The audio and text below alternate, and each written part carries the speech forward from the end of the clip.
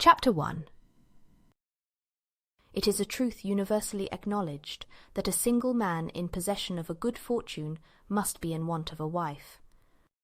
However little known the feelings or views of such a man may be on his first entering a neighbourhood, this truth is so well fixed in the minds of the surrounding families that he is considered as the rightful property of some one or other of their daughters. "My dear Mr. Bennet," said his lady to him one day, "have you heard that Netherfield Park is let at last?" Mr. Bennet replied that he had not. "But it is," returned she, "for Mrs. Long has just been here, and she told me all about it." Mr. Bennet made no answer. "Do not you want to know who has taken it?" cried his wife impatiently. "You want to tell me, and I have no objection to hearing it." This was invitation enough. "Why, my dear, you must know, Mrs. Long says that Netherfield is taken by a young man of large fortune from the north of England, that he came down on Monday in a chaise and four to see the place, and was so much delighted with it that he agreed with Mr. Morris immediately, that he is to take possession before Michaelmas, and some of his servants are to be in the house by the end of next week." "What is his name?" "Bingley." "Is he married or single?" "Oh, single, my dear, to be sure. A single man of large fortune, 4,000 or 5,000 a year. What a fine thing for our girls!" "How so?" "How can it affect them?" "My dear Mr. Bennet," replied his wife, "how can you be so tiresome? You must know that I am thinking of his marrying one of them." "Is that his design in settling here?" "Design? Nonsense! How can you talk so? But it is very likely that he may fall in love with one of them, and therefore you must visit him as soon as he comes." "I see no occasion for that. You and the girls may go, or you may send them by themselves, which perhaps will be still better, for as you are as handsome as any of them, Mr. Bingley might like you the best of the party." "My dear, you flatter me. I certainly have had my share of beauty, but I do not pretend to be anything extraordinary now. When a woman has 5 grown-up daughters, she ought to give over thinking of her own beauty. In such cases a woman has not often much beauty to think of. But, my dear, you must indeed go and see Mr. Bingley when he comes into the neighbourhood." "It is more than I engage for, I assure you." "But consider your daughters. Only think what an establishment it would be for one of them. Sir William and Lady Lucas are determined to go merely on that account, for in general, you know, they visit no newcomers. Indeed, you must go, for it will be impossible for us to visit him if you do not." "You are over-scrupulous, surely." "I dare say Mr. Bingley will be very glad to see you, and I will send a few lines by you to assure him of my hearty consent to his marrying whichever he chooses of the girls, though I must throw in a good word for my little Lizzie." "I desire you will do no such thing. Lizzie is not a bit better than the others, and I am sure she is not half so handsome as Jane, nor half so good-humoured as Lydia." "But you are always giving her the preference." "They have none of them much to recommend them," replied he. "They are all silly and ignorant like other girls, but Lizzie has something more of quickness than her sisters." "Mr. Bennet, how can you abuse your own children in such a way?" "You take delight in vexing me. You have no compassion on my poor nerves." "You mistake me, my dear. I have a high respect for your nerves. They are my old friends. I have heard you mention them with consideration these 20 years at least." "Ah, you do not know what I suffer." "But I hope you will get over it, and live to see many young men of 4,000 a year come into the neighbourhood." "It will be no use to us if 20 such should come, since you will not visit them." "Depend upon it, my dear, that when there are 20, I will visit them all." Mr. Bennet was so odd a mixture of quick parts, sarcastic humour, reserve, and caprice, that the experience of 23 years had been insufficient to make his wife understand his character. Her mind was less difficult to develop. She was a woman of mean understanding, little information, and uncertain temper. When she was discontented, she fancied herself nervous. The business of her life was to get her daughters married. Its solace was visiting and news. Chapter 2. Mr. Bennet was among the earliest of those who waited on Mr. Bingley. He had always intended to visit him, though to the last always assuring his wife that he should not go, Until the evening after the visit was paid, she had no knowledge of it. It was then disclosed in the following manner. Observing his second daughter employed in trimming a hat, he suddenly addressed her with, "I hope Mr. Bingley will like it, Lizzie." "We are not in a way to know what Mr. Bingley likes," said her mother resentfully, "since we are not to visit." "But you forget, mamma," said Elizabeth, "that we shall meet him at the assemblies, and that Mrs. Long has promised to introduce him." "I do not believe Mrs. Long will do any such thing. She has 2 nieces of her own. She is a selfish, hypocritical woman, and I have no opinion of her." "No more have I," said Mr. Bennet, "and I am glad to find that you do not depend on her serving you." Mrs. Bennet deigned not to make any reply, but, unable to contain herself, began scolding one of her daughters. "Don't keep coughing so, Kitty, for heaven's sake. Have a little compassion on my nerves. You tear them to pieces." "Kitty has no discretion in her coughs," said her father. "She times them ill." "I do not cough for my own amusement," replied Kitty fretfully. "When is your next ball to be, Lizzie?" "Tomorrow fortnight."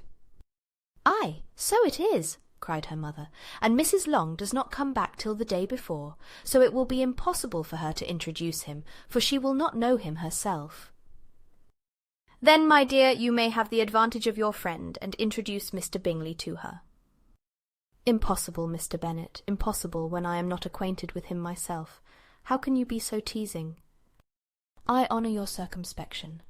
A fortnight's acquaintance is certainly very little. One cannot know what a man really is by the end of a fortnight.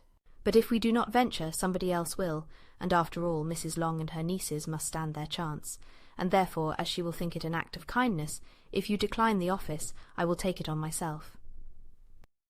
The girls stared at their father. Mrs. Bennet said only, "Nonsense, nonsense." "What can be the meaning of that emphatic exclamation?" cried he. "Do you consider the forms of introduction, and the stress that is laid on them, as nonsense? I cannot quite agree with you there.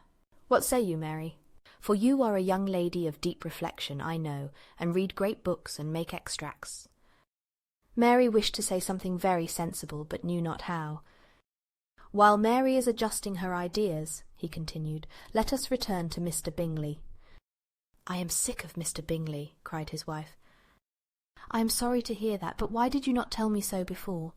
If I had known as much this morning, I certainly would not have called on him. It is very unlucky, but as I have actually paid the visit, we cannot escape the acquaintance now." The astonishment of the ladies was just what he wished, that of Mrs. Bennet perhaps surpassing the rest, though when the first tumult of joy was over, she began to declare that it was what she had expected all the while. "How good it was in you, my dear Mr. Bennet! But I knew I should persuade you at last.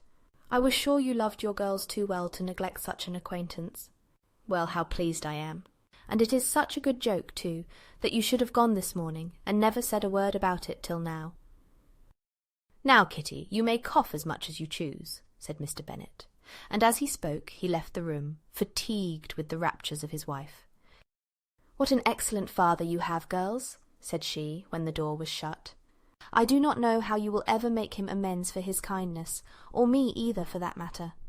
At our time of life it is not so pleasant, I can tell you, to be making new acquaintances every day, but for your sakes we would do anything. Lydia, my love, though you are the youngest, I dare say Mr. Bingley will dance with you at the next ball." "Oh," said Lydia stoutly, "I am not afraid, for though I am the youngest, I am the tallest." The rest of the evening was spent in conjecturing how soon he would return Mr. Bennet's visit, and determining when they should ask him to dinner. Chapter 3. Not all that Mrs. Bennet, however, with the assistance of her 5 daughters, could ask on the subject, was sufficient to draw from her husband any satisfactory description of Mr. Bingley. They attacked him in various ways, with barefaced questions, ingenious suppositions, and distant surmises. But he eluded the skill of them all, and they were at last obliged to accept the second-hand intelligence of their neighbour, Lady Lucas. Her report was highly favourable. Sir William had been delighted with him. He was quite young, wonderfully handsome, extremely agreeable, and to crown the whole, he meant to be at the next assembly with a large party. Nothing could be more delightful. To be fond of dancing was a certain step towards falling in love, and very lively hopes of Mr. Bingley's heart were entertained. "If I can but see one of my daughters happily settled at Netherfield," said Mrs. Bennet to her husband, "and all the others equally well married, I shall have nothing to wish for." In a few days, Mr. Bingley returned Mr. Bennet's visit, and sat about 10 minutes with him in his library. He had entertained hopes of being admitted to a sight of the young ladies, of whose beauty he had heard much, but he saw only the father. The ladies were somewhat more fortunate, for they had the advantage of ascertaining, from an upper window, that he wore a blue coat and rode a black horse. An invitation to dinner was soon afterwards dispatched, and already had Mrs. Bennet planned the courses that were to do credit to her housekeeping, when an answer arrived which deferred it all. Mr. Bingley was obliged to be in town the following day, and consequently unable to accept the honour of their invitation, etc. Mrs. Bennet was quite disconcerted. She could not imagine what business he could have in town so soon after his arrival in Hertfordshire, and she began to fear that he might always be flying about from one place to another, and never settled at Netherfield as he ought to be. Lady Lucas quieted her fears a little by starting the idea of his being gone to London only to get a large party for the ball, and a report soon followed that Mr. Bingley was to bring 12 ladies and 7 gentlemen with him to the assembly. The girls grieved over such a number of ladies, but were comforted the day before the ball by hearing that, instead of 12, he had brought only 6 with him from London, his 5 sisters and a cousin, and when the party entered the assembly room it consisted of only 5 altogether: Mr. Bingley, his 2 sisters, the husband of the eldest, and another young man. Mr. Bingley was good-looking and gentlemanlike. He had a pleasant countenance and easy, unaffected manners. His sisters were fine women, with an air of decided fashion. His brother-in-law, Mr. Hurst, merely looked the gentleman, but his friend Mr. Darcy soon drew the attention of the room by his fine, tall person, handsome features, noble mien, and the report, which was in general circulation within 5 minutes after his entrance, of his having 10,000 a year. The gentleman pronounced him to be a fine figure of a man. The ladies declared he was much handsomer than Mr. Bingley, and he was looked at with great admiration for about half the evening, till his manners gave a disgust which turned the tide of his popularity, for he was discovered to be proud, to be above his company, and above being pleased, and not all his large estate in Derbyshire could save him from having a most forbidding, disagreeable countenance, and being unworthy to be compared with his friend. Mr. Bingley had soon made himself acquainted with all the principal people in the room. He was lively and unreserved, danced every dance, was angry that the ball closed so early, and talked of giving one himself at Netherfield. Such amiable qualities must speak for themselves. What a contrast between him and his friend! Mr. Darcy danced only once with Mrs. Hurst, and once with Miss Bingley, declined being introduced to any other lady, and spent the rest of the evening in walking about the room, speaking occasionally to one of his own party. His character was decided. He was the proudest, most disagreeable man in the world, and everybody hoped that he would never come there again. Amongst the most violent against him was Mrs. Bennet, whose dislike of his general behaviour was sharpened into particular resentment by his having slighted one of her daughters.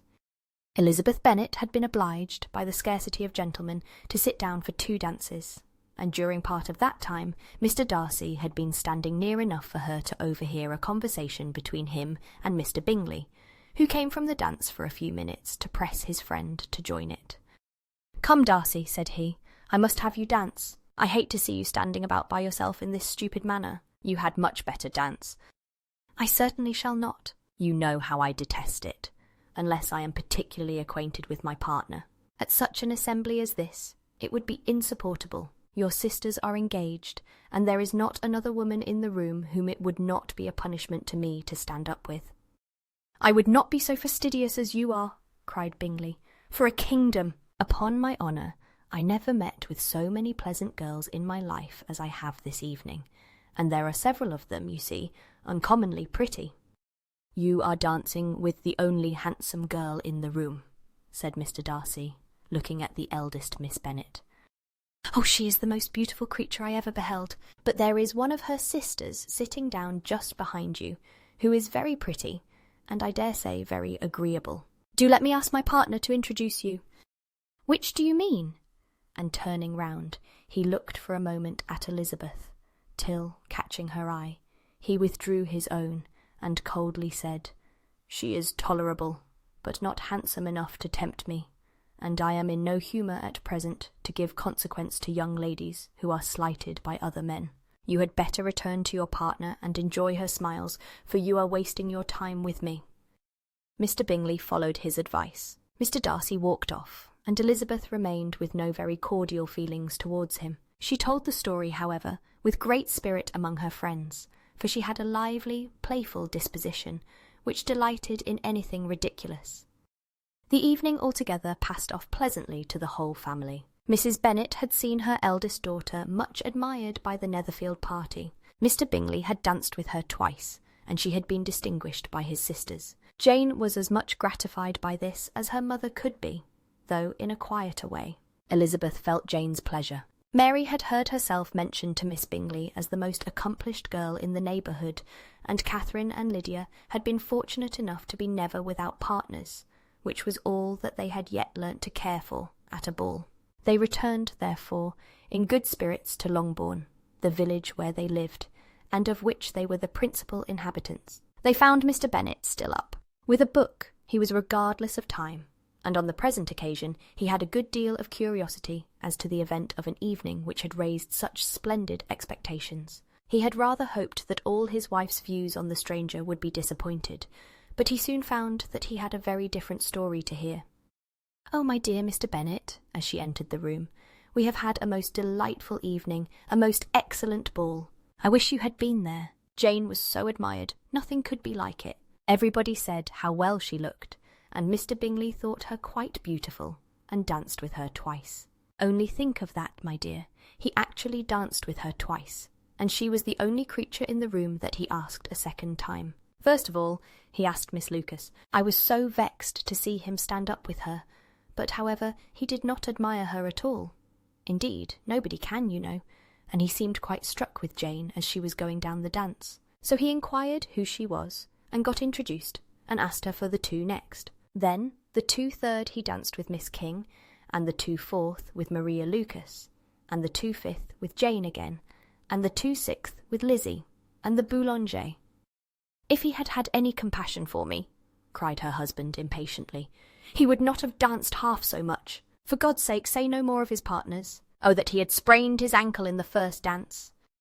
"Oh, my dear," continued Mrs. Bennet, "I am quite delighted with him. He is so excessively handsome, and his sisters are charming women. I never in my life saw anything more elegant than their dresses. I dare say the lace upon Mrs. Hurst's gown—" Here she was interrupted again. Mr. Bennet protested against any description of finery. She was therefore obliged to seek another branch of the subject, and related, with much bitterness of spirit and some exaggeration, the shocking rudeness of Mr. Darcy. "But I can assure you," she added, "that Lizzie does not lose much by not suiting his fancy, for he is a most disagreeable, horrid man, not at all worth pleasing, so high and so conceited that there was no injuring him. He walked here and he walked there, fancying himself so very great. Not handsome enough to dance with. I wish you had been there, my dear, to have given him one of your set-downs. I quite detest the man." Chapter 4. When Jane and Elizabeth were alone, the former, who had been cautious in her praise of Mr. Bingley before, expressed to her sister how very much she admired him. "He is just what a young man ought to be," said she, "sensible, good-humoured, lively, and I never saw such happy manners, so much ease, with such perfect good breeding." "He is also handsome," replied Elizabeth, "which a young man ought likewise to be if he possibly can. His character is thereby complete. I was very much flattered by his asking me to dance a second time. I did not expect such a compliment." "Did not you? I did for you. But that is one great difference between us. Compliments always take you by surprise, and me never. What could be more natural than his asking you again? He could not help seeing that you were about 5 times as pretty as every other woman in the room. No thanks to his gallantry for that. Well, he certainly is very agreeable, and I give you leave to like him. You have liked many a stupider person." "Dear Lizzie!" "Oh, you are a great deal too apt, you know, to like people in general. You never see a fault in anybody. All the world are good and agreeable in your eyes. I never heard you speak ill of a human being in my life. I would wish not to be hasty in censuring anyone, but I always speak what I think. I know you do, and it is that which makes the wonder. With your good sense, to be so honestly blind to the follies and nonsense of others. Affectation of candour is common enough. One meets with it everywhere. But to be candid without ostentation or design, to take the good of everybody's character and make it still better, and say nothing of the bad, belongs to you alone. And so you like this man's sisters too, do you? Their manners are not equal to his. Certainly not, at first, but they are very pleasing women when you converse with them. Miss Bingley is to live with her brother, and keep his house, and I am much mistaken if we shall not find a very charming neighbour in her. Elizabeth listened in silence, but was not convinced. Their behaviour at the assembly had not been calculated to please in general, and with more quickness of observation and less pliancy of temper than her sister, and with a judgment too unassailed by any attention to herself, she was very little disposed to approve them. They were, in fact, very fine ladies, not deficient in good humour when they were pleased, nor in the power of being agreeable where they chose it, but proud and conceited. They were rather handsome, had been educated in one of the first private seminaries in town, had a fortune of £20,000, were in the habit of spending more than they ought, and of associating with people of rank, and were, therefore, in every respect entitled to think well of themselves and meanly of others. They were of a respectable family in the north of England, a circumstance more deeply impressed on their memories than that their brother's fortune and their own had been acquired by trade. Mr. Bingley inherited property to the amount of nearly £100,000 from his father, who had intended to purchase an estate, but did not live to do it. Mr. Bingley intended it likewise, and sometimes made choice of his county. But, as he was now provided with a good house and the liberty of a manor, it was doubtful to many of those who best knew the easiness of his temper, whether he might not spend the remainder of his days at Netherfield, and leave the next generation to purchase. His sisters were very anxious for his having an estate of his own, but though he was now established only as a tenant, Miss Bingley was by no means unwilling to preside at his table. Nor was Mrs. Hurst, who had married a man of more fashion than fortune, less disposed to consider his house as her home when it suited her. Mr. Bingley had not been of age 2 years when he was tempted, by an accidental recommendation, to look at Netherfield House. He did look at it, and into it, for half an hour, was pleased with the situation and the principal rooms, satisfied with what the owner said in its praise, and took it immediately. Between him and Darcy there was a very steady friendship, in spite of a great opposition of character. Bingley was endeared to Darcy by the easiness, openness, and ductility of his temper, though no disposition could offer a greater contrast to his own, and though with his own he never appeared dissatisfied. On the strength of Darcy's regard, Bingley had the firmest reliance, and of his judgment the highest opinion. In understanding, Darcy was the superior. Bingley was by no means deficient, but Darcy was clever. He was at the same time haughty, reserved, and fastidious, and his manners, though well-bred, were not inviting. In that respect his friend had greatly the advantage. Bingley was sure of being liked wherever he appeared. Darcy was continually giving offence. The manner in which they spoke of the Meryton Assembly was sufficiently characteristic. Bingley had never met with pleasanter people or prettier girls in his life. Everybody had been most kind and attentive to him. There had been no formality, no stiffness. He had soon felt acquainted with all the room, and as to Miss Bennet, he could not conceive an angel more beautiful. Darcy, on the contrary, had seen a collection of people in whom there was little beauty and no fashion, for none of whom he had felt the smallest interest, and from none received either attention or pleasure. Miss Bennet he acknowledged to be pretty, but she smiled too much. Mrs. Hurst and her sister allowed it to be so, but still they admired her and liked her, and pronounced her to be a sweet girl, and one whom they should not object to know more of. Miss Bennet was therefore established as a sweet girl, and their brother felt authorised by such commendation to think of her as he chose. Chapter 5. Within a short walk of Longbourn lived a family with whom the Bennets were particularly intimate. Sir William Lucas had been formerly in trade in Meryton, where he had made a tolerable fortune and risen to the honour of knighthood by an address to the king during his mayoralty. The distinction had perhaps been felt too strongly. It had given him a disgust to his business and to his residence in a small market town, and quitting them both, he had removed with his family to a house about a mile from Meryton, denominated from that period Lucas Lodge, where he could think with pleasure of his own importance, and, unshackled by business, occupy himself solely in being civil to all the world. For, though elated by his rank, it did not render him supercilious. On the contrary, he was all attention to everybody. By nature inoffensive, friendly, and obliging, his presentation at St. James's had made him courteous. Lady Lucas was a very good kind of woman, not too clever to be a valuable neighbour to Mrs. Bennet. They had several children. The eldest of them, a sensible, intelligent young woman, about 27, was Elizabeth's intimate friend. That the Miss Lucases and the Miss Bennets should meet to talk over a ball was absolutely necessary, and the morning after the assembly brought the former to Longbourn to hear and to communicate. "You began the evening well, Charlotte," said Mrs. Bennet, with civil self-command, to Miss Lucas. "You were Mr. Bingley's first choice." "Yes, but he seemed to like his second better." "Oh, you mean Jane, I suppose, because he danced with her twice." "To be sure, that did seem as if he admired her. Indeed, I rather believe he did. I heard something about it, but I hardly know what, something about Mr. Robinson." "Perhaps you mean what I overheard between him and Mr. Robinson. Did not I mention it to you?" Mr. Robinson's asking him how he liked our Meryton assemblies, and whether he did not think there were a great many pretty women in the room, and which he thought the prettiest, and his answering immediately to the last question, "Oh, the eldest Miss Bennet, beyond a doubt. There cannot be two opinions on that point."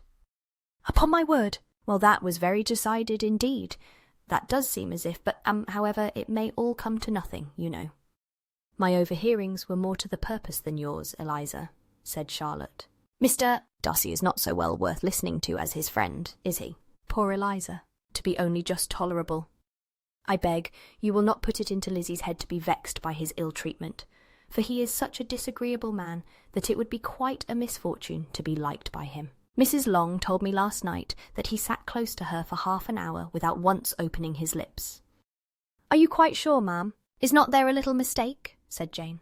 "I certainly saw Mr. Darcy speaking to her." "Aye, because she asked him at last how he liked Netherfield, and he could not help answering her, but she said he seemed very angry at being spoke to."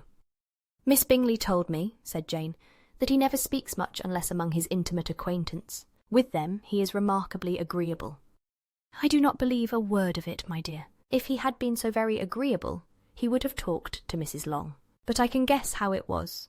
Everybody says that he is eat up with pride, and I dare say he had heard somehow that Mrs. Long does not keep a carriage, and had to come to the ball in a hack chaise." "I do not mind his not talking to Mrs. Long," said Miss Lucas, "but I wish he had danced with Eliza." "Another time, Lizzie," said her mother. "I would not dance with him, if I were you."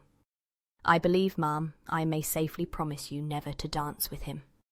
"His pride," said Miss Lucas, "does not offend me so much as pride often does, because there is an excuse for it. One cannot wonder that so very fine a young man, with family, fortune, everything in his favour, should think highly of himself. If I may so express it, he has a right to be proud." "That is very true," replied Elizabeth, "and I could easily forgive his pride if he had not mortified mine." "Pride," observed Mary, who piqued herself upon the solidity of her reflections, "is a very common failing, I believe. By all that I have ever read, I am convinced that it is very common indeed, that human nature is particularly prone to it, and that there are very few of us who do not cherish a feeling of self-complacency on the score of some quality or other, real or imaginary. Vanity and pride are different things, though the words are often used synonymously. A person may be proud without being vain. Pride relates more to our opinion of ourselves, vanity to what we would have others think of us." "If I were as rich as Mr. Darcy," cried a young Lucas, who came with his sisters, "I should not care how proud I was. I would keep a pack of foxhounds and drink a bottle of wine every day." "Then you would drink a great deal more than you ought," said Mrs. Bennet. and if I were to see you at it, I should take away your bottle directly." The boy protested that she should not. She continued to declare that she would, and the argument ended only with the visit. Chapter 6. The ladies of Longbourn soon waited on those of Netherfield. The visit was returned in due form. Miss Bennet's pleasing manners grew on the goodwill of Mrs. Hurst and Miss Bingley, and though the mother was found to be intolerable, and the younger sisters not worth speaking to, a wish of being better acquainted with them was expressed towards the two eldest. By Jane, this attention was received with the greatest pleasure, but Elizabeth still saw superciliousness in their treatment of everybody, hardly excepting even her sister, and could not like them, though their kindness to Jane, such as it was, had a value as arising, in all probability, from the influence of their brother's admiration. It was generally evident, whenever they met, that he did admire her, and to her it was equally evident that Jane was yielding to the preference which she had begun to entertain for him from the first, and was in a way to be very much in love, but she considered with pleasure that it was not likely to be discovered by the world in general, since Jane united with great strength of feeling, a composure of temper, and an uniform cheerfulness of manner, which would guard her from the suspicions of the impertinent. She mentioned this to her friend, Miss Lucas. "It may, perhaps, be pleasant," replied Charlotte, "to be able to impose on the public in such a case, but it is sometimes a disadvantage to be so very guarded. If a woman conceals her affection with the same skill from the object of it, she may lose the opportunity of fixing him, and it will then be but poor consolation to believe the world equally in the dark. There is so much of gratitude or vanity in almost every attachment, that it is not safe to leave any to itself. We can all begin freely. A slight preference is natural enough, but there are very few of us who have heart enough to be really in love without encouragement. In 9 cases out of 10, a woman had better show more affection than she feels. Bingley likes your sister undoubtedly, but he may never do more than like her, if she does not help him on. But she does help him on, as much as her nature will allow. If I can perceive her regard for him, he must be a simpleton indeed not to discover it too. Remember, Eliza, that he does not know Jane's disposition as you do. But if a woman is partial to a man, and does not endeavour to conceal it, he must find it out. Perhaps he must, if he sees enough of her.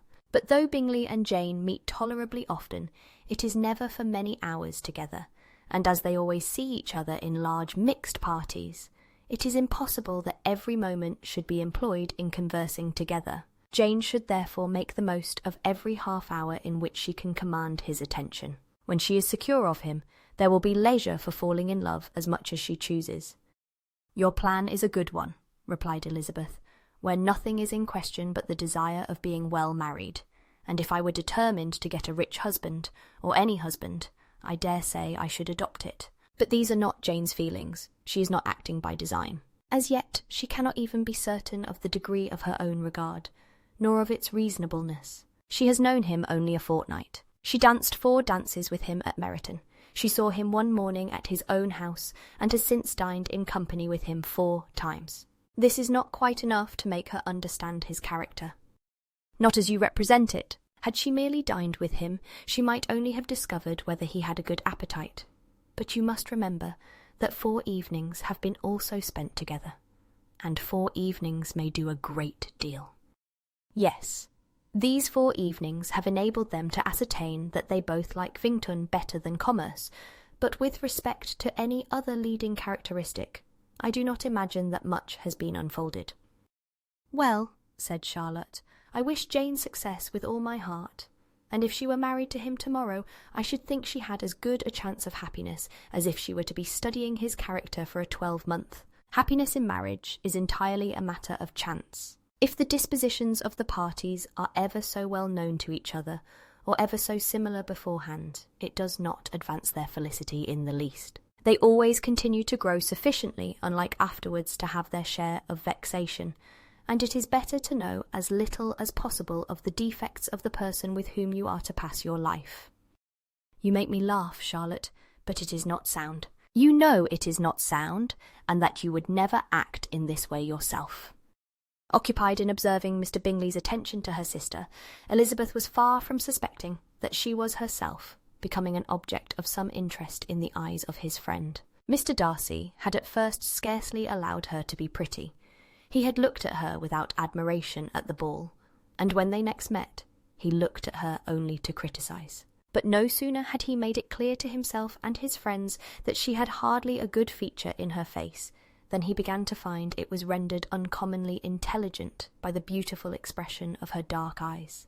To this discovery succeeded some others equally mortifying. Though he had detected with a critical eye more than one failure of perfect symmetry in her form, he was forced to acknowledge her figure to be light and pleasing, and in spite of his asserting that her manners were not those of the fashionable world, he was caught by their easy playfulness. Of this she was perfectly unaware.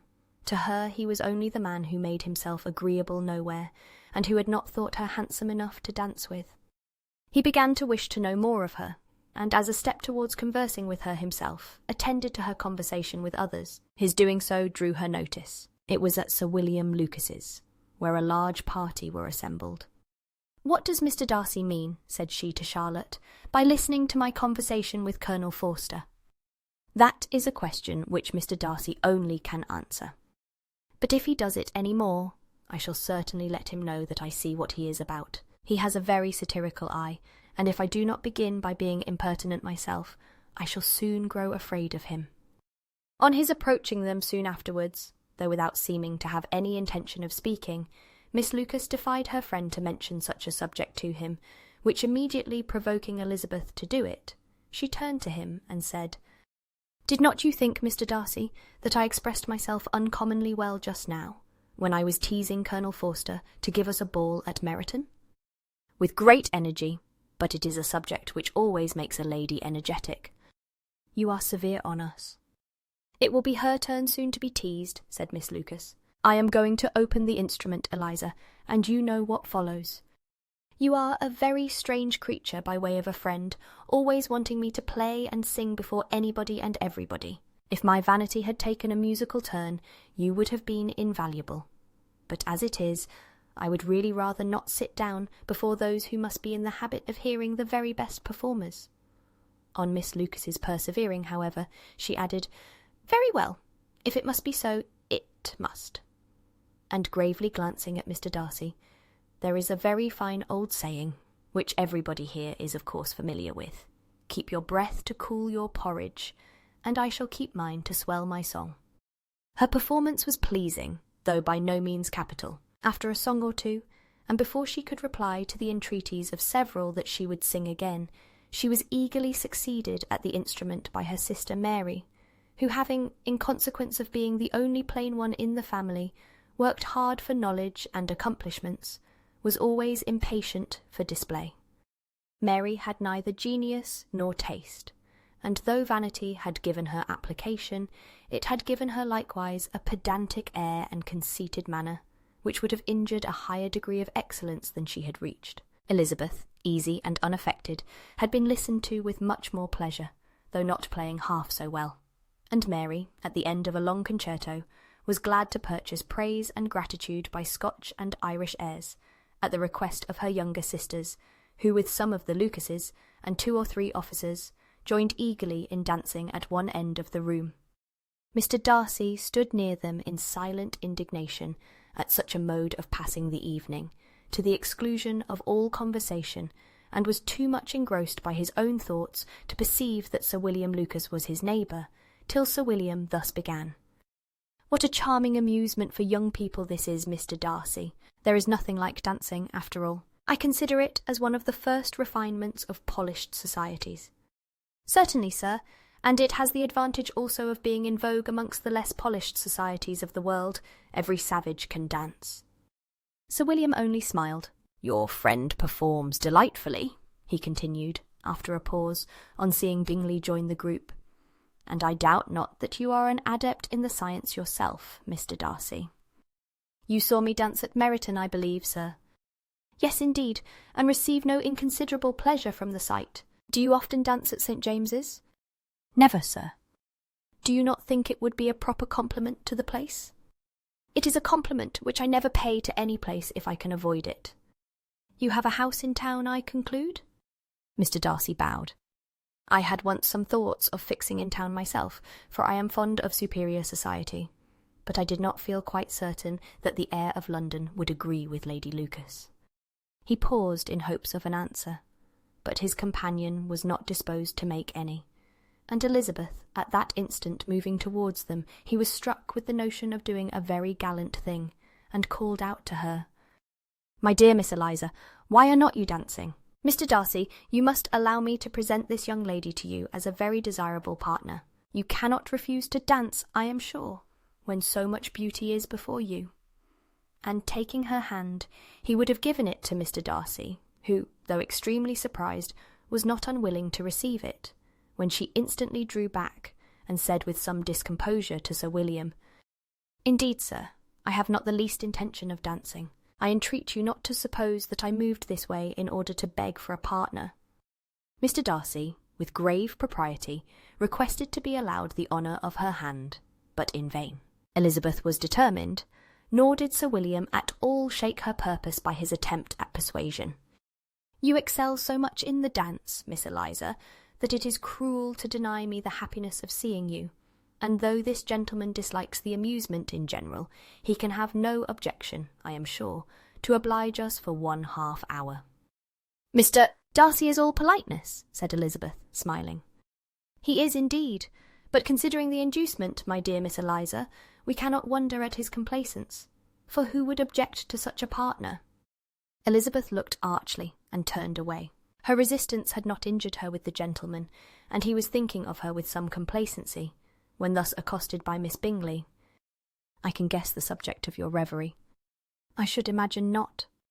You are considering how insupportable it would be to pass many evenings in this manner, in such society, and indeed I am quite of your opinion. I was never more annoyed. The insipidity, and yet the noise, the nothingness, and yet the self-importance of all these people. What would I give to hear your strictures on them? Your conjecture is totally wrong, I assure you. My mind was more agreeably engaged. I have been meditating on the very great pleasure which a pair of fine eyes in the face of a pretty woman can bestow." Miss Bingley immediately fixed her eyes on his face, and desired he would tell her what lady had the credit of inspiring such reflections. Mr. Darcy replied, with great intrepidity, "Miss Elizabeth Bennet." "Miss Elizabeth Bennet!" repeated Miss Bingley. "I am all astonishment. How long has she been such a favourite? And pray, when am I to wish you joy?" "That is exactly the question which I expected you to ask. A lady's imagination is very rapid. It jumps from admiration to love, from love to matrimony, in a moment. I knew you would be wishing me joy. Nay, if you are so serious about it, I shall consider the matter as absolutely settled. You will have a charming mother-in-law indeed, and of course she will be always at Pemberley with you." He listened to her with perfect indifference, while she chose to entertain herself in this manner, and as his composure convinced her that all was safe, her wit flowed along. Chapter 7.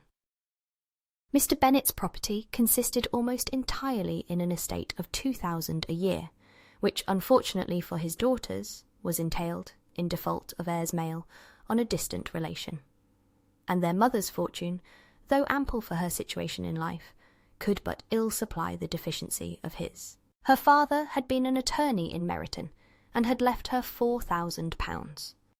She had a sister, married to a Mr. Phillips, who had been a clerk to their father and succeeded him in the business, and a brother settled in London in a respectable line of trade. The village of Longbourn was only 1 mile from Meryton, a most convenient distance for the young ladies, who were usually tempted thither 3 or 4 times a week to pay their duty to their aunt, and to a milliner's shop just over the way.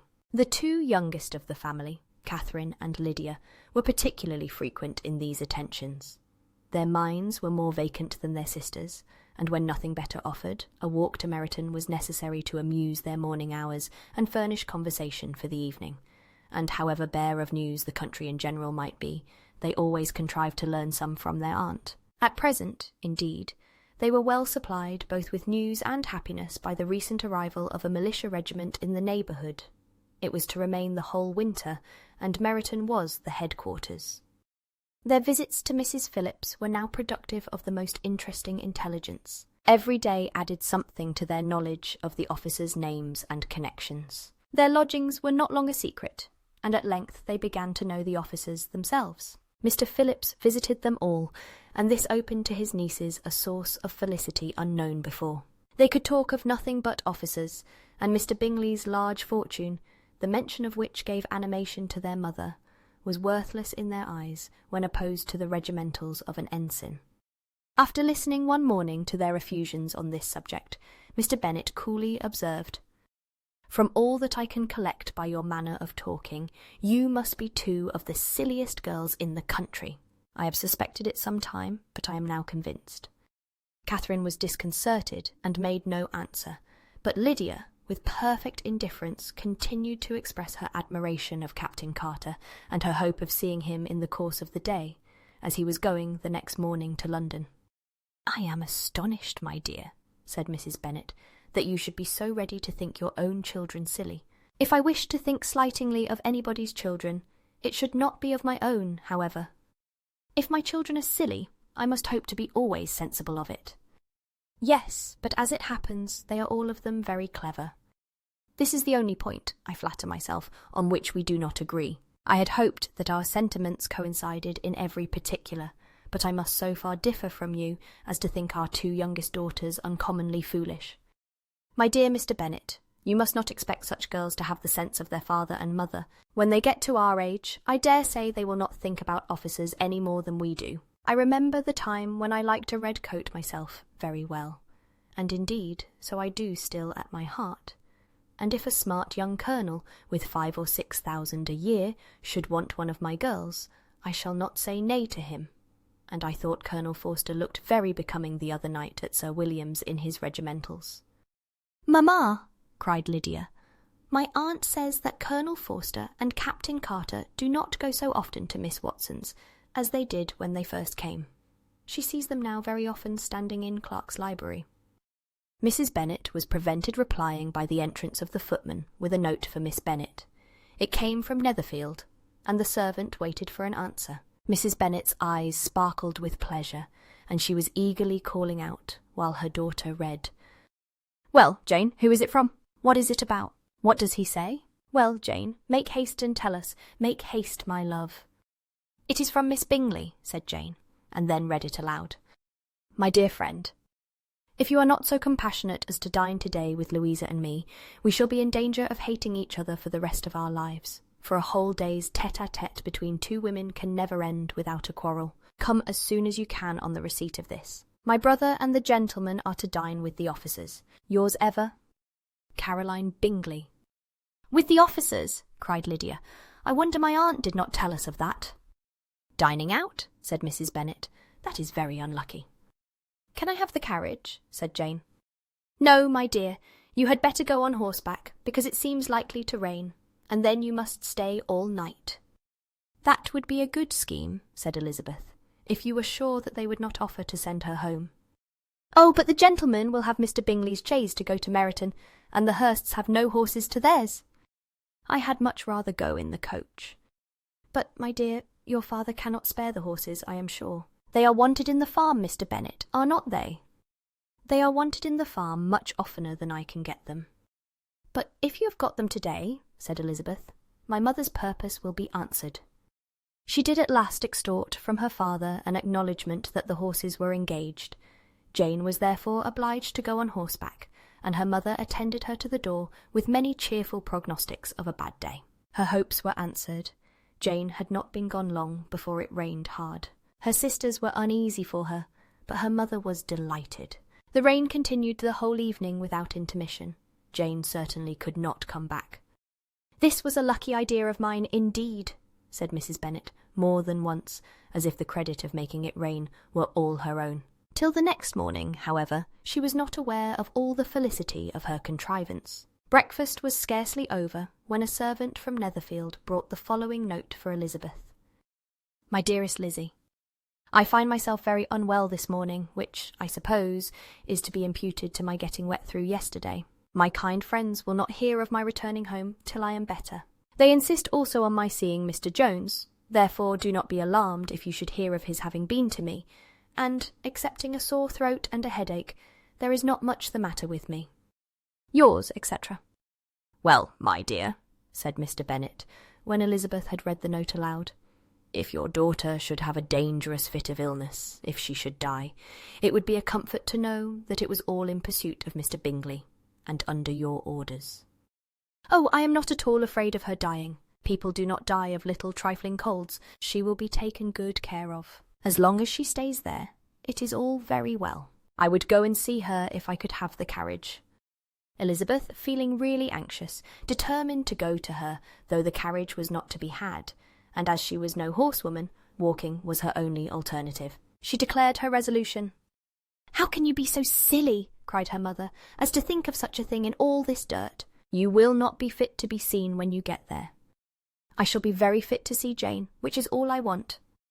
Is this a hint to me, Lizzie, said her father, to send for the horses? No, indeed, I do not wish to avoid the walk. The distance is nothing when one has a motive, only 3 miles. I shall be back by dinner.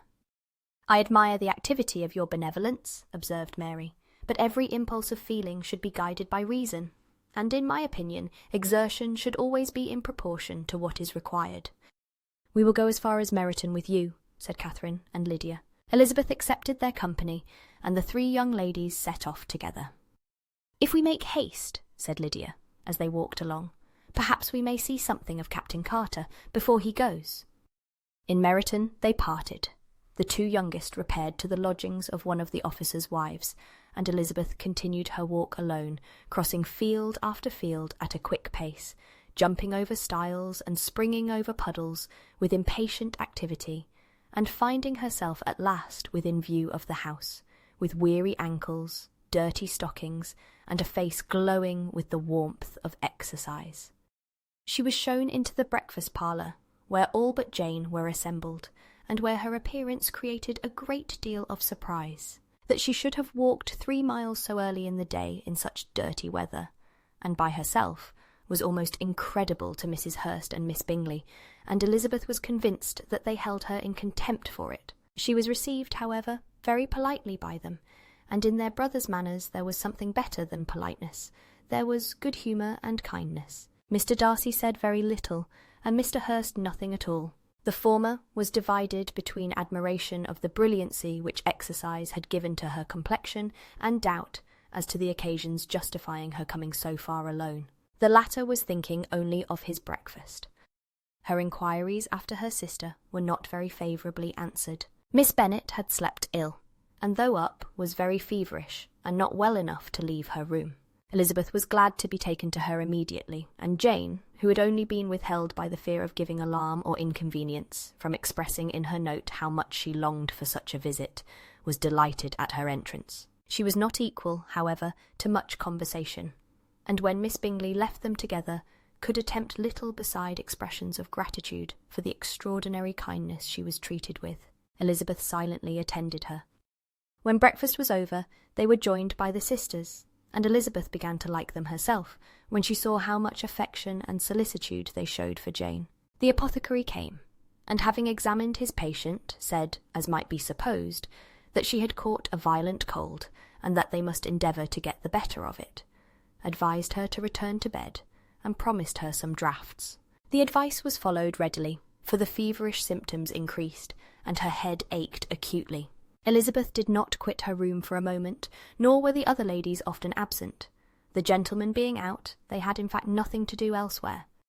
When the clock struck 3, Elizabeth felt that she must go, and very unwillingly said so. Miss Bingley offered her the carriage, and she only wanted a little pressing to accept it, when Jane testified such concern at parting with her that Miss Bingley was obliged to convert the offer of the chaise into an invitation to remain at Netherfield for the present. Elizabeth most thankfully consented, and a servant was dispatched to Longbourn to acquaint the family with her stay and bring back a supply of clothes. Chapter 8.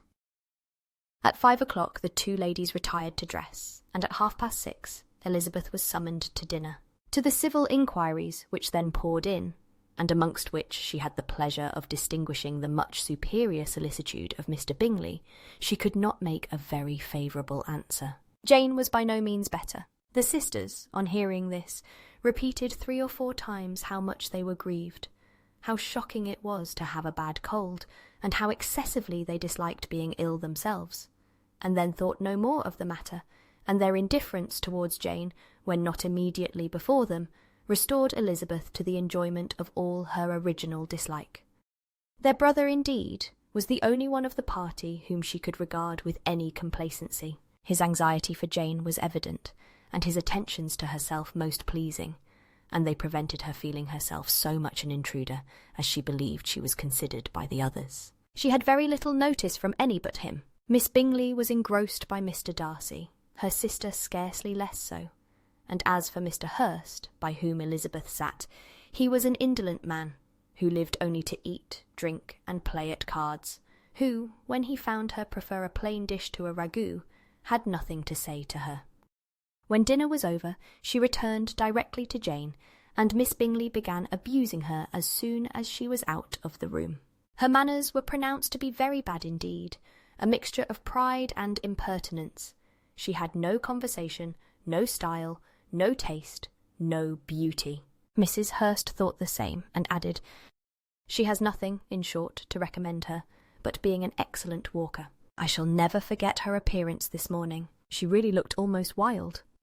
"She did indeed, Louisa. I could hardly keep my countenance. Very nonsensical to come at all. Why must she be scampering about the country because her sister had a cold? Her hair so untidy, so blowsy." "Yes, and her petticoat. I hope you saw her petticoat 6 inches deep in mud. I am absolutely certain. And the gown which had been let down to hide it, not doing its office." "Your picture may be very exact, Louisa," said Bingley, "but this was all lost upon me. I thought Miss Elizabeth Bennet looked remarkably well when she came into the room this morning. Her dirty petticoat quite escaped my notice." "You observed it, Mr. Darcy, I am sure," said Miss Bingley, "and I am inclined to think that you would not wish to see your sister make such an exhibition." "Certainly not. To walk 3 miles, or 4 miles, or 5 miles, or whatever it is, above her ankles in dirt, and alone, quite alone. What could she mean by it? It seems to me to show an abominable sort of conceited independence, a most country-town indifference to decorum." "It shows an affection for her sister that is very pleasing," said Bingley. "I am afraid, Mr. Darcy," observed Miss Bingley, in a half-whisper, "that this adventure has rather affected your admiration of her fine eyes." "Not at all," he replied. "They were brightened by the exercise." A short pause followed this speech, and Mrs. Hurst began again. "I have an excessive regard for Jane Bennet. She is really a very sweet girl, and I wish with all my heart she were well settled. But with such a father and mother, and such low connections, I am afraid there is no chance of it." "I think I have heard you say that their uncle is an attorney in Meryton." "Yes, and they have another who lives somewhere near Cheapside." "That is capital," added her sister, and they both laughed heartily. "If they had uncles enough to fill all Cheapside," cried Bingley, "it would not make them 1 jot less agreeable." "But it must very materially lessen their chance of marrying men of any consideration in the world," replied Darcy. To this speech Bingley made no answer, but his sisters gave it their hearty assent, and indulged their mirth for some time at the expense of their dear friend's vulgar relations.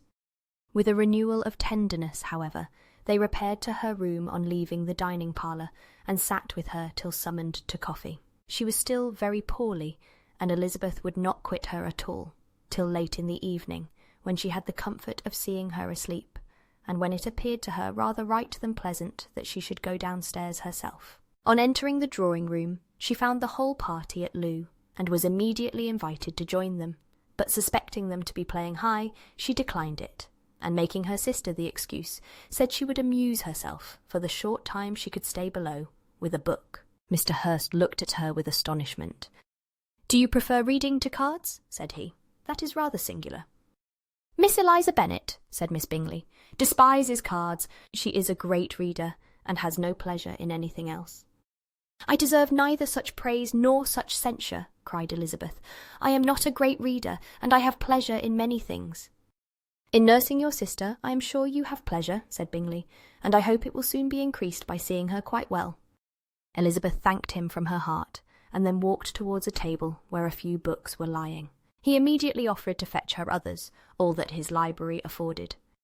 "And I wish my collection were larger for your benefit and my own credit.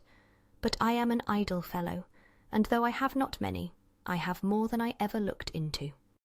Elizabeth assured him that she could suit herself perfectly with those in the room. "I am astonished," said Miss Bingley, "that my father should have left so small a collection of books. What a delightful library you have at Pemberley, Mr. Darcy."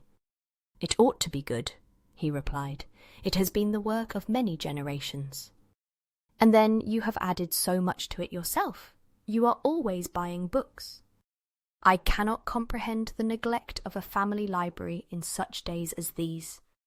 "Neglect! I am sure you neglect nothing that can add to the beauties of that noble place. Charles, when you build your house, I wish it may be half as delightful as Pemberley." "I wish it may. But I would really advise you to make your purchase in that neighbourhood, and take Pemberley for a kind of model. There is not a finer county in England than Derbyshire. With all my heart, I will buy Pemberley itself, if Darcy will sell it." "I am talking of possibilities, Charles." "Upon my word, Caroline, I should think it more possible to get Pemberley by purchase than by imitation." Elizabeth was so much caught by what passed as to leave her very little attention for her book, and soon laying it wholly aside, she drew near the card table and stationed herself between Mr. Bingley and his eldest sister to observe the game. "Is Miss Darcy much grown since the spring?" said Miss Bingley. "Will she be as tall as I am?" "I think she will. She is now about Miss Elizabeth Bennet's height, or rather taller. How I long to see her again. I never met with anybody who delighted me so much. Such a countenance, such manners, and so extremely accomplished for her age. Her performance on the pianoforte is exquisite." "It is amazing to me," said Bingley, "how young ladies can have patience to be so very accomplished as they all are." "All young ladies accomplished? My dear Charles, what do you mean?" "Yes, all of them, I think. They all paint tables, cover screens, and net purses. I scarcely know anyone who cannot do all this, and I am sure I never heard a young lady spoken of for the first time without being informed that she was very accomplished." "Your list of the common extent of accomplishments," said Darcy, "has too much truth. The word is applied to many a woman who deserves it no otherwise than by netting a purse or covering a screen. But I am very far from agreeing with you in your estimation of ladies in general. I cannot boast of knowing more than half a dozen in the whole range of my acquaintance that are really accomplished." "Nor I am sure," said Miss Bingley. "Then," observed Elizabeth, "you must comprehend a great deal in your idea of an accomplished woman." "Yes, I do comprehend a great deal in it." "Oh, certainly," cried his faithful assistant. "No one can be really esteemed accomplished who does not greatly surpass what is usually met with. A woman must have a thorough knowledge of music, singing, drawing, dancing, and the modern languages to deserve the word. And besides all this, she must possess a certain something in her air and manner of walking, the tone of her voice, her address and expressions, or the word will be but half deserved." "All this she must possess," added Darcy, "and to all she must yet add something more substantial in the improvement of her mind by extensive reading. I am no longer surprised at your knowing only 6 accomplished women. I rather wonder now at your knowing any. Are you so severe upon your own sex as to doubt the possibility of all this?" "I never saw such a woman. I never saw such capacity and taste and application and elegance as you describe, united." Mrs. Hurst and Miss Bingley both cried out against the injustice of her implied doubt, and were both protesting that they knew many women who answered this description, when Mr. Hurst called them to order, with bitter complaints of their inattention to what was going forward. As all conversation was thereby at an end, Elizabeth soon afterwards left the room. "Eliza Bennet," said Miss Bingley, when the door was closed on her, "is one of those young ladies who seek to recommend themselves to the other sex by undervaluing their own. And with many men, I dare say, it succeeds. But in my opinion, it is a paltry device, a very mean art." "Undoubtedly," replied Darcy, to whom this remark was chiefly addressed, "there is meanness in all the arts which ladies sometimes condescend to employ for captivation. Whatever bears affinity to cunning is despicable. Miss Bingley was not so entirely satisfied with this reply as to continue the subject. Elizabeth joined them again, only to say that her sister was worse, and that she could not leave her. Bingley urged Mr. Jones's being sent for immediately, while his sisters, convinced that no country advice could be of any service, recommended an express to town for one of the most eminent physicians. This she would not hear of, but she was not so unwilling to comply with their brother's proposal, and it was settled that Mr. Jones should be sent for early in the morning, if Miss Bennet were not decidedly better. Bingley was quite uncomfortable. His sisters declared that they were miserable. They solaced their wretchedness, however, by duets after supper, while he could find no better relief to his feelings than by giving his housekeeper directions that every possible attention might be paid to the sick lady and her sister. Chapter 9. Elizabeth passed the chief of the night in her sister's room, and in the morning had the pleasure of being able to send a tolerable answer to the inquiries which she very early received from Mr. Bingley by a housemaid, and some time afterwards from the 2 elegant ladies who waited on his sisters. In spite of this amendment, however, she requested to have a note sent to Longbourn, desiring her mother to visit Jane and form her own judgment of her situation. The note was immediately dispatched, and its contents as quickly complied with. Mrs. Bennet, accompanied by her 2 youngest girls, reached Netherfield soon after the family breakfast. Had she found Jane in any apparent danger, Mrs. Bennet would have been very miserable. But being satisfied on seeing her that her illness was not alarming, she had no wish of her recovering immediately, as her restoration to health would probably remove her from Netherfield. She would not listen, therefore, to her daughter's proposal of being carried home. Neither did the apothecary, who arrived about the same time, think it at all advisable. After sitting a little while with Jane, on Miss Bingley's appearance and invitation, the mother and 3 daughters all attended her into the breakfast parlour. Bingley met them with hopes that Mrs. Bennet had not found Miss Bennet worse than she expected. "Indeed I have, sir," was her answer. "She is a great deal too ill to be moved. Mr. Jones says we must not think of moving her. We must trespass a little longer on your kindness." "Removed!" cried Bingley. "It must not be thought of. My sister, I am sure, will not hear of her removal." "You may depend upon it, madam," said Miss Bingley, with cold civility, "that Miss Bennet shall receive every possible attention while she remains with us."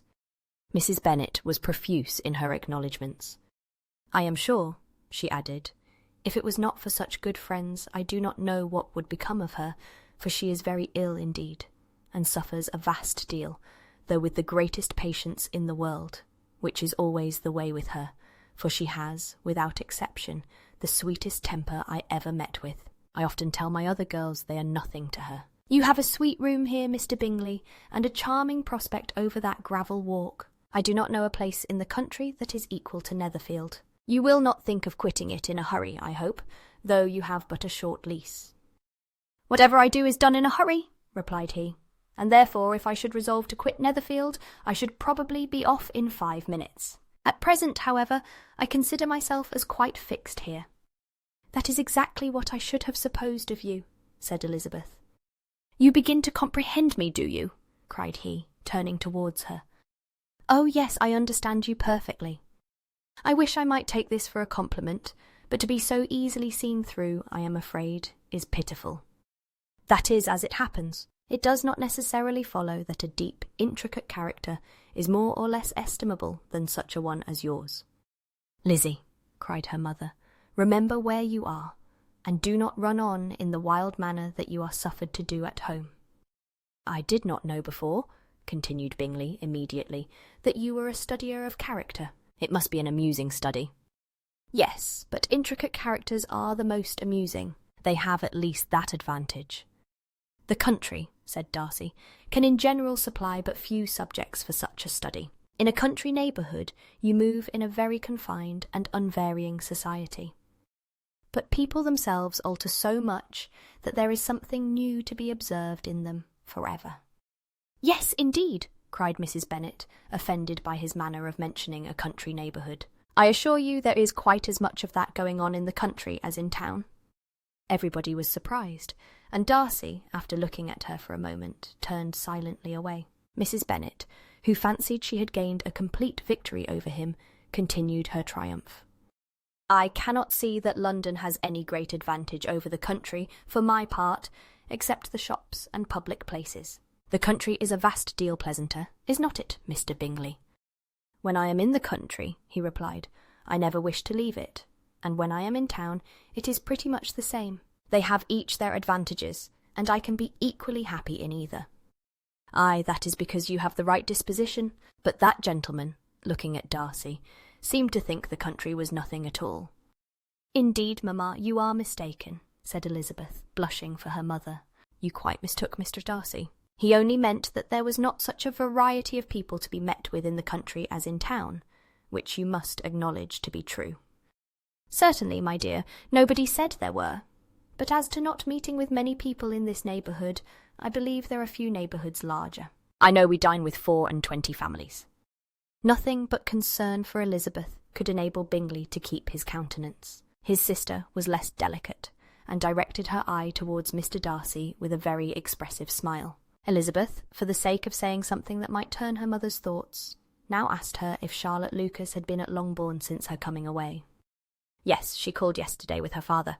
What an agreeable man Sir William is, Mr. Bingley, is not he? So much the man of fashion. So genteel and so easy. He has always something to say to everybody. That is my idea of good breeding.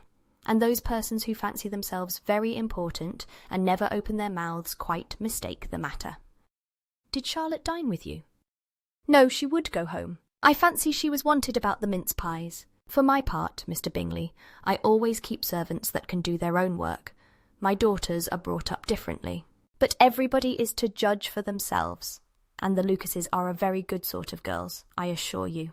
It is a pity they are not handsome. Not that I think Charlotte so very plain, but then she is our particular friend."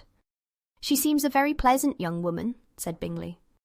"Oh dear, yes, but you must own she is very plain. Lady Lucas herself has often said so, and envied me Jane's beauty. I do not like to boast of my own child, but to be sure, Jane, one does not often see anybody better looking. It is what everybody says. I do not trust my own partiality. When she was only 15, there was a gentleman at my brother Gardner's in town so much in love with her that my sister-in-law was sure he would make her an offer before we came away. But, however, he did not. Perhaps he thought her too young. However, he wrote some verses on her, and very pretty they were." "And so ended his affection," said Elizabeth impatiently. "There has been many a one, I fancy, overcome in the same way. I wonder who first discovered the efficacy of poetry in driving away love." "I have been used to consider poetry as the food of love," said Darcy. "Of a fine, stout, healthy love it may. Everything nourishes what is strong already. But if it be only a slight, thin sort of inclination, I am convinced that one good sonnet will starve it entirely away." Darcy only smiled, and the general pause which ensued made Elizabeth tremble lest her mother should be exposing herself again. She longed to speak, but could think of nothing to say. And after a short silence, Mrs. Bennet began repeating her thanks to Mr. Bingley for his kindness to Jane, with an apology for troubling him also with Lizzie. Mr. Bingley was unaffectedly civil in his answer, and forced his younger sister to be civil also, and say what the occasion required. She performed her part, indeed, without much graciousness, but Mrs. Bennet was satisfied, and soon afterwards ordered her carriage. Upon this signal, the youngest of her daughters put herself forward. The two girls had been whispering to each other during the whole visit, and the result of it was that the youngest should tax Mr. Bingley with having promised on his first coming into the country to give a ball at Netherfield. Lydia was a stout, well-grown girl of 15, with a fine complexion and good-humoured countenance, a favourite with her mother, whose affection had brought her into public at an early age. She had high animal spirits and a sort of natural self-consequence, which the attentions of the officers, to whom her uncle's good dinners and her own easy manners recommended her, had increased into assurance. She was very equal, therefore, to address Mr. Bingley on the subject of the ball, and abruptly reminded him of his promise, adding that it would be the most shameful thing in the world if he did not keep it. His answer to this sudden attack was delightful to her mother's ear. "I am perfectly ready, I assure you, to keep my engagement, and when your sister is recovered, you shall, if you please, name the very day of the ball. But you would not wish to be dancing while she is ill? Lydia declared herself satisfied. Oh, yes, it would be much better to wait till Jane was well, and by that time, most likely, Captain Carter would be at Meryton again. And when you have given your ball, she added, I shall insist on their giving one also. I shall tell Colonel Forster it will be quite a shame if he does not. Mrs. Bennet and her daughters then departed, and Elizabeth returned instantly to Jane, leaving her own and her relations' behaviour to the remarks of the two ladies and Mr. Darcy, the latter of whom, however, could not be prevailed on to join in their censure of her, in spite of all Miss Bingley's witticisms on fine eyes. Chapter 10. The day passed much as the day before had done. Mrs. Hurst and Miss Bingley had spent some hours of the morning with the invalid, who continued, though slowly, to mend, and in the evening Elizabeth joined their party in the drawing-room. The loo table, however, did not appear. Mr. Darcy was writing, and Miss Bingley, seated near him, was watching the progress of his letter, and repeatedly calling off his attention by messages to his sister. Mr. Hurst and Mr. Bingley were at piquet, and Mrs. Hurst was observing their game. Elizabeth took up some needlework, and was sufficiently amused in attending to what passed between Darcy and his companion. The perpetual commendations of the lady either on his handwriting, or on the evenness of his lines, or on the length of his letter, with the perfect unconcern with which her praises were received, formed a curious dialogue, and was exactly in unison with her opinion of each. How delighted Miss Darcy will be to receive such a letter. He made no answer. You write uncommonly fast. You are mistaken. I write rather slowly. How many letters you must have occasion to write in the course of a year. Letters of business, too. How odious I should think them. It is fortunate, then, that they fall to my lot instead of to yours. Pray tell your sister that I long to see her. I have already told her so once by your desire. I am afraid you do not like your pen. Let me mend it for you. I mend pens remarkably well. Thank you, but I always mend my own. How can you contrive to write so even? He was silent. Tell your sister I am delighted to hear of her improvement on the harp, and pray let her know that I am quite in raptures with her beautiful little design for a table, and I think it infinitely superior to Miss Grantley's. Will you give me leave to defer your raptures till I write again? At present I have not room to do them justice. Oh, it is of no consequence. I shall see her in January. But do you always write such charming long letters to her, Mr. Darcy? They are generally long, but whether always charming, it is not for me to determine. It is a rule with me, that a person who can write a long letter with ease cannot write ill. That will not do for a compliment to Darcy, Caroline, cried her brother, because he does not write with ease. He studies too much for words of 4 syllables. Do not you, Darcy? My style of writing is very different from yours. Oh, cried Miss Bingley, Charles writes in the most careless way imaginable. He leaves out half his words and blots the rest. My ideas flow so rapidly that I have not time to express them, by which means my letters sometimes convey no ideas at all to my correspondents. Your humility, Mr. Bingley, said Elizabeth, must disarm reproof. Nothing is more deceitful, said Darcy, than the appearance of humility. It is often only carelessness of opinion, and sometimes an indirect boast. And which of the two do you call my little recent piece of modesty? The indirect boast. For you are really proud of your defects in writing, because you consider them as proceeding from a rapidity of thought and carelessness of execution, which, if not estimable, you think at least highly interesting. The power of doing anything with quickness is always much prized by the possessor, and often without any attention to the imperfection of the performance. When you told Mrs. Bennet this morning that if you ever resolved on quitting Netherfield you should be gone in 5 minutes, you meant it to be a sort of panegyric, of compliment to yourself. And yet what is there so very laudable in a precipitance which must leave very necessary business undone, and can be of no real advantage to yourself or anyone else? Nay, cried Bingley, this is too much, to remember at night all the foolish things that were said in the morning. And yet, upon my honour, I believed what I said of myself to be true, and I believe it at this moment. At least, therefore, I did not assume the character of needless precipitance merely to show off before the ladies. I dare say you believed it, but I am by no means convinced that you would be gone with such celerity. Your conduct would be quite as dependent on chance as that of any man I know, and if, as you were mounting your horse, a friend were to say, Bingley, you had better stay till next week, you would probably do it, you would probably not go, and, at another word, might stay a month. You have only proved by this, cried Elizabeth, that Mr. Bingley did not do justice to his own disposition. You have shown him off now much more than he did himself. I am exceedingly gratified, said Bingley, by your converting what my friend says into a compliment on the sweetness of my temper. But I am afraid you are giving it a turn which that gentleman did by no means intend, for he would certainly think the better of me if, under such a circumstance, I were to give a flat denial and ride off as fast as I could. Would Mr. Darcy then consider the rashness of your original intention as atoned for by your obstinacy in adhering to it? Upon my word, I cannot exactly explain the matter. Darcy must speak for himself.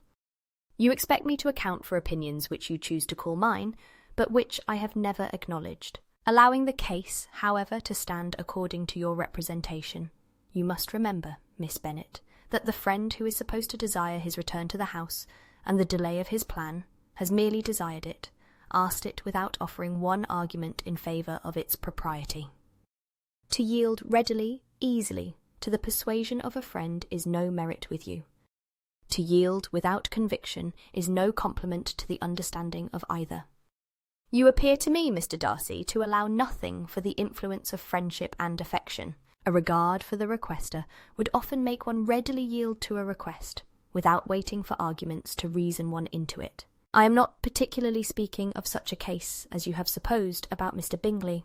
We may as well wait, perhaps, till the circumstance occurs, before we discuss the discretion of his behaviour thereupon. But in general and ordinary cases, between friend and friend, where one of them is desired by the other to change a resolution of no very great moment, should you think ill of that person for complying with the desire, without waiting to be argued into it? Will it not be advisable, before we proceed on this subject, to arrange with rather more precision the degree of importance which is to appertain to this request, as well as the degree of intimacy subsisting between the parties? By all means, cried Bingley. Let us hear all the particulars, not forgetting their comparative height and size, for that will have more weight in the argument, Miss Bennet, than you may be aware of. I assure you that if Darcy were not such a great tall fellow, in comparison with myself, I should not pay him half so much deference.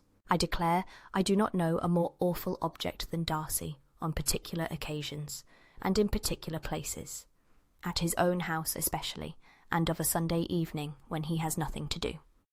Mr. Darcy smiled, but Elizabeth thought she could perceive that he was rather offended, and therefore checked her laugh. Miss Bingley warmly resented the indignity he had received in an expostulation with her brother for talking such nonsense. I see your design, Bingley, said his friend. You dislike an argument and want to silence this. Perhaps I do. Arguments are too much like disputes. If you and Miss Bennet will defer yours till I am out of the room, I shall be very thankful, and then you may say whatever you like of me. What you ask, said Elizabeth, is no sacrifice on my side, and Mr. Darcy had much better finish his letter. Mr. Darcy took her advice, and did finish his letter. When that business was over, he applied to Miss Bingley and Elizabeth for the indulgence of some music. Miss Bingley moved with alacrity to the pianoforte, and after a polite request that Elizabeth would lead the way, which the other as politely and more earnestly negatived, she seated herself. Mrs. Hurst sang with her sister, and while they were thus employed, Elizabeth could not help observing, as she turned over some music books that lay on the instrument, how frequently Mr. Darcy's eyes were fixed on her. She hardly knew how to suppose that she could be an object of admiration to so great a man, and yet that he should look at her because he disliked her was still more strange. She could only imagine, however, at last, that she drew his notice because there was something about her more wrong and reprehensible, according to his ideas of right, than in any other person present. The supposition did not pain her. She liked him too little to care for his approbation.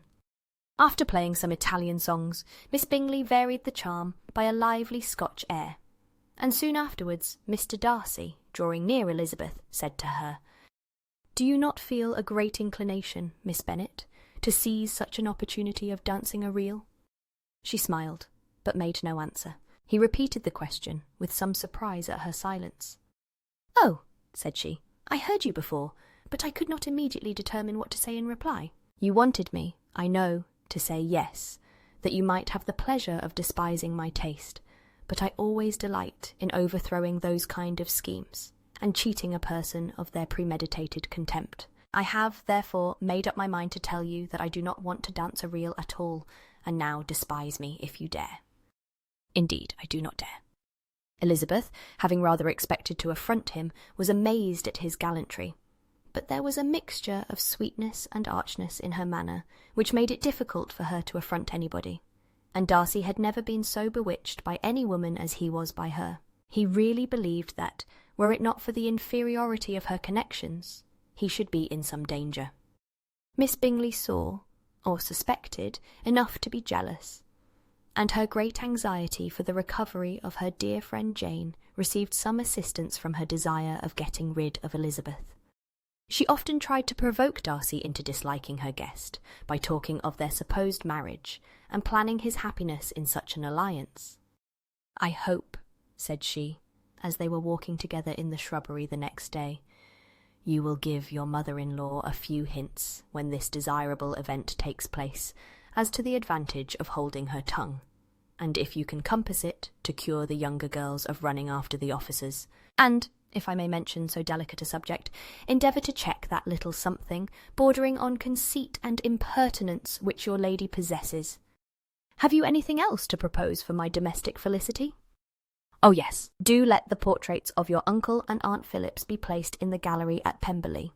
Put them next to your great-uncle the judge. They are in the same profession, you know, only in different lines. As for your Elizabeth's picture, you must not attempt to have it taken, for what painter could do justice to those beautiful eyes? It would not be easy, indeed, to catch their expression, but their colour and shape, and the eyelashes, so remarkably fine, might be copied." At that moment they were met from another walk by Mrs. Hurst and Elizabeth herself. "I did not know that you intended to walk," said Miss Bingley, in some confusion, lest they had been overheard. "You used us abominably ill," answered Mrs. Hurst, "running away without telling us that you were coming out." Then, taking the disengaged arm of Mr. Darcy, she left Elizabeth to walk by herself. The path just admitted 3. Mr. Darcy felt their rudeness, and immediately said, "This walk is not wide enough for our party. We had better go into the avenue." But Elizabeth, who had not the least inclination to remain with them, laughingly answered, "No, no, stay where you are. You are charmingly grouped, and appear to uncommon advantage. The picturesque would be spoilt by admitting a 4th. Goodbye." She then ran gaily off, rejoicing as she rambled about, in the hope of being at home again in a day or 2. Jane was already so much recovered as to intend leaving her room for a couple of hours that evening. Chapter 11. When the ladies removed after dinner, Elizabeth ran up to her sister, and seeing her well guarded from cold, attended her into the drawing-room, where she was welcomed by her 2 friends with many professions of pleasure, and Elizabeth had never seen them so agreeable as they were during the hour which passed before the gentlemen appeared.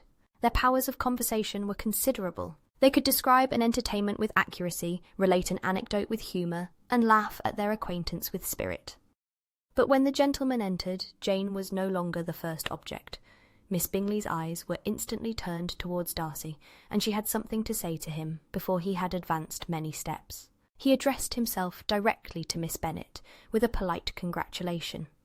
Mr. Hurst also made her a slight bow, and said he was very glad. But diffuseness and warmth remained for Bingley's salutation. He was full of joy and attention. The first half-hour was spent in piling up the fire, lest she should suffer from the change of room, and she removed, at his desire, to the other side of the fireplace, that she might be farther from the door. He then sat down by her, and talked scarcely to anyone else. Elizabeth, at work in the opposite corner, saw it all with great delight. When tea was over, Mr. Hurst reminded his sister-in-law of the card-table, but in vain. She had obtained private intelligence that Mr. Darcy did not wish for cards, and Mr. Hurst soon found even his open petition rejected. She assured him that no one intended to play, and the silence of the whole party on the subject seemed to justify her. Mr. Hurst had therefore nothing to do but to stretch himself on one of the sofas and go to sleep. Darcy took up a book. Miss Bingley did the same, and Mrs. Hurst, principally occupied in playing with her bracelets and rings, joined now and then in her brother's conversation with Miss Bennet. Miss Bingley's attention was quite as much engaged in watching Mr. Darcy's progress through his book as in reading her own, and she was perpetually either making some inquiry or looking at his page. She could not win him, however, to any conversation.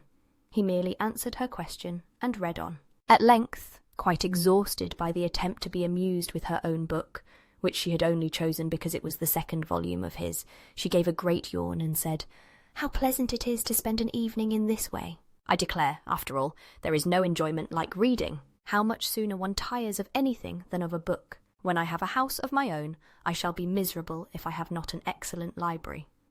No one made any reply. She then yawned again, threw aside her book, and cast her eyes round the room in quest of some amusement, when, hearing her brother mentioning a ball to Miss Bennet, she turned suddenly towards him and said, "By the by, Charles, are you really serious in meditating a dance at Netherfield? I would advise you, before you determine on it, to consult the wishes of the present party. I am much mistaken if there are not some among us to whom a ball would be rather a punishment than a pleasure." "If you mean Darcy," cried her brother, "he may go to bed, if he chooses, before it begins. But as for the ball, it is quite a settled thing, and as soon as Nichols has made white soup enough, I shall send round my cards." "I should like balls infinitely better," she replied, "if they were carried on in a different manner, but there is something insufferably tedious in the usual process of such a meeting. It would surely be much more rational if conversation instead of dancing made the order of the day." "Much more rational, my dear Caroline, I dare say, but it would not be near so much like a ball." Miss Bingley made no answer, and soon afterwards got up and walked about the room. Her figure was elegant, and she walked well, but Darcy, at whom it was all aimed, was still inflexibly studious. In the desperation of her feelings, she resolved on one effort more, and turning to Elizabeth, said, "Miss Eliza Bennet, let me persuade you to follow my example and take a turn about the room. I assure you, it is very refreshing after sitting so long in one attitude." Elizabeth was surprised, but agreed to it immediately. Miss Bingley succeeded no less in the real object of her civility. Mr. Darcy looked up. He was as much awake to the novelty of attention in that quarter as Elizabeth herself could be, and unconsciously closed his book. He was directly invited to join their party, but he declined it, observing that he could imagine but two motives for their choosing to walk up and down the room together, with either of which motives his joining them would interfere. What could he mean? She was dying to know what could be his meaning, and asked Elizabeth whether she could at all understand him. "Not at all," was her answer, "but, depend upon it, he means to be severe on us, and our surest way of disappointing him will be to ask nothing about it." Miss Bingley, however, was incapable of disappointing Mr. Darcy in anything, and persevered, therefore, in requiring an explanation of his two motives. "I have not the smallest objection to explaining them," said he, as soon as she allowed him to speak. "You either choose this method of passing the evening because you are in each other's confidence and have secret affairs to discuss, or because you are conscious that your figures appear to the greatest advantage in walking. If the first, I should be completely in your way, and if the second, I can admire you much better as I sit by the fire." "Oh, shocking!" cried Miss Bingley. "I never heard anything so abominable. How shall we punish him for such a speech?" "Nothing so easy, if you have but the inclination," said Elizabeth. "We can all plague and punish one another, tease him, laugh at him. Intimate as you are, you must know how it is to be done." "But upon my honour I do not. I do assure you that my intimacy has not yet taught me that. Tease calmness of temper and presence of mind. No, I feel he may defy us there. And as to laughter, we will not expose ourselves, if you please, by attempting to laugh without a subject. Mr. Darcy may hug himself." "Mr. Darcy is not to be laughed at," cried Elizabeth. "That is an uncommon advantage. and uncommon I hope it will continue, for it would be a great loss to me to have many such acquaintance. I dearly love a laugh. Miss Bingley, said he, has given me credit for more than can be. The wisest and best of men, nay, the wisest and best of their actions, may be rendered ridiculous by a person whose first object in life is a joke. Certainly, replied Elizabeth, there are such people, but I hope I am not one of them. I hope I never ridicule what is wise or good. Follies and nonsense, whims and inconsistencies, do divert me, I own, and I laugh at them whenever I can. But these, I suppose, are precisely what you are without. Perhaps that is not possible for anyone. But it has been the study of my life to avoid those weaknesses which often expose a strong understanding to ridicule, such as vanity and pride. Yes, vanity is a weakness indeed, but pride, where there is a real superiority of mind, pride will be always under good regulation. Elizabeth turned away to hide a smile. Your examination of Mr. Darcy is over, I presume, said Miss Bingley, and pray what is the result? I am perfectly convinced by it that Mr. Darcy has no defect. He owns it himself without disguise. No, said Darcy, I have made no such pretension. I have faults enough, but they are not, I hope, of understanding. My temper I dare not vouch for. It is, I believe, too little yielding, certainly too little for the convenience of the world. I cannot forget the follies and vices of others so soon as I ought, nor their offences against myself. My feelings are not puffed about with every attempt to move them. My temper would perhaps be called resentful. My good opinion once lost is lost for ever. That is a failing indeed, cried Elizabeth. Implacable resentment is a shade in a character, but you have chosen your fault well. I really cannot laugh at it. You are safe from me. There is, I believe, in every disposition a tendency to some particular evil, a natural defect, which not even the best education can overcome. And your defect is a propensity to hate everybody. And yours, he replied with a smile, is wilfully to misunderstand them. Do let us have a little music, cried Miss Bingley, tired of a conversation in which she had no share. Louisa, you will not mind my waking Mr. Hurst. Her sister made not the smallest objection, and the pianoforte was opened, and Darcy, after a few moments' recollection, was not sorry for it. He began to feel the danger of paying Elizabeth too much attention. Chapter 12. In consequence of an agreement between the sisters, Elizabeth wrote the next morning to her mother to beg that the carriage might be sent for them in the course of the day. But Mrs. Bennet, who had calculated on her daughters remaining at Netherfield till the following Tuesday, which would exactly finish Jane's week, could not bring herself to receive them with pleasure before. Her answer, therefore, was not propitious, at least not to Elizabeth's wishes, for she was impatient to get home. Mrs. Bennet sent them word that they could not possibly have the carriage before Tuesday, and in her postscript it was added that if Mr. Bingley and his sister pressed them to stay longer, she could spare them very well. Against staying longer, however, Elizabeth was positively resolved, nor did she much expect it would be asked, and fearful, on the contrary, of being considered as intruding themselves needlessly long, she urged Jane to borrow Mr. Bingley's carriage immediately, and at length it was settled that their original design of leaving Netherfield that morning should be mentioned, and the request made. The communication excited many professions of concern, and enough was said of wishing them to stay at least till the following day to work on Jane, and till the morrow their going was deferred. Miss Bingley was then sorry that she had proposed the delay, for her jealousy and dislike of one sister much exceeded her affection for the other. The master of the house heard with real sorrow that they were to go so soon, and repeatedly tried to persuade Miss Bennet that it would not be safe for her, that she was not enough recovered, but Jane was firm where she felt herself to be right.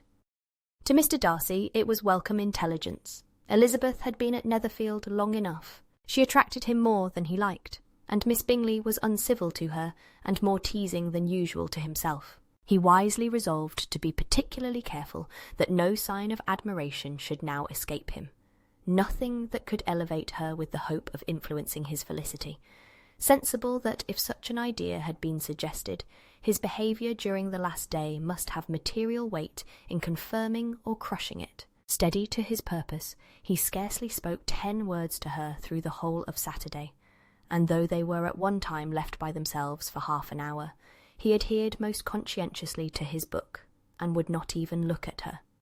On Sunday, after morning service, the separation, so agreeable to almost all, took place. Miss Bingley's civility to Elizabeth increased at last very rapidly, as well as her affection for Jane, and when they parted, after assuring the latter of the pleasure it would always give her to see her either at Longbourn or Netherfield, and embracing her most tenderly, she even shook hands with the former. Elizabeth took leave of the whole party in the liveliest spirits. They were not welcomed home very cordially by their mother. Mrs. Bennet wondered at their coming, and thought them very wrong to give so much trouble, and was sure Jane would have caught cold again. But their father, though very laconic in his expressions of pleasure, was really glad to see them.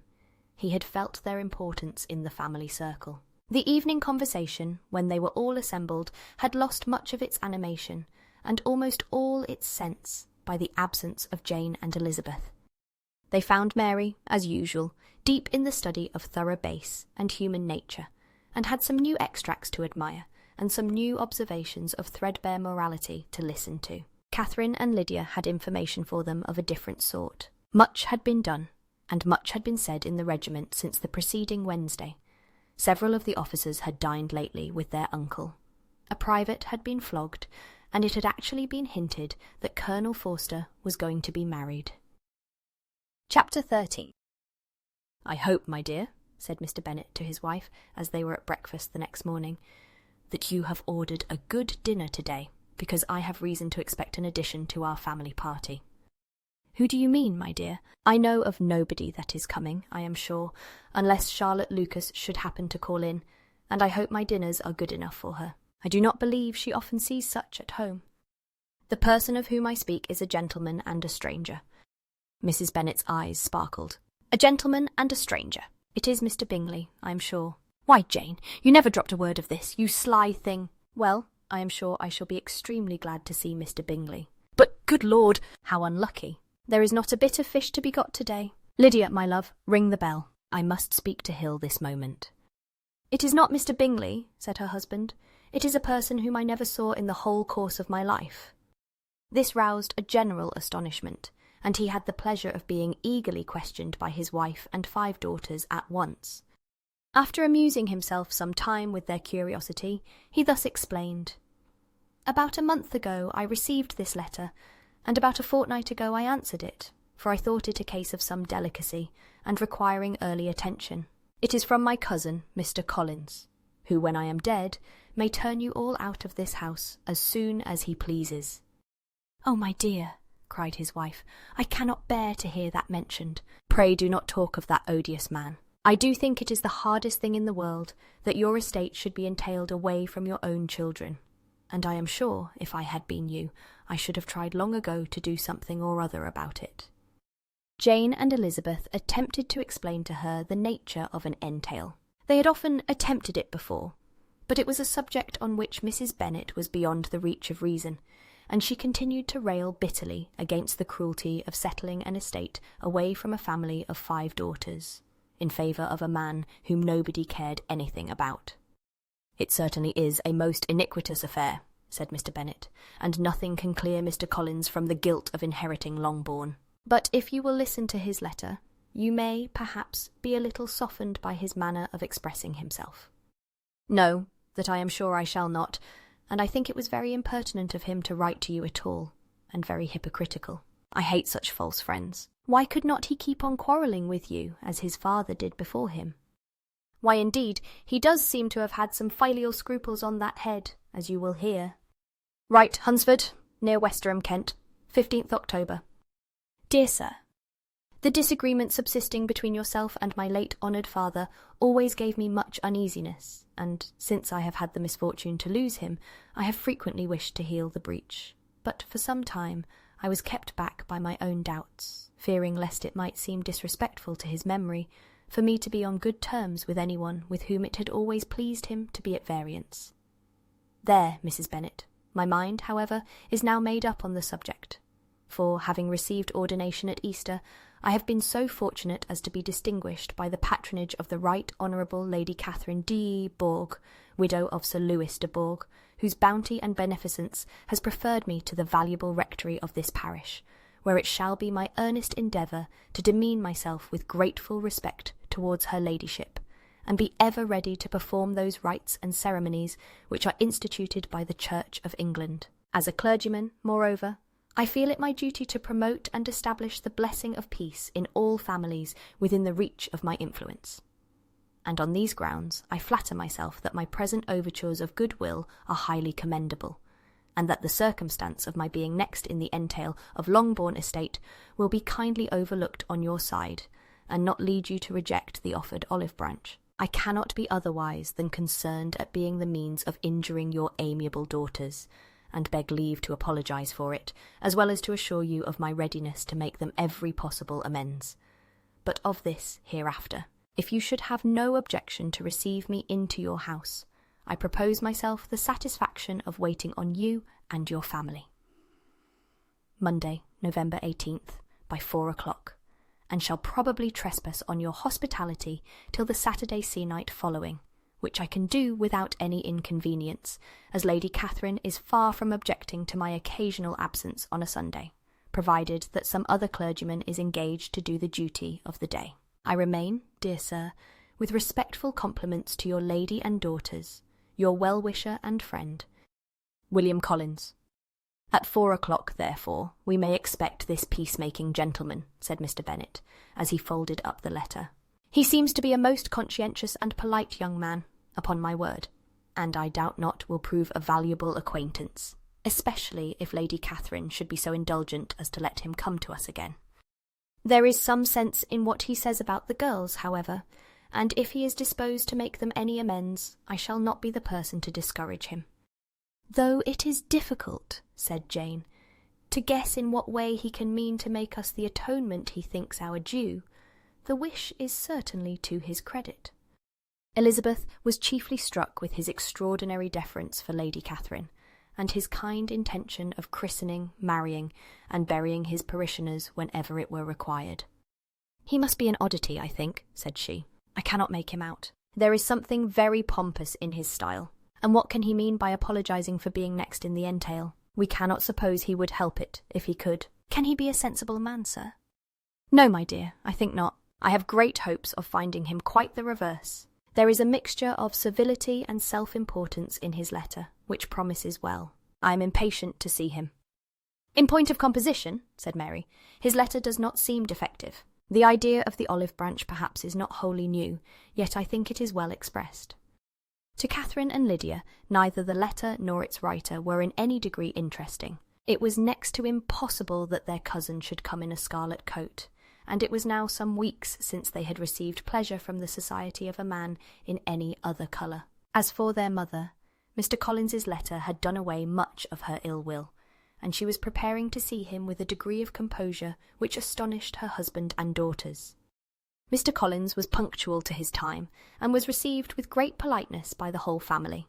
Mr. Bennet, indeed, said little, but the ladies were ready enough to talk, and Mr. Collins seemed neither in need of encouragement nor inclined to be silent himself. He was a tall, heavy-looking young man of 25. His air was grave and stately, and his manners were very formal. He had not been long seated before he complimented Mrs. Bennet on having so fine a family of daughters, said he had heard much of their beauty, but that, in this instance, fame had fallen short of the truth, and added that he did not doubt her seeing them all in due time well disposed of in marriage. This gallantry was not much to the taste of some of his hearers, but Mrs. Bennet, who quarrelled with no compliments, answered most readily, "You are very kind, sir, I am sure, and I wish with all my heart it may prove so, for else they will be destitute enough. Things are settled so oddly. You allude, perhaps, to the entail of this estate."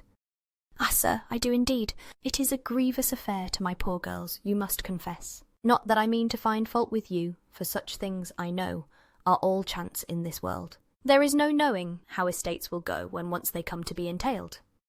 I am very sensible, madam, of the hardship to my fair cousins, and could say much on the subject, but that I am cautious of appearing forward and precipitate. but I can assure the young ladies that I come prepared to admire them. At present I will not say more, but perhaps when we are better acquainted." He was interrupted by a summons to dinner, and the girls smiled on each other. They were not the only objects of Mr. Collins's admiration. The hall, the dining-room, and all its furniture were examined and praised, and his commendation of everything would have touched Mrs. Bennet's heart, but for the mortifying supposition of his viewing it all as his own future property. The dinner, too, in its turn, was highly admired, and he begged to know to which of his fair cousins the excellence of its cookery was owing. But here he was, set right by Mrs. Bennet, who assured him, with some asperity, that they were very well able to keep a good cook, and that her daughters had nothing to do in the kitchen. He begged pardon for having displeased her. In a softened tone she declared herself not at all offended, but he continued to apologise for about a quarter of an hour. Chapter 14. During dinner Mr. Bennet scarcely spoke at all, but when the servants were withdrawn, he thought it time to have some conversation with his guest, and therefore started a subject in which he expected him to shine, by observing that he seemed very fortunate in his patroness.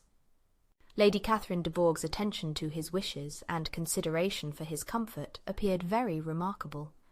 Mr. Bennet could not have chosen better. Mr. Collins was eloquent in her praise. The subject elevated him to more than usual solemnity of manner, and with a most important aspect he protested that he had never in his life witnessed such behaviour in a person of rank, such affability and condescension, as he had himself experienced from Lady Catherine. She had been graciously pleased to approve of both the discourses which he had already had the honour of preaching before her. She had also asked him twice to dine at Rosings, and had sent for him only the Saturday before, to make up her pool of quadrille in the evening. Lady Catherine was reckoned proud by many people he knew, but he had never seen anything but affability in her. She had always spoken to him as she would to any other gentleman. She made not the smallest objection to his joining in the society of the neighbourhood, nor to his leaving his parish occasionally for a week or two to visit his relations. She had even condescended to advise him to marry as soon as he could, provided he chose with discretion, and had once paid him a visit in his humble parsonage, where she had perfectly approved all the alterations he had been making, and had even vouchsafed to suggest some herself, some shelves in the closets upstairs. "That is all very proper and civil, I am sure," said Mrs. Bennet, "and I dare say she is a very agreeable woman. It is a pity that great ladies in general are not more like her. Does she live near you, sir?" "The garden in which stands my humble abode is separated only by a lane from Rosings Park, her ladyship's residence." "I think you said she was a widow, sir. Has she any family?" "She has one only daughter, the heiress of Rosings, and of very extensive property." "Ah," cried Mrs. Bennet, shaking her head, "then she is better off than many girls.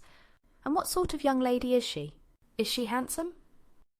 "She is a most charming young lady indeed. Lady Catherine herself says that, in point of true beauty, Miss de Bourgh is far superior to the handsomest of her sex, because there is that in her features which marks the young woman of distinguished birth. She is unfortunately of a sickly constitution, which has prevented her making that progress in many accomplishments which she could not otherwise have failed of, as I am informed by the lady who superintended her education, and who still resides with them. But she is perfectly amiable, and often condescends to drive by my humble abode in her little phaeton and ponies. Has she been presented? I do not remember her name among the ladies at court. Her indifferent state of health unhappily prevents her being in town, and by that means, as I told Lady Catherine myself one day, has deprived the British court of its brightest ornament. Her ladyship seemed pleased with the idea, and you may imagine that I am happy on every occasion to offer those little delicate compliments which are always acceptable to ladies. I have more than once observed to Lady Catherine that her charming daughter seemed born to be a duchess, and that the most elevated rank, instead of giving her consequence, would be adorned by her. These are the kind of little things which please her ladyship, and it is a sort of attention which I conceive myself peculiarly bound to pay. "You judge very properly," said Mr. Bennet, and it is happy for you that you possess the talent of flattering with delicacy. May I ask whether these pleasing attentions proceed from the impulse of the moment, or are the result of previous study? They arise chiefly from what is passing at the time, and though I sometimes amuse myself with suggesting and arranging such little elegant compliments as may be adapted to ordinary occasions, I always wish to give them as unstudied an air as possible. Mr. Bennet's expectations were fully answered. His cousin was as absurd as he had hoped, and he listened to him with the keenest enjoyment, maintaining at the same time the most resolute composure of countenance, and except in an occasional glance at Elizabeth, requiring no partner in his pleasure. By tea-time, however, the dose had been enough, and Mr. Bennet was glad to take his guest into the drawing-room again, and when tea was over, glad to invite him to read aloud to the ladies. Mr. Collins readily assented, and a book was produced, but on beholding it, for everything announced it to be from a circulating library, he started back, and begging pardon, protested that he never read novels. Kitty stared at him, and Lydia exclaimed. Other books were produced, and after some deliberation he chose Fordyce's Sermons. Lydia gaped as he opened the volume, and before he had, with very monotonous solemnity, read 3 pages, she interrupted him with, "Do you know, mamma, that my Uncle Phillips talks of turning away Richard? And if he does, Colonel Forster will hire him. My aunt told me so herself on Saturday. I shall walk to Meryton tomorrow to hear more about it, and to ask when Mr. Denny comes back from town." Lydia was bid by her 2 eldest sisters to hold her tongue, but Mr. Collins, much offended, laid aside his book and said, "I have often observed how little young ladies are interested by books of a serious stamp, though written solely for their benefit. It amazes me, I confess, for certainly there can be nothing so advantageous to them as instruction. But I will no longer importune my young cousin." Then, turning to Mr. Bennet, he offered himself as his antagonist at backgammon. Mr. Bennet accepted the challenge, observing that he acted very wisely in leaving the girls to their own trifling amusements. Mrs. Bennet and her daughters apologized most civilly for Lydia's interruption, and promised that it should not occur again if he would resume his book. But Mr. Collins, after assuring them that he bore his young cousin no ill will, and should never resent her behaviour as any affront, seated himself at another table with Mr. Bennet, and prepared for backgammon. Chapter 15. Mr. Collins was not a sensible man, and the deficiency of nature had been but little assisted by education or society. The greatest part of his life having been spent under the guidance of an illiterate and miserly father, and though he belonged to one of the universities, he had merely kept the necessary terms without forming at it any useful acquaintance. The subjection in which his father had brought him up had given him originally great humility of manner, but it was now a good deal counteracted by the self-conceit of a weak head, living in retirement, and the consequential feelings of early and unexpected prosperity.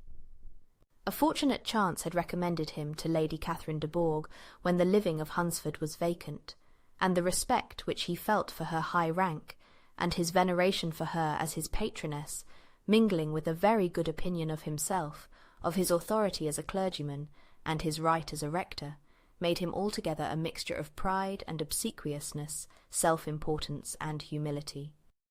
Having now a good house and a very sufficient income, he intended to marry, and in seeking a reconciliation with the Longbourn family, he had a wife in view, as he meant to choose one of the daughters, if he found them as handsome and amiable as they were represented by common report. This was his plan of amends, of atonement, for inheriting their father's estate, and he thought it an excellent one, full of eligibility and suitableness, and excessively generous and disinterested on his own part.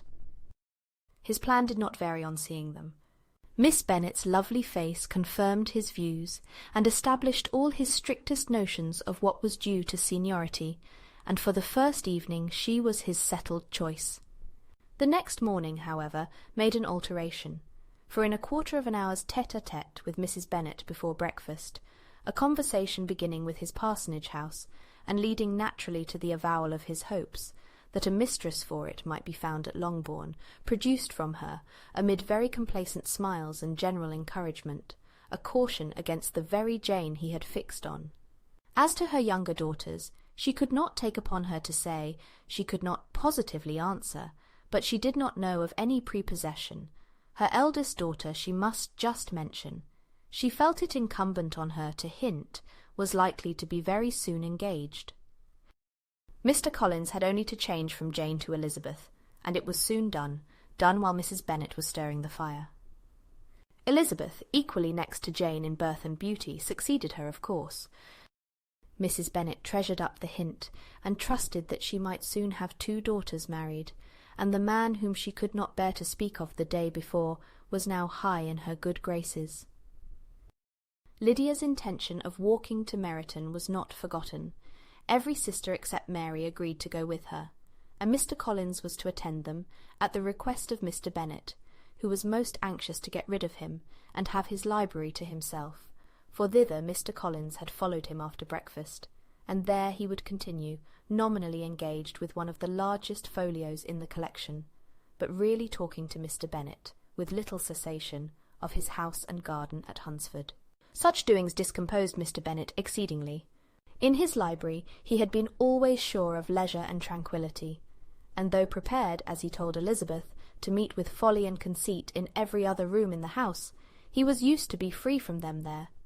His civility, therefore, was most prompt in inviting Mr. Collins to join his daughters in their walk, and Mr. Collins, being in fact much better fitted for a walker than a reader, was extremely well pleased to close his large book and go. In pompous nothings on his side, and civil assents on that of his cousins, their time passed till they entered Meryton. The attention of the younger ones was then no longer to be gained by him. Their eyes were immediately wandering up the street in quest of the officers, and nothing less than a very smart bonnet, indeed, or a really new muslin in a shop window, could recall them. But the attention of every lady was soon caught by a young man whom they had never seen before, of most gentlemanlike appearance, walking with an officer on the other side of the way. The officer was the very Mr. Denny, concerning whose return from London Lydia came to inquire, and he bowed as they passed. All were struck with the stranger's air, all wondered who he could be, and Kitty and Lydia, determined if possible to find out, led the way across the street, under pretence of wanting something in an opposite shop, and fortunately had just gained the pavement when the 2 gentlemen, turning back, had reached the same spot. Mr. Denny addressed them directly, and entreated permission to introduce his friend, Mr. Wickham, who had returned with him the day before from town, and, he was happy to say, had accepted a commission in their corps. This was exactly as it should be, for the young man wanted only regimentals to make him completely charming. His appearance was greatly in his favour. He had all the best parts of beauty, a fine countenance, a good figure, and very pleasing address. The introduction was followed up on his side by a happy readiness of conversation, a readiness at the same time perfectly correct and unassuming, and the whole party was still standing and talking together very agreeably, when the sound of horses drew their notice, and Darcy and Bingley were seen riding down the street. On distinguishing the ladies of the group, the 2 gentlemen came directly towards them, and began the usual civilities. Bingley was the principal spokesman, and Miss Bennet the principal object. He was then, he said, on his way to Longbourn on purpose to inquire after her. Mr. Darcy corroborated it with a bow, and was beginning to determine not to fix his eyes on Elizabeth, when they were suddenly arrested by the sight of the stranger, and Elizabeth, happening to see the countenance of both as they looked at each other, was all astonishment at the effect of the meeting. Both changed colour, one looked white, the other red. Mr. Wickham, after a few moments, touched his hat, a salutation which Mr. Darcy just deigned to return. What could be the meaning of it? It was impossible to imagine, it was impossible not to long to know. In another minute, Mr. Bingley, but without seeming to have noticed what passed, took leave and rode on with his friend. Mr. Denny and Mr. Wickham walked with the young ladies to the door of Mr. Phillips's house, and then made their bows, in spite of Miss Lydia's pressing entreaties that they would come in, and even in spite of Mrs. Phillips's throwing up the parlour window and loudly seconding the invitation. Mrs. Phillips was always glad to see her nieces, and the 2 eldest, from their recent absence, were particularly welcome, and she was eagerly expressing her surprise at their sudden return home, which, as their own carriage had not fetched them, she should have known nothing about, if she had not happened to see Mr. Jones's shop-boy in the street, who had told her that they were not to send any more drafts to Netherfield, because the Miss Bennets were come away, when her civility was claimed towards Mr. Collins by Jane's introduction of him. She received him with her very best politeness, which he returned with as much more, apologizing for his intrusion without any previous acquaintance with her, which he could not help flattering himself, however, might be justified by his relationship to the young ladies who introduced him to her notice. Mrs. Phillips was quite awed by such an excess of good breeding, but her contemplation of one stranger was soon put an end to by exclamations and inquiries about the other, of whom, however, she could only tell her nieces what they already knew, that Mr. Denny had brought him from London, and that he was to have a lieutenant's commission in the Shire. She had been watching him the last hour, she said, as he walked up and down the street, and had Mr. Wickham appeared, Kitty and Lydia would certainly have continued the occupation, but unluckily no one passed the windows now, except a few of the officers, who, in comparison with the stranger, were become stupid, disagreeable fellows. Some of them were to dine with the Phillipses the next day, and their aunt promised to make her husband call on Mr. Wickham, and give him an invitation also, if the family from Longbourn would come in the evening. This was agreed to, and Mrs. Phillips protested that they would have a nice, comfortable, noisy game of lottery tickets, and a little bit of hot supper afterwards. The prospect of such delights was very cheering, and they parted in mutual good spirits. Mr. Collins repeated his apologies in quitting the room, and was assured with unwearying civility that they were perfectly needless. As they walked home, Elizabeth related to Jane what she had seen pass between the two gentlemen, but though Jane would have defended either or both, had they appeared to be wrong, she could no more explain such behaviour than her sister. Mr. Collins, on his return, highly gratified Mrs. Bennet by admiring Mrs. Phillips's manners and politeness. He protested that, except Lady Catherine and her daughter, he had never seen a more elegant woman, for she had not only received him with the utmost civility, but had even pointedly included him in her invitation for the next evening, although utterly unknown to her before. Something he supposed might be attributed to his connection with them, but yet he had never met with so much attention in the whole course of his life. Chapter 16. As no objection was made to the young people's engagement with their aunt, and all Mr. Collins's scruples of leaving Mr. and Mrs. Bennet for a single evening during his visit were most steadily resisted, the coach conveyed him and his 5 cousins at a suitable hour to Meryton, and the girls had the pleasure of hearing, as they entered the drawing-room, that Mr. Wickham had accepted their uncle's invitation, and was then in the house. When this information was given, and they had all taken their seats, Mr. Collins was at leisure to look around him and admire, and he was so much struck with the size and furniture of the apartment that he declared he might almost have supposed himself in the small summer breakfast parlour at Rosings, a comparison that did not at first convey much gratification. But when Mrs. Phillips understood from him what Rosings was, and who was its proprietor, when she had listened to the description of only one of Lady Catherine's drawing-rooms, and found that the chimney-piece alone had cost £800, she felt all the force of the compliment, and would hardly have resented a comparison with the housekeeper's room. In describing to her all the grandeur of Lady Catherine and her mansion, with occasional digressions in praise of his own humble abode and the improvements it was receiving, he was happily employed until the gentlemen joined them, and he found in Mrs. Phillips a very attentive listener, whose opinion of his consequence increased with what she heard, and who was resolving to retail it all among her neighbours as soon as she could.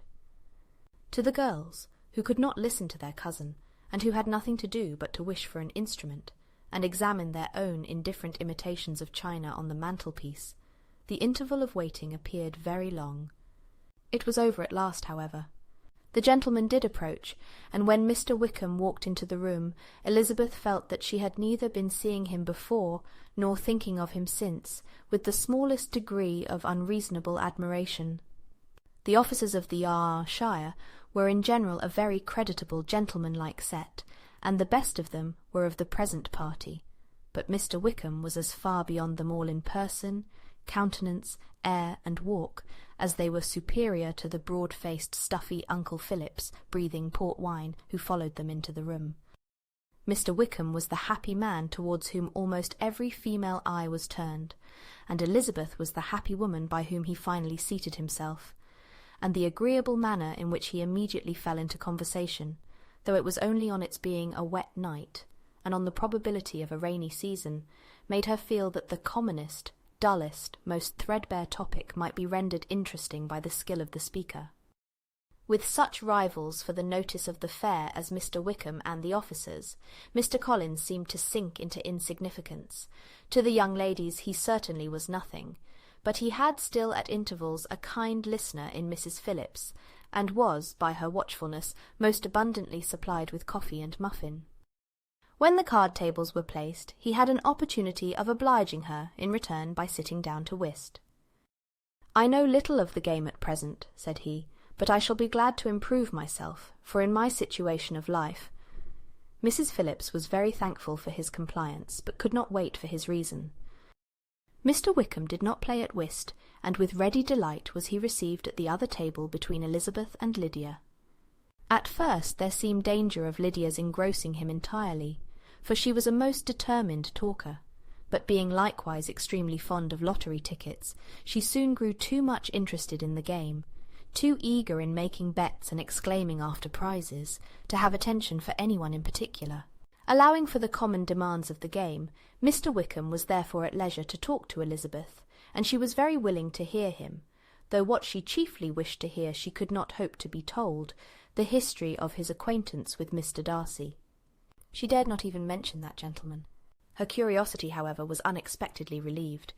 Mr. Wickham began the subject himself.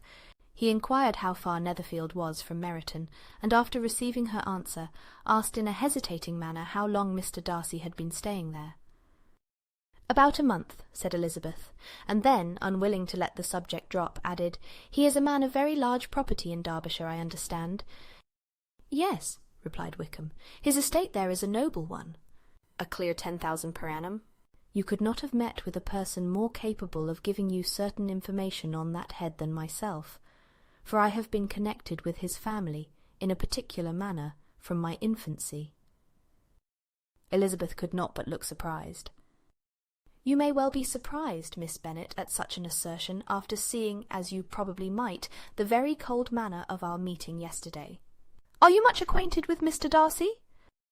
"As much as I ever wished to be," cried Elizabeth warmly. "I have spent 4 days in the same house with him, and I think him very disagreeable."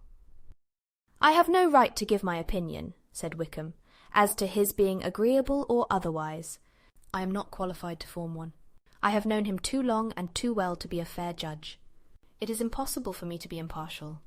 But I believe your opinion of him would in general astonish, and perhaps you would not express it quite so strongly anywhere else. Here you are in your own family." "Upon my word I say no more here than I might say in any house in the neighbourhood, except Netherfield. He is not at all liked in Hertfordshire. Everybody is disgusted with his pride. You will not find him more favourably spoken of by anyone."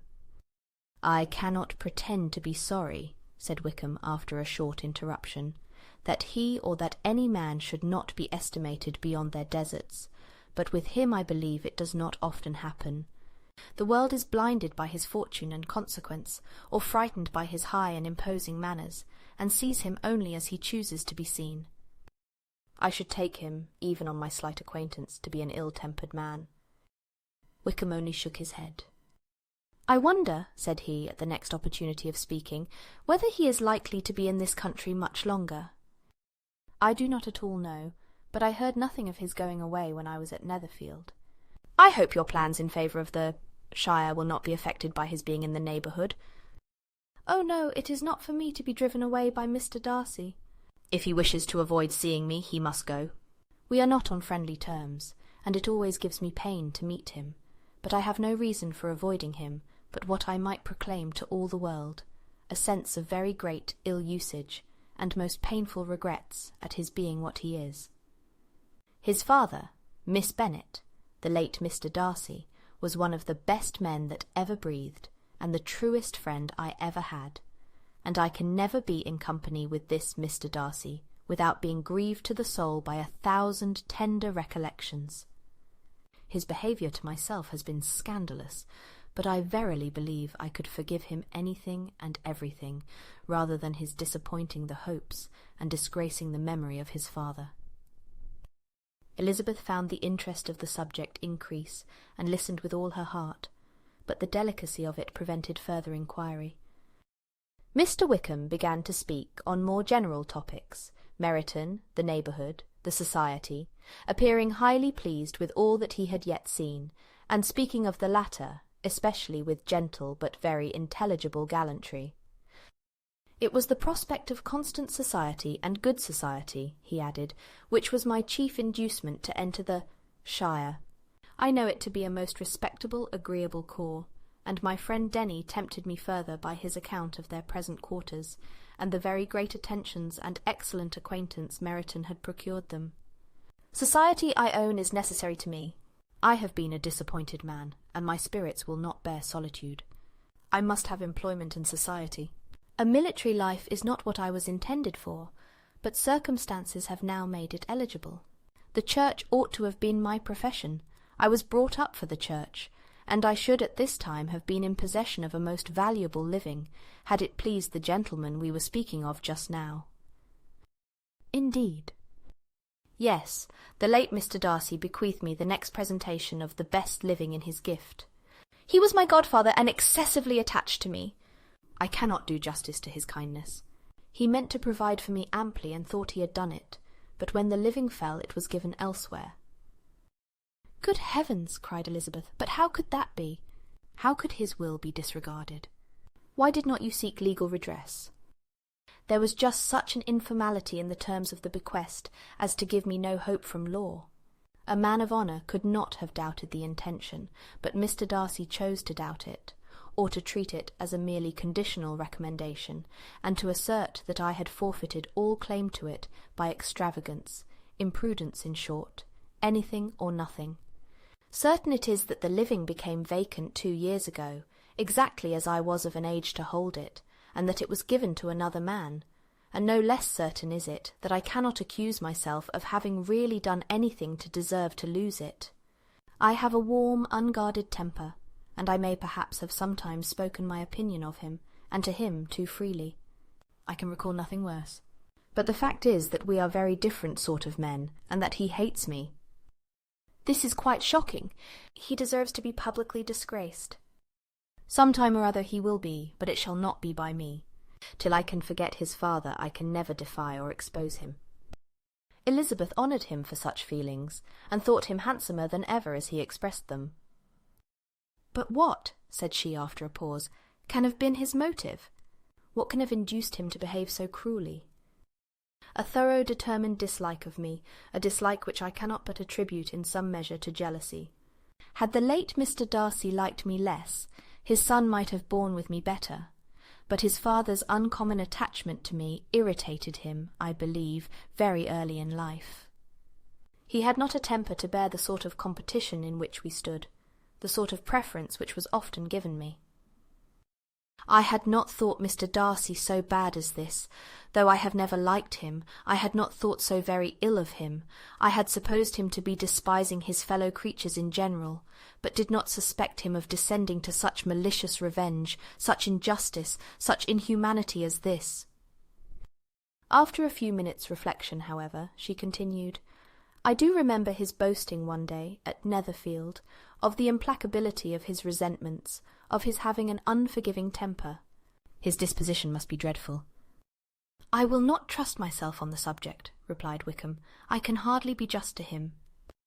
Elizabeth was again deep in thought, and after a time exclaimed, To treat in such a manner the godson, the friend, the favourite of his father.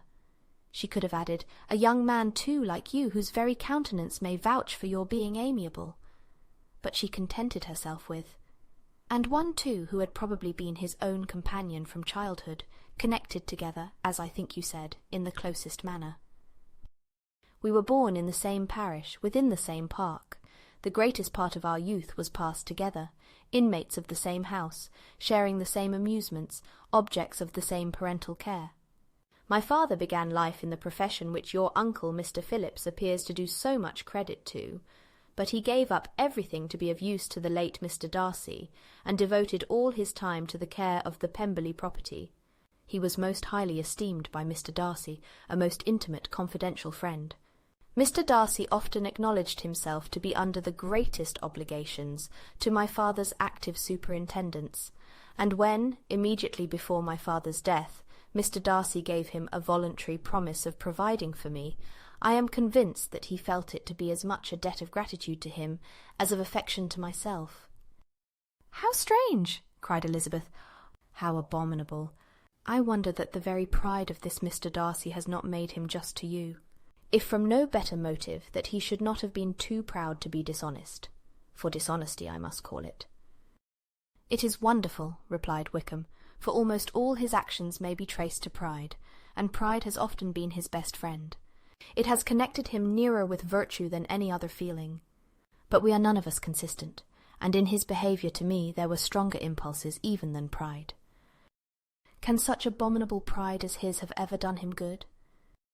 Yes, it has often led him to be liberal and generous, to give his money freely, to display hospitality, to assist his tenants, and relieve the poor. Family pride and filial pride, for he is very proud of what his father was, have done this. Not to appear to disgrace his family, to degenerate from the popular qualities, or lose the influence of the Pemberley house is a powerful motive. He has also brotherly pride, which with some brotherly affection makes him a very kind and careful guardian of his sister, and you will hear him generally cried up as the most attentive and best of brothers. What sort of a girl is Miss Darcy?" He shook his head. "I wish I could call her amiable. It gives me pain to speak ill of a Darcy, but she is too much like her brother, very, very proud. As a child she was affectionate and pleasing, and extremely fond of me, and I have devoted hours and hours to her amusement. But she is nothing to me now. She is a handsome girl, about 15 or 16, and, I understand, highly accomplished. Since her father's death her home has been London, where a lady lives with her, and superintends her education." After many pauses and many trials of other subjects, Elizabeth could not help reverting once more to the first, and saying, "I am astonished at his intimacy with Mr. Bingley. How can Mr. Bingley, who seems good humour itself, and is, I really believe, truly amiable, be in friendship with such a man? How can they suit each other? Do you know Mr. Bingley?" "Not at all." "He is a sweet-tempered, amiable, charming man. He cannot know what Mr. Darcy is." "Probably not, but Mr. Darcy can please where he chooses. He does not want abilities. He can be a conversable companion if he thinks it worth his while. Among those who are at all his equals in consequence, he is a very different man from what he is to the less prosperous. His pride never deserts him, but with the rich he is liberal-minded, just, sincere, rational, honourable, and perhaps agreeable, allowing something for fortune and figure." The whist party soon afterwards breaking up, the players gathered round the other table, and Mr. Collins took his station between his cousin Elizabeth and Mrs. Phillips. The usual inquiries as to his success were made by the latter. It had not been very great, he had lost every point, but when Mrs. Phillips began to express her concern thereupon, he assured her, with much earnest gravity, that it was not of the least importance, that he considered the money as a mere trifle, and begged she would not make herself uneasy. "I know very well, madam," said he, "that when persons sit down to a card-table, they must take their chance of these things, and happily I am not in such circumstances as to make 5 shillings any object. There are, undoubtedly, many who could not say the same, but, thanks to Lady Catherine de Bourgh, I am removed far beyond the necessity of regarding little matters." Mr. Wickham's attention was caught, and after observing Mr. Collins for a few moments, he asked Elizabeth in a low voice whether her relations were very intimately acquainted with the family of de Bourgh. "Lady Catherine de Bourgh," she replied, "has very lately given him a living. I hardly know how Mr. Collins was first introduced to her notice, but he certainly has not known her long. You know, of course, that Lady Catherine de Bourgh and Lady Anne Darcy were sisters, consequently that she is aunt to the present Mr. Darcy." "No, indeed I did not. I knew nothing at all of Lady Catherine's connections. I never heard of her existence till the day before yesterday. Her daughter, Miss de Bourgh, will have a very large fortune, and it is believed that she and her cousin will unite the two estates." This information made Elizabeth smile, as she thought of poor Miss Bingley. Vain indeed must be all her attentions, vain and useless her affection for his sister and her praise of himself, if he were already self-destined to another. "Mr. Collins," said she, "speaks highly both of Lady Catherine and her daughter, but from some particulars that he has related of her ladyship, I suspect his gratitude misleads him, and that, in spite of her being his patroness, she is an arrogant, conceited woman." "I believe her to be both in a great degree," replied Wickham. "I have not seen her for many years, but I very well remember that I never liked her, and that her manners were dictatorial and insolent. She has the reputation of being remarkably sensible and clever, but I rather believe she derives part of her abilities from her rank and fortune, part from her authoritative manner, and the rest from the pride of her nephew, who chooses that everyone connected with him should have an understanding of the first class." Elizabeth allowed that he had given a very rational account of it, and they continued talking together with mutual satisfaction till supper put an end to cards, and gave the rest of the ladies their share of Mr. Wickham's attentions. There could be no conversation in the noise of Mrs. Phillips's supper party, but his manners recommended him to everybody. Whatever he said was said well, and whatever he did, done gracefully. Elizabeth went away with her head full of him. She could think of nothing but of Mr. Wickham, and of what he had told her, all the way home, but there was not time for her even to mention his name as they went, for neither Lydia nor Mr. Collins were once silent. Lydia talked incessantly of lottery tickets, of the fish she had lost and the fish she had won, and Mr. Collins, in describing the civility of Mr. and Mrs. Phillips, protesting that he did not in the least regard his losses at whist, enumerating all the dishes at supper, and repeatedly fearing that he crowded his cousins, had more to say than he could well manage before the carriage stopped at Longbourn House.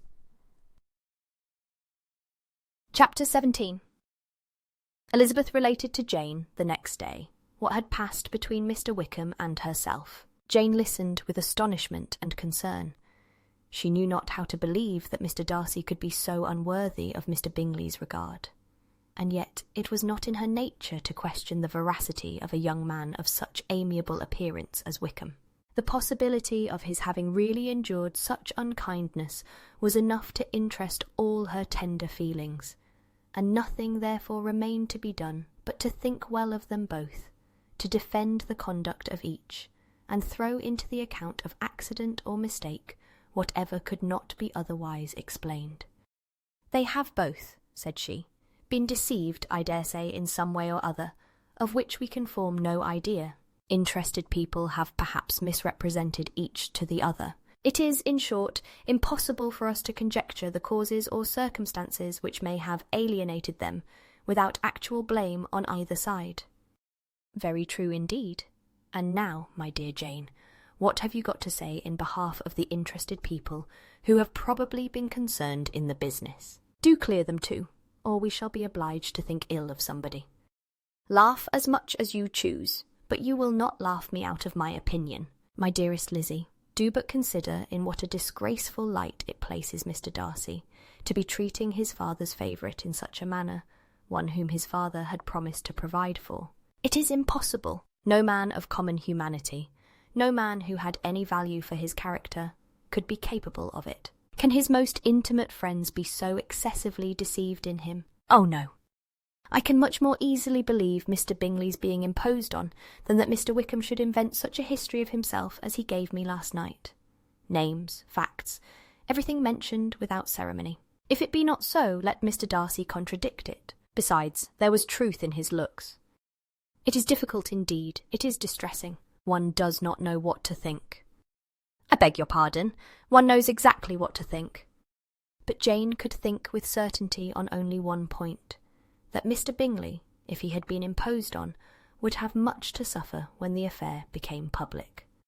The two young ladies were summoned from the shrubbery, where this conversation passed, by the arrival of some of the very persons of whom they had been speaking. Mr. Bingley and his sisters came to give their personal invitation for the long-expected ball at Netherfield, which was fixed for the following Tuesday.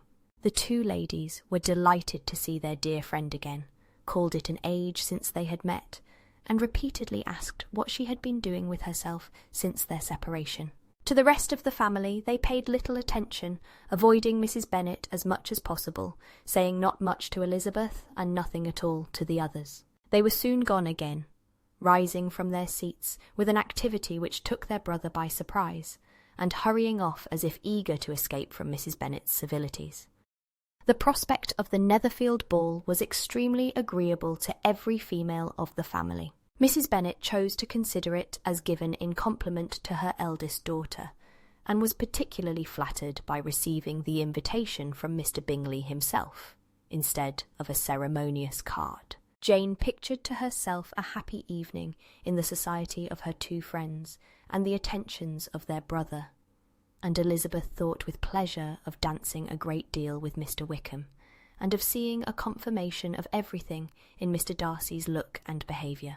The happiness anticipated by Catherine and Lydia depended less on any single event or any particular person, for though they each, like Elizabeth, meant to dance half the evening with Mr. Wickham, he was by no means the only partner who could satisfy them, and a ball was, at any rate, a ball, and even Mary could assure her family that she had no disinclination for it. "While I can have my mornings to myself," said she, "it is enough. I think it is no sacrifice to join occasionally in evening engagements. Society has claims on us all, and I profess myself one of those who consider intervals of recreation and amusement as desirable for everybody." Elizabeth's spirits were so high on the occasion that though she did not often speak unnecessarily to Mr. Collins, she could not help asking him whether he intended to accept Mr. Bingley's invitation, and if he did, whether he would think it proper to join in the evening's amusement. And she was rather surprised to find that he entertained no scruple whatever on that head, and was very far from dreading a rebuke, either from the Archbishop or Lady Catherine de Bourgh, by venturing to dance. "I am by no means of opinion, I assure you," said he, "that a ball of this kind, given by a young man of character to respectable people, can have any evil tendency, and I am so far from objecting to dancing myself that I shall hope to be honoured with the hands of all my fair cousins in the course of the evening, and I take this opportunity of soliciting yours, Miss Elizabeth, for the two first dances especially, a preference which I trust my cousin Jane will attribute to the right cause, and not to any disrespect for her." Elizabeth felt herself completely taken in. She had fully proposed being engaged by Wickham for those very dances, and to have Mr. Collins instead. Her liveliness had been never worse timed. There was no help for it, however. Mr. Wickham's happiness and her own was perforce delayed a little longer, and Mr. Collins's proposal accepted with as good a grace as she could. She was not the better pleased with his gallantry, from the idea it suggested of something more. It now first struck her that she was selected from among her sisters as worthy of being the mistress of Hunsford parsonage, and of assisting to form a quadrille table at Rosings in the absence of more eligible visitors. The idea soon reached to conviction, as she observed his increasing civilities towards herself, and heard his frequent attempt at a compliment on her wit and vivacity, and though more astonished than gratified herself by this effect of her charms, it was not long before her mother gave her to understand that the probability of their marriage was exceedingly agreeable to her. Elizabeth, however, did not choose to take the hint, being well aware that a serious dispute must be the consequence of any reply. Mr. Collins might never make the offer, and till he did, it was useless to quarrel about him. If there had not been a Netherfield ball to prepare for and talk of, the younger Miss Bennets would have been in a pitiable state at this time, for from the day of the invitation to the day of the ball, there was such a succession of rain as prevented their walking to Meryton once. No aunt, no officers, no news could be sought after. The very shoe roses for Netherfield were got by proxy. Even Elizabeth might have found some trial of her patience in weather, which totally suspended the improvement of her acquaintance with Mr. Wickham, and nothing less than a dance on Tuesday could have made such a Friday, Saturday, Sunday, and Monday endurable to Kitty and Lydia. Chapter 18. Till Elizabeth entered the drawing-room at Netherfield, and looked in vain for Mr. Wickham among the cluster of red coats there assembled, a doubt of his being present had never occurred to her. The certainty of meeting him had not been checked by any of those recollections that might not unreasonably have alarmed her. She had dressed with more than usual care, and prepared in the highest spirits for the conquest of all that remained unsubdued of his heart, trusting that it was not more than might be won in the course of the evening. But in an instant arose the dreadful suspicion of his being purposely omitted, for Mr. Darcy's pleasure in the Bingleys' invitation to the officers, and though this was not exactly the case, the absolute fact of his absence was pronounced by his friend Mr. Denny, to whom Lydia eagerly applied, and who told them that Wickham had been obliged to go to town on business the day before, and was not yet returned, adding, with a significant smile, "I do not imagine his business would have called him away just now, if he had not wished to avoid a certain gentleman here."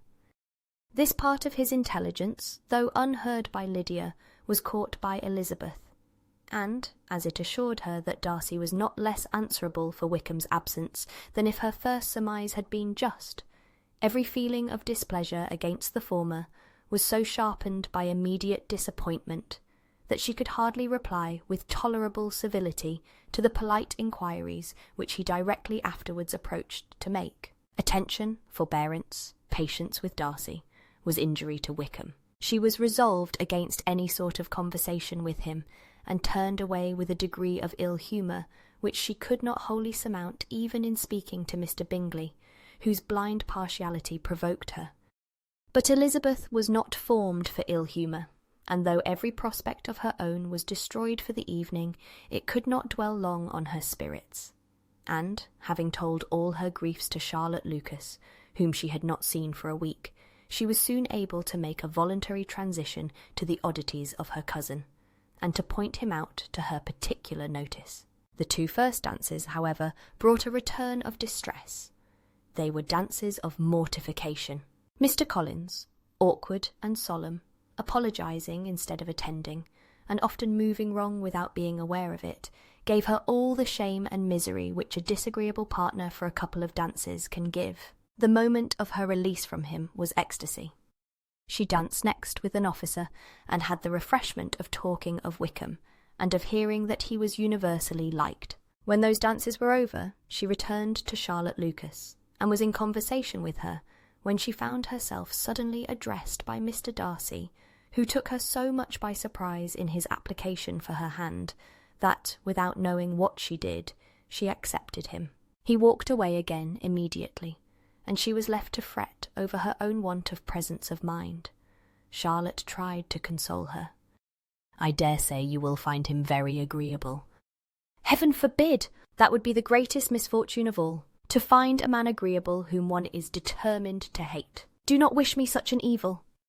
When the dancing recommenced, however, and Darcy approached to claim her hand, Charlotte could not help cautioning her, in a whisper, not to be a simpleton, and allow her fancy for Wickham to make her appear unpleasant in the eyes of a man oftentimes his consequence. Elizabeth made no answer, and took her place in the set, amazed at the dignity to which she was arrived in being allowed to stand opposite to Mr. Darcy, and reading in her neighbours' looks their equal amazement in beholding it.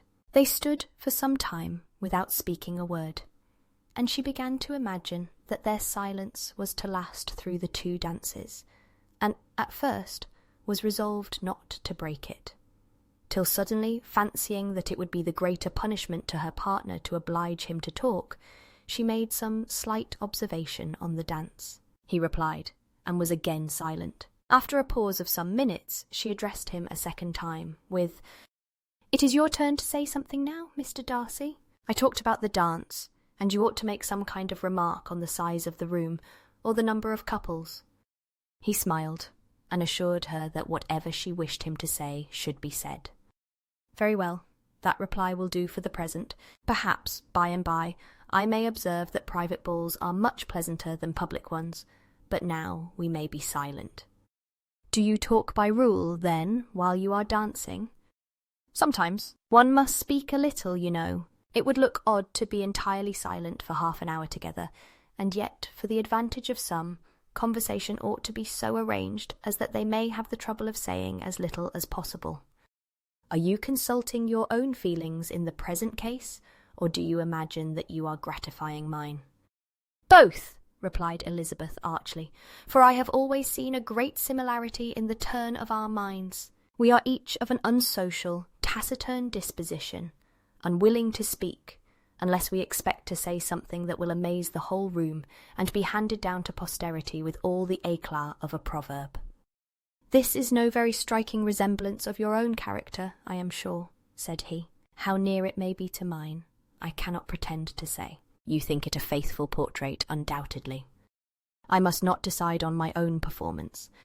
He made no answer, and they were again silent till they had gone down the dance, when he asked her if she and her sisters did not very often walk to Meryton. She answered in the affirmative, and unable to resist the temptation, added, "When you met us there the other day, we had just been forming a new acquaintance." The effect was immediate. A deeper shade of hauteur overspread his features, but he said not a word, and Elizabeth, though blaming herself for her own weakness, could not go on. At length Darcy spoke, and in a constrained manner said, "Mr. Wickham is blessed with such happy manners as may ensure his making friends. Whether he may be equally capable of retaining them is less certain." "He has been so unlucky as to lose your friendship," replied Elizabeth with emphasis, "and in a manner which he is likely to suffer from all his life." Darcy made no answer, and seemed desirous of changing the subject. At that moment Sir William Lucas appeared close to them, meaning to pass through the set to the other side of the room. But, on perceiving Mr. Darcy, he stopped, with a bow of superior courtesy, to compliment him on his dancing and his partner. "I have been most highly gratified indeed, my dear sir. Such very superior dancing is not often seen. It is evident that you belong to the first circles. Allow me to say, however, that your fair partner does not disgrace you, and that I must hope to have this pleasure often repeated, especially when a certain desirable event, my dear Miss Eliza," glancing at her sister and Bingley, "shall take place. What congratulations will then flow in! I appeal to Mr. Darcy, but let me not interrupt you, sir. You will not thank me for detaining you from the bewitching converse of that young lady, whose bright eyes are also upbraiding me." The latter part of this address was scarcely heard by Darcy, but Sir William's allusion to his friend seemed to strike him forcibly, and his eyes were directed with a very serious expression towards Bingley and Jane, who were dancing together.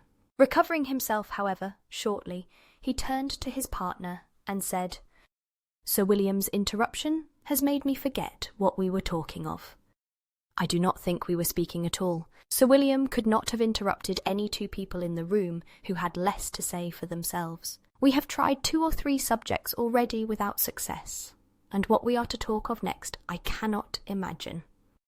"What think you of books?" said he, smiling. "Books? Oh no, I am sure we never read the same, or not with the same feelings."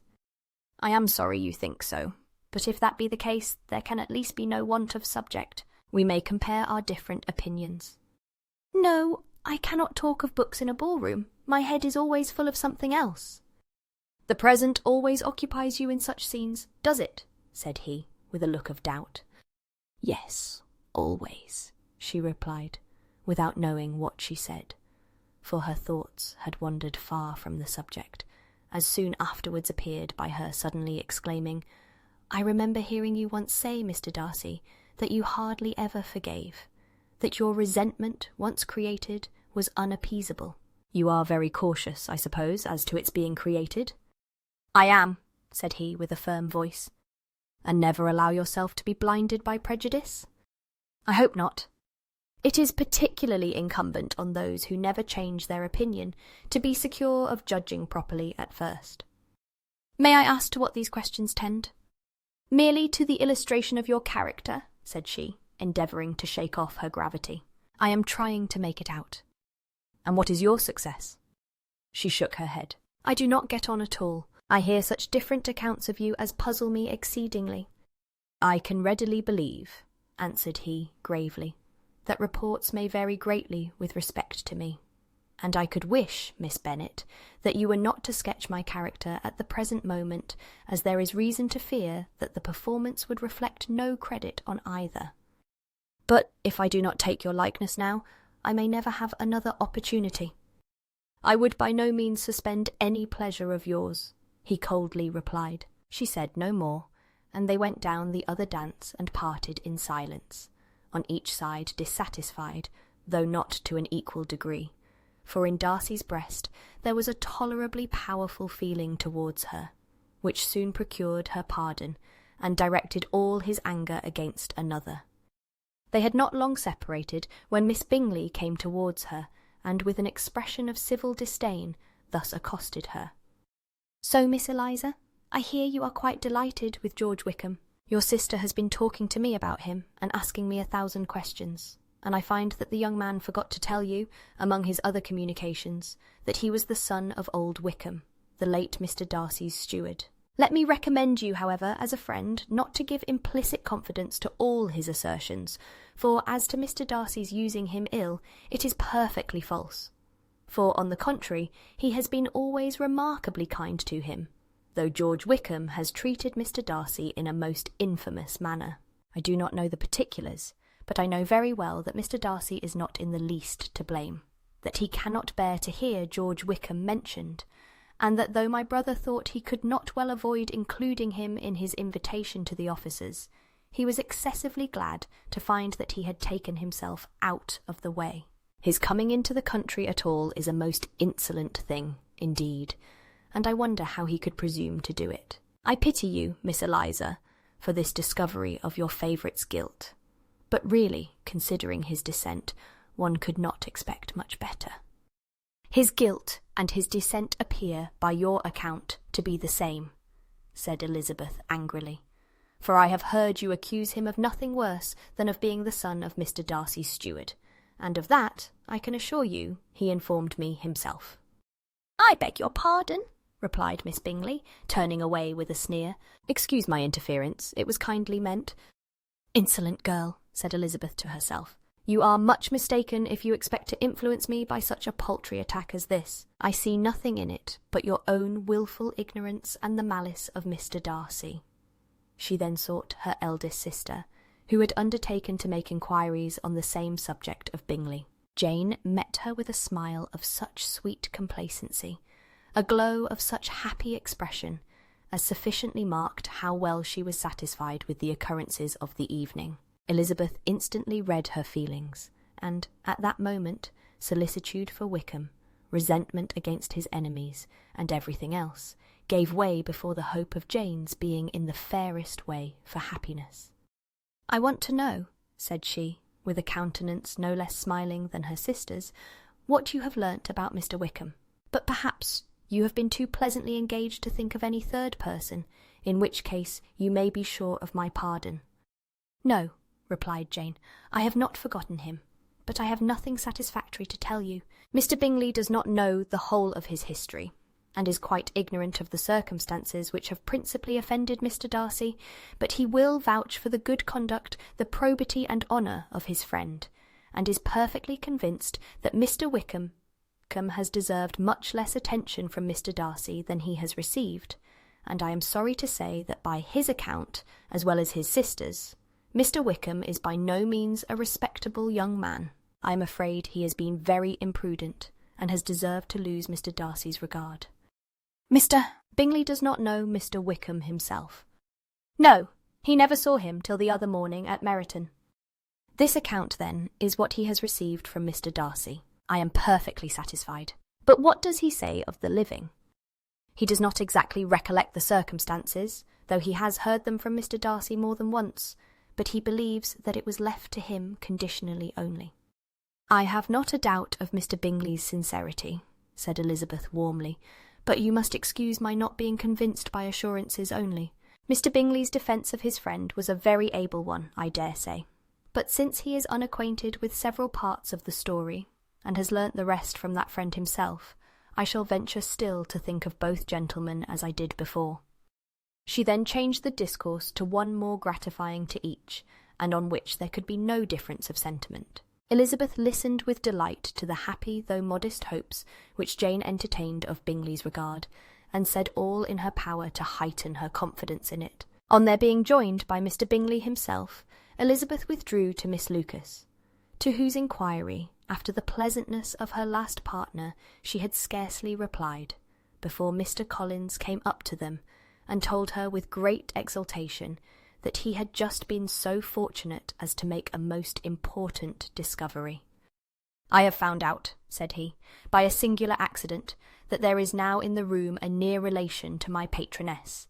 I happened to overhear the gentleman himself mentioning to the young lady who does the honours of this house the names of his cousin Miss de Bourgh, and of her mother, Lady Catherine. How wonderfully these sort of things occur! Who would have thought of my meeting with, perhaps, a nephew of Lady Catherine de Bourgh in this assembly? I am most thankful that the discovery is made in time for me to pay my respects to him, which I am now going to do, and trust he will excuse my not having done it before. My total ignorance of the connection must plead my apology. You are not going to introduce yourself to Mr. Darcy?" "Indeed I am. I shall entreat his pardon for not having done it earlier. I believe him to be Lady Catherine's nephew. It will be in my power to assure him that her ladyship was quite well yesterday se'night." Elizabeth tried hard to dissuade him from such a scheme, assuring him that Mr. Darcy would consider his addressing him, without introduction, as an impertinent freedom, rather than a compliment to his aunt; that it was not in the least necessary there should be any notice on either side, and that if it were, it must belong to Mr. Darcy, the superior in consequence, to begin the acquaintance. Mr. Collins listened to her with the determined air of following his own inclination, and when she ceased speaking, replied thus: "My dear Miss Elizabeth, I have the highest opinion in the world of your excellent judgment in all matters within the scope of your understanding, but permit me to say that there must be a wide difference between the established forms of ceremony amongst the laity and those which regulate the clergy. For, give me leave to observe that I consider the clerical office as equal in point of dignity with the highest rank in the kingdom, provided that a proper humility of behaviour is at the same time maintained. You must, therefore, allow me to follow the dictates of my conscience on this occasion, which lead me to perform what I look on as a point of duty. Pardon me for neglecting to profit by your advice, which on every other subject shall be my constant guide, though in the case before us I consider myself more fitted by education and habitual study to decide on what is right than a young lady like yourself."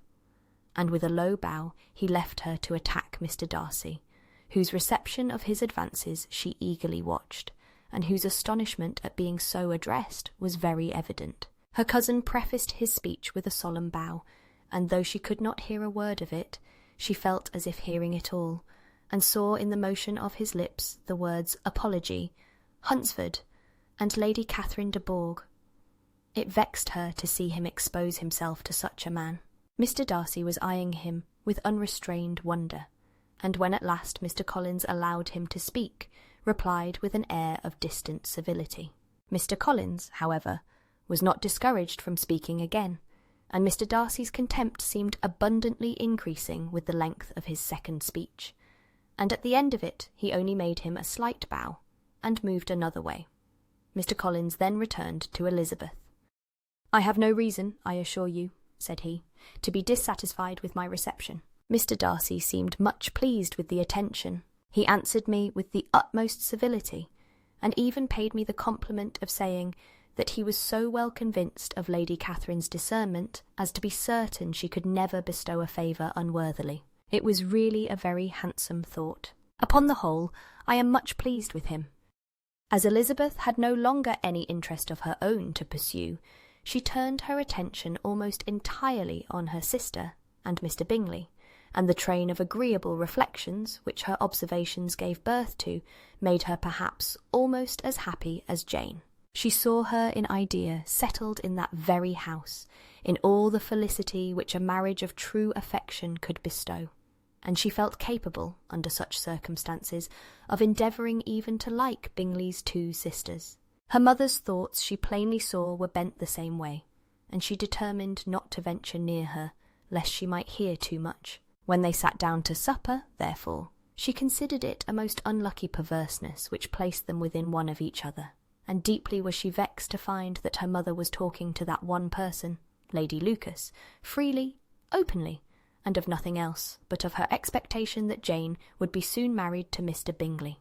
It was an animating subject, and Mrs. Bennet seemed incapable of fatigue while enumerating the advantages of the match, his being such a charming young man, and so rich, and living but 3 miles from them, were the first points of self-gratulation, and then it was such a comfort to think how fond the two sisters were of Jane, and to be certain that they must desire the connection as much as she could do.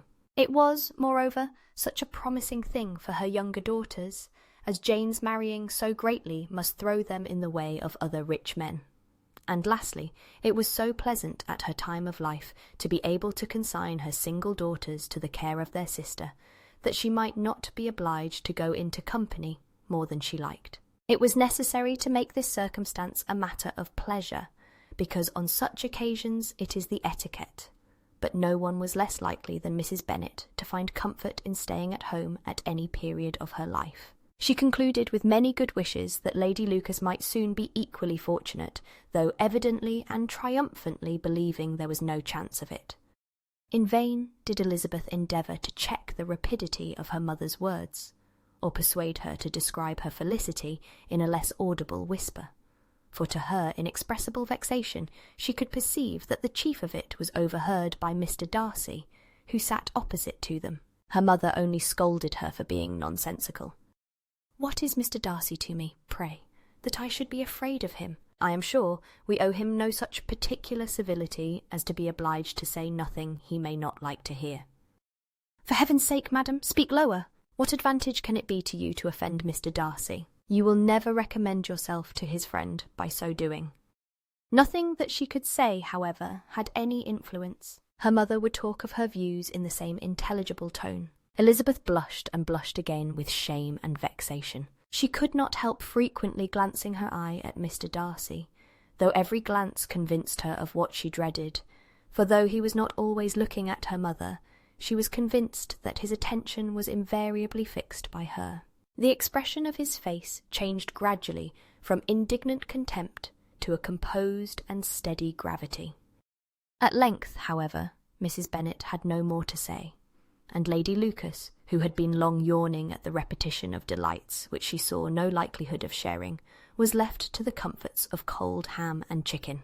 Elizabeth now began to revive, but not long was the interval of tranquillity, for when supper was over, singing was talked of, and she had the mortification of seeing Mary, after very little entreaty, preparing to oblige the company. By many significant looks and silent entreaties did she endeavour to prevent such a proof of complaisance, but in vain. Mary would not understand them. Such an opportunity of exhibiting was delightful to her, and she began her song. Elizabeth's eyes were fixed on her, with most painful sensations, and she watched her progress through the several stanzas with an impatience which was very ill rewarded at their close.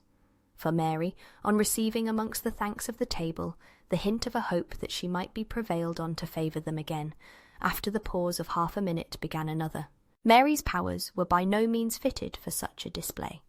Her voice was weak, and her manner affected. Elizabeth was in agonies. She looked at Jane to see how she bore it, but Jane was very composedly talking to Bingley. She looked at his two sisters, and saw them making signs of derision at each other, and at Darcy, who continued, however, impenetrably grave. She looked at her father to entreat his interference, lest Mary should be singing all night. He took the hint, and, when Mary had finished her second song, said aloud, "That will do extremely well, child. You have delighted us long enough. Let the other young ladies have time to exhibit." Mary, though pretending not to hear, was somewhat disconcerted, and Elizabeth, sorry for her, and sorry for her father's speech, was afraid her anxiety had done no good. Others of the party were now applied to.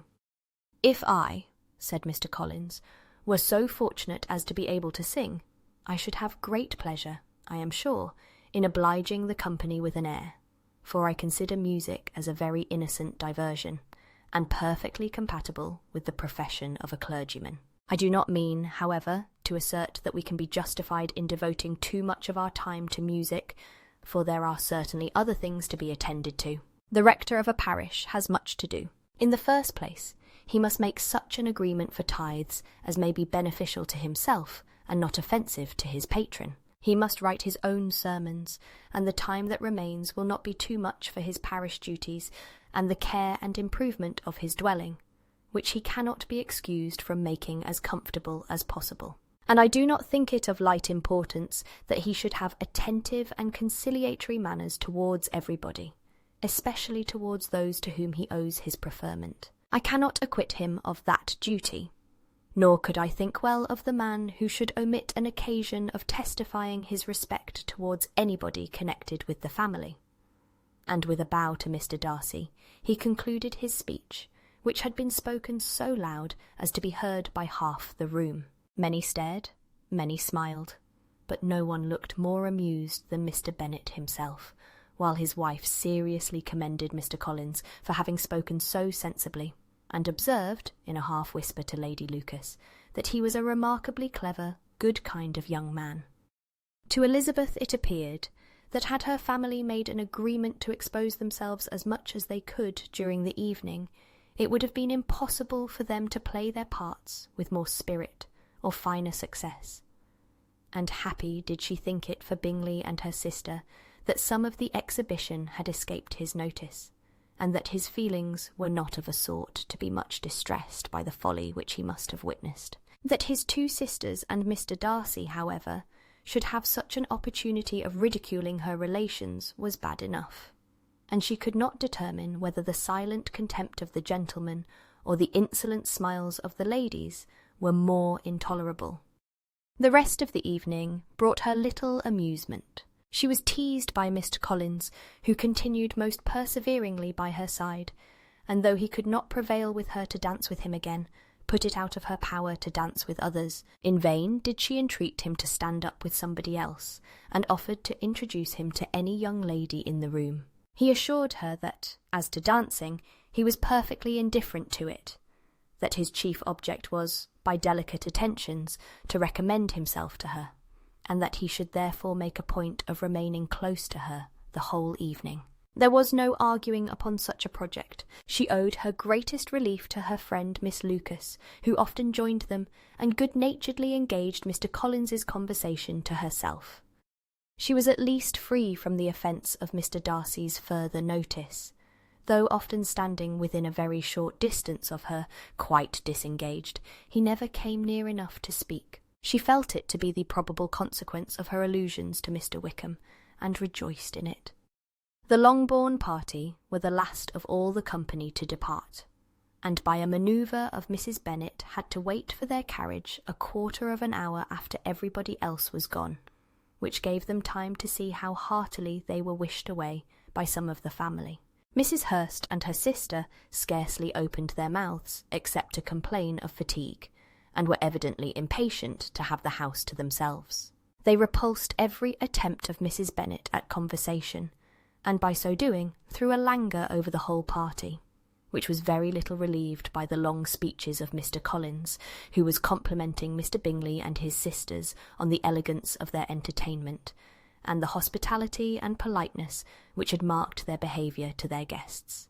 Darcy said nothing at all. Mr. Bennet, in equal silence, was enjoying the scene. Mr. Bingley and Jane were standing together, a little detached from the rest, and talked only to each other.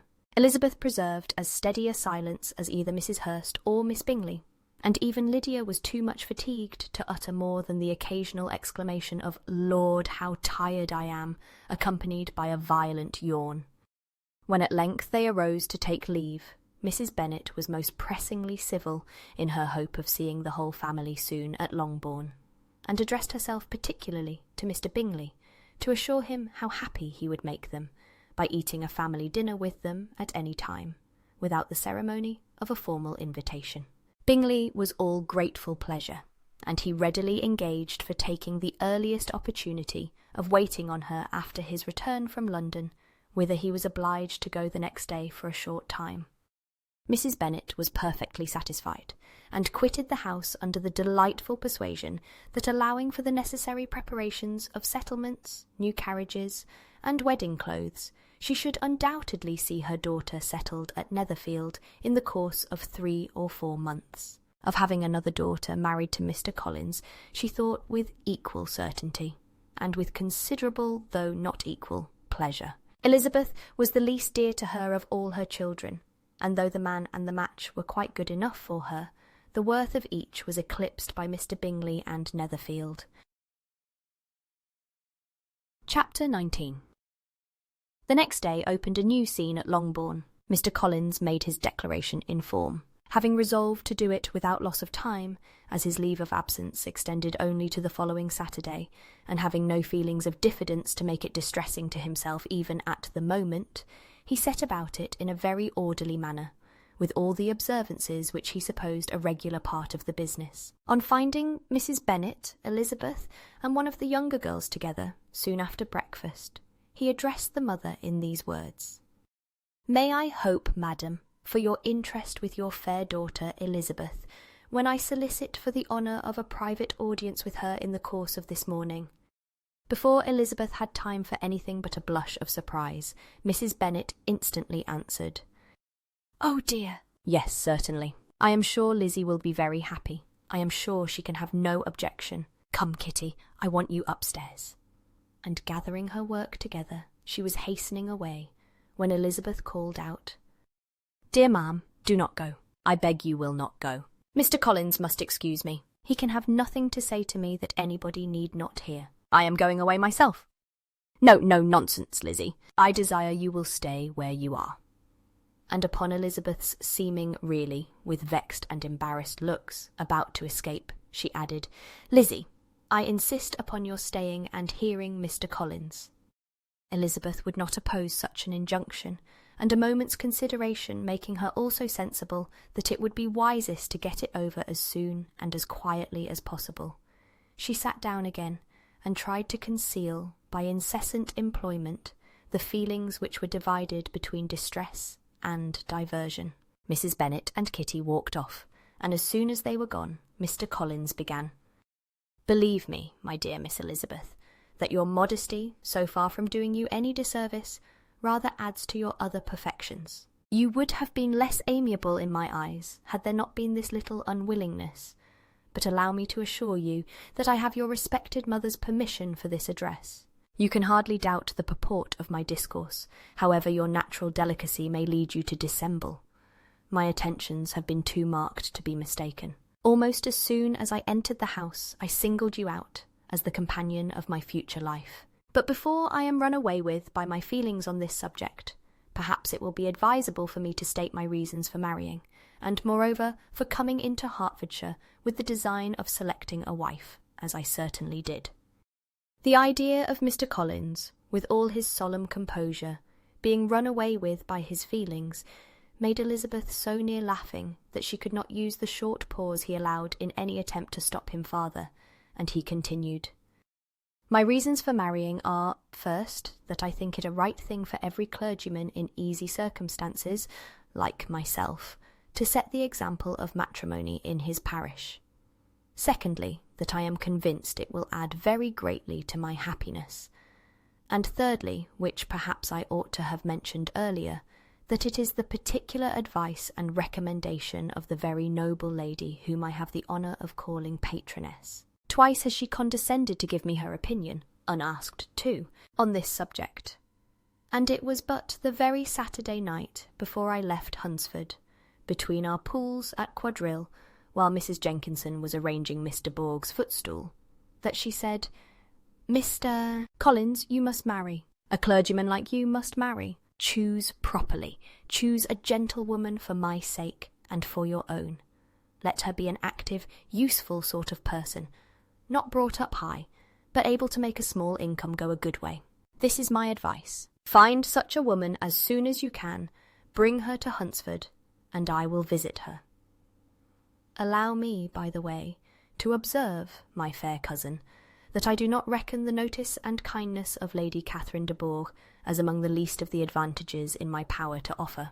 You will find her manners beyond anything I can describe, and your wit and vivacity, I think, must be acceptable to her, especially when tempered with the silence and respect which her rank will inevitably excite. Thus much for my general intention in favour of matrimony. It remains to be told why my views were directed to Longbourn instead of my own neighbourhood, where I assure you there are many amiable young women. But the fact is, that being, as I am, to inherit this estate after the death of your honoured father, who, however, may live many years longer, I could not satisfy myself without resolving to choose a wife from among his daughters, that the loss to them might be as little as possible when the melancholy event takes place, which, however, as I have already said, may not be for several years. This has been my motive, my fair cousin, and I flatter myself it will not sink me in your esteem. And now nothing remains for me but to assure you in the most animated language of the violence of my affection.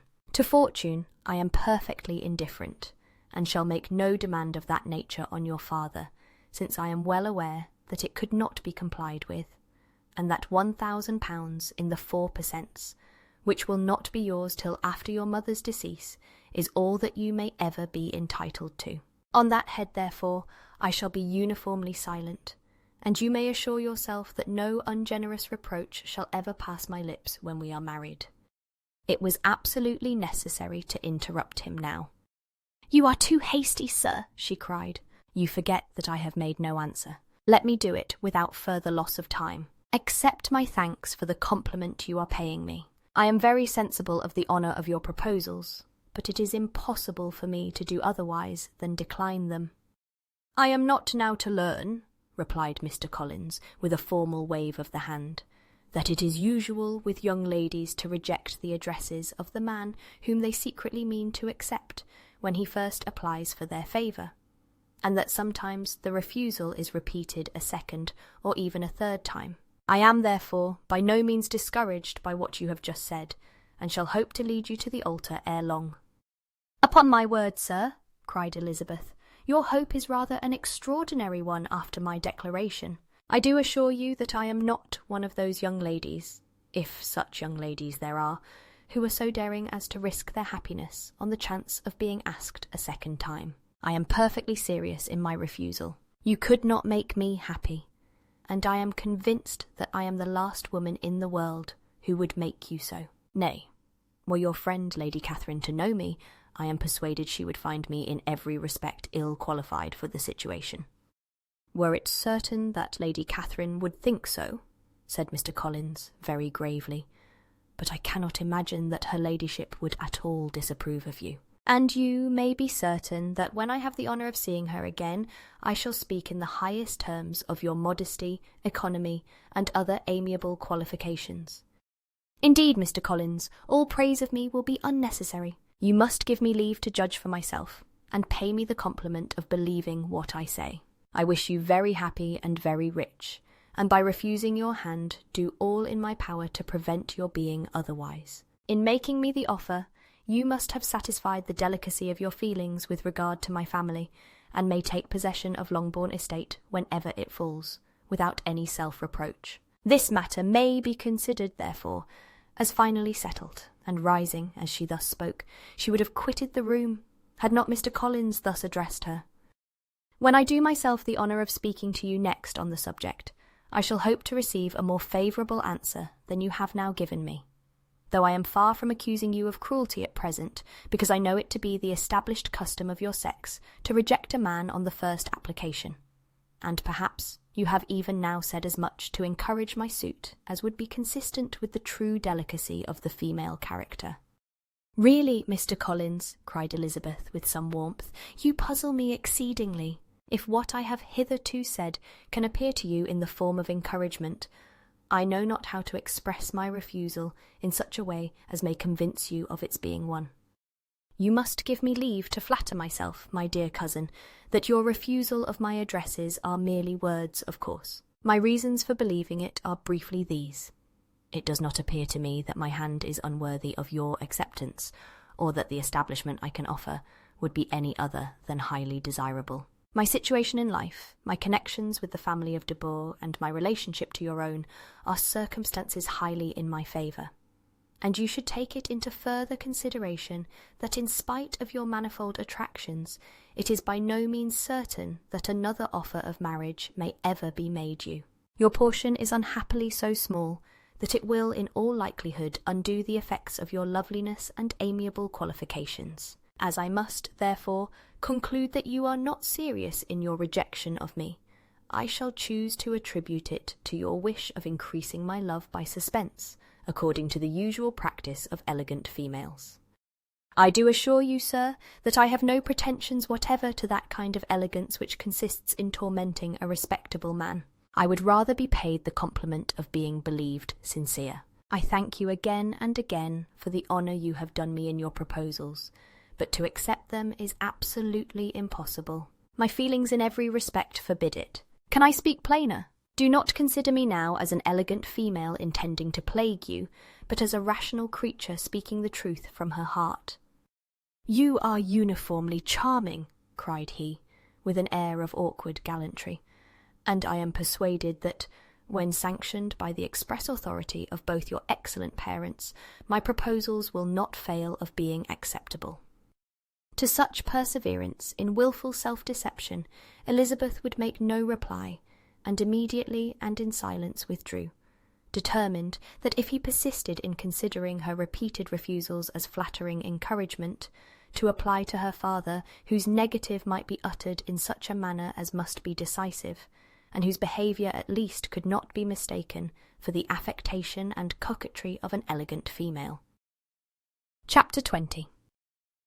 Mr. Collins was not left long to the silent contemplation of his successful love, for Mrs. Bennet, having dawdled about in the vestibule to watch for the end of the conference, no sooner saw Elizabeth open the door and with quick step pass her towards the staircase than she entered the breakfast-room, and congratulated both him and herself in warm terms on the happy prospect of their nearer connection. Mr. Collins received and returned these felicitations with equal pleasure, and then proceeded to relate the particulars of their interview, with the result of which he trusted he had every reason to be satisfied, since the refusal which his cousin had steadfastly given him would naturally flow from her bashful modesty and the genuine delicacy of her character. This information, however, startled Mrs. Bennet. She would have been glad to be equally satisfied that her daughter had meant to encourage him by protesting against his proposals, but she dared not believe it, and could not help saying so. "But depend upon it, Mr. Collins," she added, "that Lizzie shall be brought to reason. I will speak to her about it myself directly. She is a very headstrong, foolish girl, and does not know her own interest, but I will make her know it." "Pardon me for interrupting you, madam," cried Mr. Collins, "but if she is really headstrong and foolish, I know not whether she would altogether be a very desirable wife to a man in my situation, who naturally looks for happiness in the marriage state. If, therefore, she actually persists in rejecting my suit, perhaps it were better not to force her into accepting me, because if liable to such defects of temper, she could not contribute much to my felicity." "Sir, you quite misunderstand me," said Mrs. Bennet, alarmed. "Lizzie is only headstrong in such matters as these. In everything else, she is as good-natured a girl as ever lived. I will go directly to Mr. Bennet, and we shall very soon settle it with her, I am sure." She would not give him time to reply, but hurrying instantly to her husband, called out as she entered the library, "Oh, Mr. Bennet, you are wanted immediately. We are all in an uproar. You must come and make Lizzie marry Mr. Collins, for she vows she will not have him, and if you do not make haste, he will change his mind and not have her." Mr. Bennet raised his eyes from his book as she entered, and fixed them on her face with a calm unconcern, which was not in the least altered by her communication. "I have not the pleasure of understanding you," said he, when she had finished her speech. "Of what are you talking?" "Of Mr. Collins and Lizzie. Lizzie declares she will not have Mr. Collins, and Mr. Collins begins to say that he will not have Lizzie. And what am I to do on the occasion? It seems a hopeless business. Speak to Lizzie about it yourself. Tell her that you insist upon her marrying him. Let her be called down. She shall hear my opinion." Mrs. Bennet rang the bell, and Miss Elizabeth was summoned to the library. "Come here, child," cried her father as she appeared. "I have sent for you on an affair of importance. I understand that Mr. Collins has made you an offer of marriage. Is it true?" Elizabeth replied that it was. "Very well. And this offer of marriage you have refused?" "I have, sir."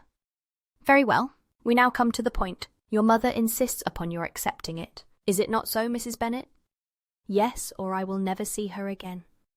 "An unhappy alternative is before you, Elizabeth. From this day you must be a stranger to one of your parents. Your mother will never see you again if you do not marry Mr. Collins, and I will never see you again if you do." Elizabeth could not but smile at such a conclusion of such a beginning, but Mrs. Bennet, who had persuaded herself that her husband regarded the affair as she wished, was excessively disappointed. "What do you mean, Mr. Bennet, by talking in this way? You promised me to insist upon her marrying him." "My dear," replied her husband, "I have two small favours to request. First, that you will allow me the free use of my understanding on the present occasion, and secondly, of my room. I shall be glad to have the library to myself as soon as may be." Not yet, however, in spite of her disappointment in her husband, did Mrs. Bennet give up the point. She talked to Elizabeth again and again, coaxed and threatened her by turns. She endeavoured to secure Jane in her interest, but Jane, with all possible mildness, declined interfering, and Elizabeth, sometimes with real earnestness, and sometimes with playful gaiety, replied to her attacks. Though her manner varied, however, her determination never did. Mr. Collins, meanwhile, was meditating in solitude on what had passed. He thought too well of himself to comprehend on what motive his cousin could refuse him, and though his pride was hurt, he suffered in no other way. His regard for her was quite imaginary, and the possibility of her deserving her mother's reproach prevented his feeling any regret. While the family were in this confusion, Charlotte Lucas came to spend the day with them. She was met in the vestibule by Lydia, who, flying to her, cried in a half-whisper, "I am glad you are come, for there is such fun here. What do you think has happened this morning? Mr. Collins has made an offer to Lizzie, and she will not have him." Charlotte had hardly time to answer before they were joined by Kitty, who came to tell the same news, and no sooner had they entered the breakfast-room, where Mrs. Bennet was alone, than she likewise began on the subject, calling on Miss Lucas for her compassion, and entreating her to persuade her friend Lizzie to comply with the wishes of her family. "Pray do, my dear Miss Lucas," she added, in a melancholy tone, "for nobody is on my side. Nobody takes part with me. I am cruelly used. Nobody feels for my poor nerves." Charlotte's reply was spared by the entrance of Jane and Elizabeth. "Aye, there she comes," continued Mrs. Bennet, looking as unconcerned as may be, and caring no more for us than if we were at York, provided she can have her own way. "But I tell you what, Miss Lizzie, if you take it into your head to go on refusing every offer of marriage in this way, you will never get a husband at all. And I am sure I do not know who is to maintain you when your father is dead. I shall not be able to keep you, and so I warn you. I have done with you from this very day. I told you in the library, you know, that I should never speak to you again, and you will find me as good as my word. I have no pleasure in talking to undutiful children. Not that I have much pleasure, indeed, in talking to anybody. People who suffer, as I do, from nervous complaints, can have no great inclination for talking. Nobody can tell what I suffer, but it is always so. Those who do not complain are never pitied." Her daughters listened in silence to this effusion, sensible that any attempt to reason with or soothe her would only increase the irritation. She talked on, therefore, without interruption from any of them, till they were joined by Mr. Collins, who entered with an air more stately than usual, and on perceiving whom, she said to the girls, "Now, I do insist upon it, that you, all of you, hold your tongues, and let Mr. Collins and me have a little conversation together."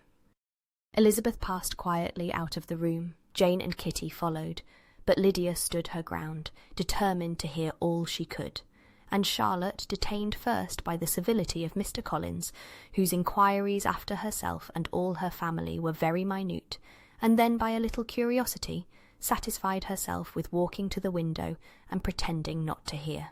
In a doleful voice, Mrs. Bennet thus began the projected conversation. "Oh, Mr. Collins!" "My dear madam," replied he, "let us be for ever silent on this point. Far be it from me," he presently continued, in a voice that marked his displeasure, "to resent the behaviour of your daughter. Resignation to inevitable evils is the duty of us all, the peculiar duty of a young man who has been so fortunate as I have been in early preferment, and I trust I am resigned, perhaps not the less so from feeling a doubt of my positive happiness, had my fair cousin honoured me with her hand. For I have often observed that resignation is never so perfect as when the blessing denied begins to lose somewhat of its value in our estimation. You will not, I hope, consider me as showing any disrespect to your family, my dear madam, by thus withdrawing my pretensions to your daughter's favour, without having paid yourself and Mr. Bennet the compliment of requesting you to interpose your authority in my behalf. My conduct may, I fear, be objectionable in having accepted my dismission from your daughter's lips instead of your own, but we are all liable to error. I have certainly meant well through the whole affair. My object has been to secure an amiable companion for myself, with due consideration for the advantage of all your family, and if my manner has been at all reprehensible, I here beg leave to apologise. Chapter 21.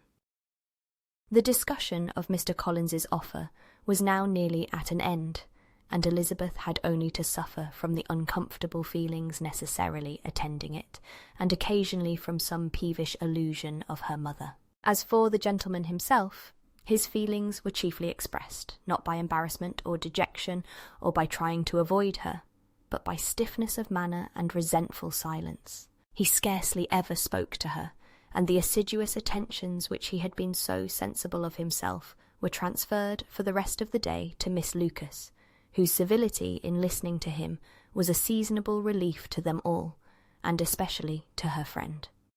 The morrow produced no abatement of Mrs. Bennet's ill humour or ill health. Mr. Collins was also in the same state of angry pride. Elizabeth had hoped that his resentment might shorten his visit, but his plan did not appear in the least affected by it. He was always to have gone on Saturday, and to Saturday he still meant to stay. After breakfast, the girls walked to Meryton, to inquire if Mr. Wickham were returned, and to lament over his absence from the Netherfield ball. He joined them on their entering the town, and attended them to their aunt's, where his regret and vexation and the concern of everybody were well talked over. To Elizabeth, however, he voluntarily acknowledged that the necessity of his absence had been self-imposed. "I found," said he, as the time drew near, "that I had better not meet Mr. Darcy, that to be in the same room, the same party with him for so many hours together, might be more than I could bear, and that scenes might arise unpleasant to more than myself." She highly approved his forbearance, and they had leisure for a full discussion of it, and for all the commendations which they civilly bestowed on each other, as Wickham and another officer walked back with them to Longbourn, and during the walk he particularly attended to her. His accompanying them was a double advantage. She felt all the compliment it offered to herself, and it was most acceptable as an occasion of introducing him to her father and mother. Soon after their return, a letter was delivered to Miss Bennet. It came from Netherfield, and was opened immediately. The envelope contained a sheet of elegant, little, hot-pressed paper, well covered with a lady's fair, flowing hand, and Elizabeth saw her sister's countenance change as she read it, and saw her dwelling intently on some particular passages. Jane recollected herself soon, and putting the letter away, tried to join, with her usual cheerfulness, in the general conversation, but Elizabeth felt an anxiety on the subject which drew off her attention even from Wickham, and no sooner had he and his companion taken leave than a glance from Jane invited her to follow her upstairs. When they had gained their own room, Jane, taking out her letter, said, "This is from Caroline Bingley.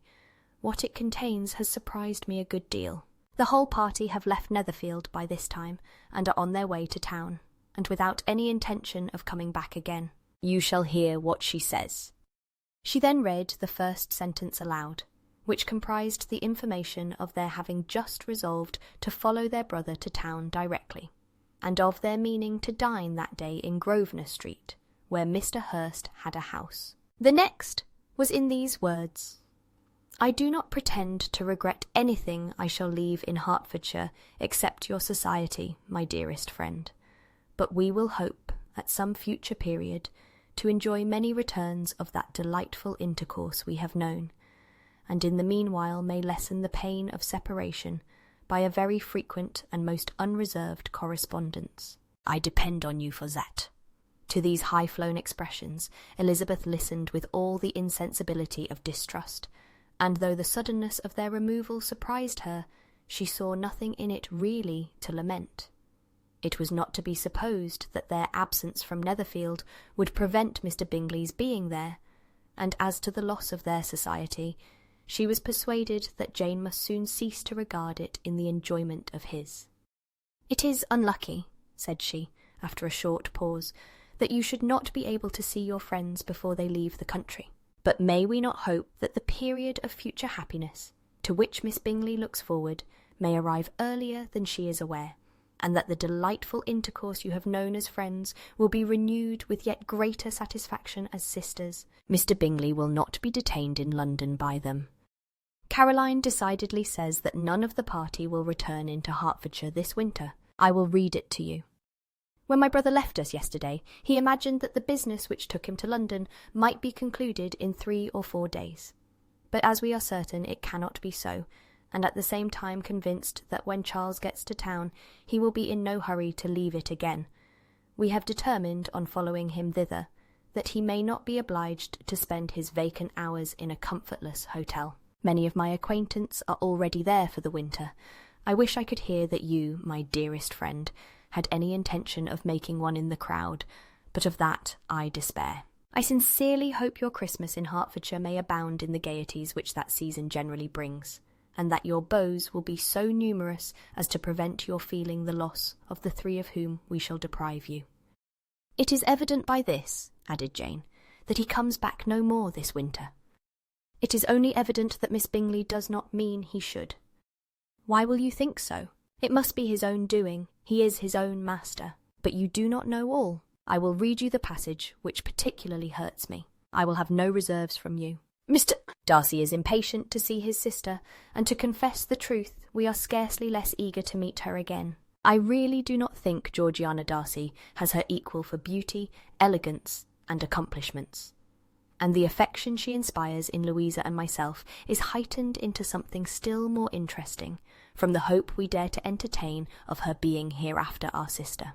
I do not know whether I ever before mentioned to you my feelings on this subject, but I will not leave the country without confiding them, and I trust you will not esteem them unreasonable. My brother admires her greatly already. He will have frequent opportunity now of seeing her on the most intimate footing.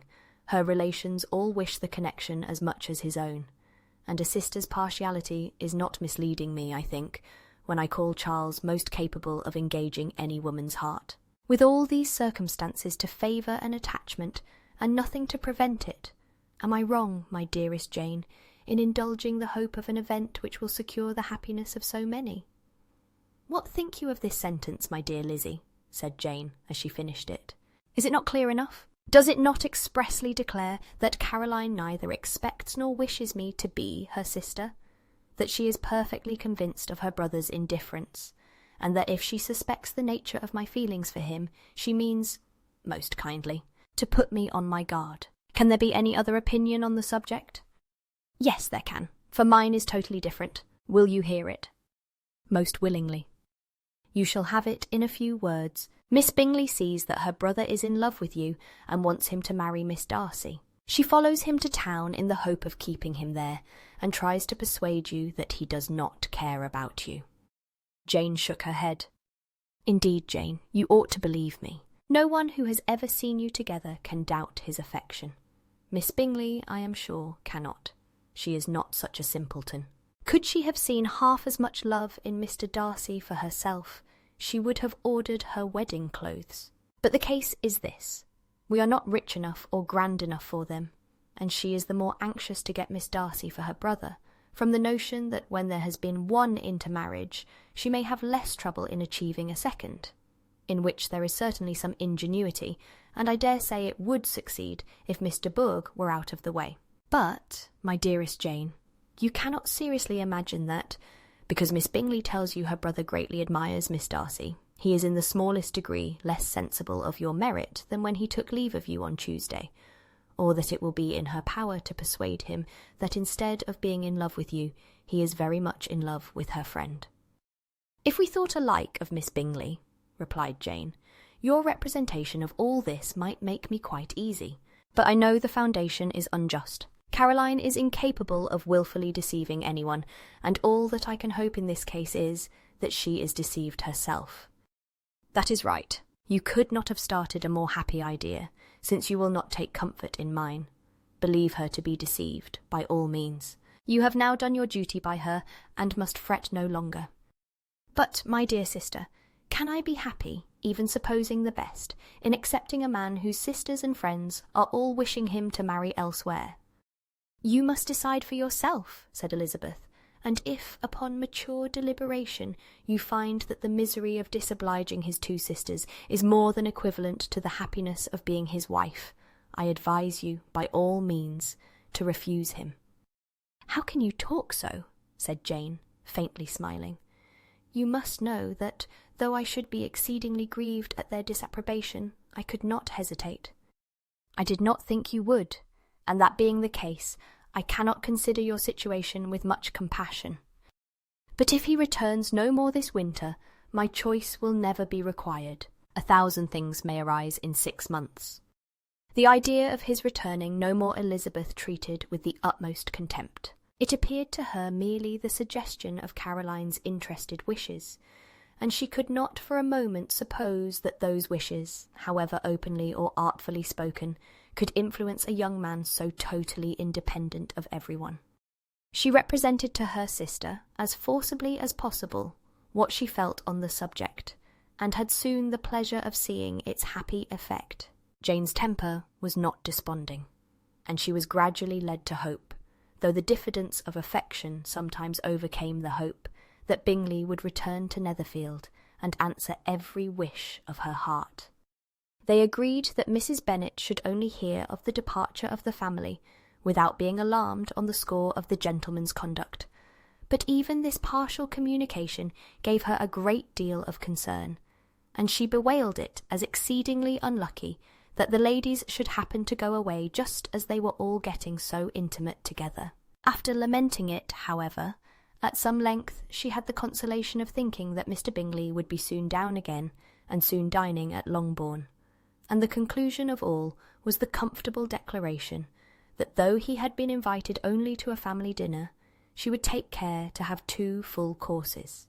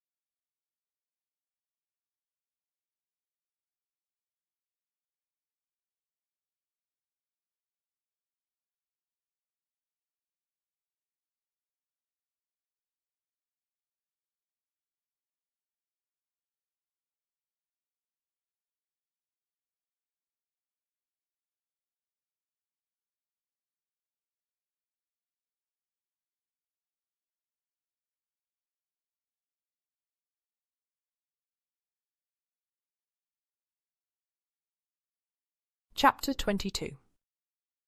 The Bennets were engaged to dine with the Lucases, and again, during the chief of the day, was Miss Lucas so kind as to listen to Mr. Collins. Elizabeth took an opportunity of thanking her. "It keeps him in good humour," said she, "and I am more obliged to you than I can express." Charlotte assured her friend of her satisfaction in being useful, and that it amply repaid her for the little sacrifice of her time. This was very amiable, but Charlotte's kindness extended farther than Elizabeth had any conception of.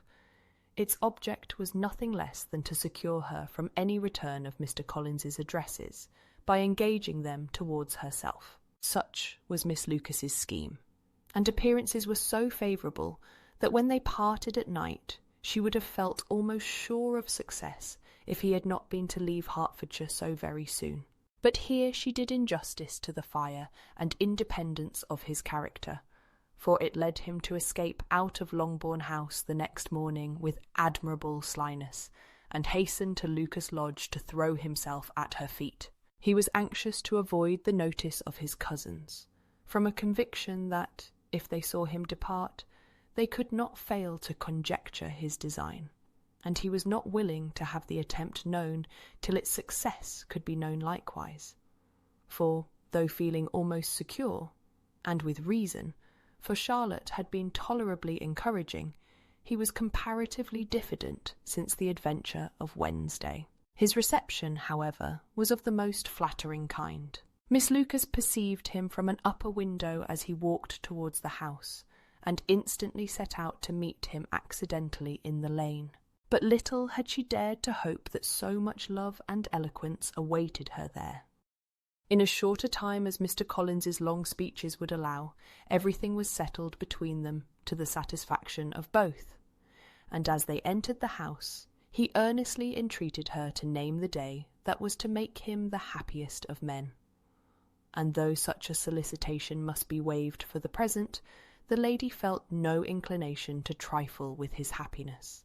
The stupidity with which he was favoured by nature must guard his courtship from any charm that could make a woman wish for its continuance, and Miss Lucas, who accepted him solely from the pure and disinterested desire of an establishment, cared not how soon that establishment were gained. Sir William and Lady Lucas were speedily applied to for their consent, and it was bestowed with a most joyful alacrity. Mr. Collins's present circumstances made it a most eligible match for their daughter, to whom they could give little fortune, and his prospects of future wealth were exceedingly fair.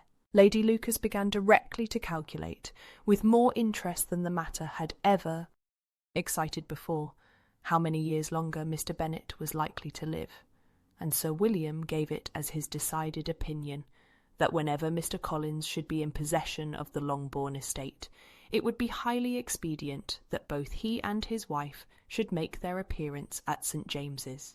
The whole family, in short, were properly overjoyed on the occasion. The younger girls formed hopes of coming out a year or two sooner than they might otherwise have done, and the boys were relieved from their apprehension of Charlotte's dying an old maid. Charlotte herself was tolerably composed. She had gained her point, and had time to consider of it. Her reflections were in general satisfactory. Mr. Collins, to be sure, was neither sensible nor agreeable. His society was irksome, and his attachment to her must be imaginary. But still he would be her husband. Without thinking highly either of men or of matrimony, marriage had always been her object.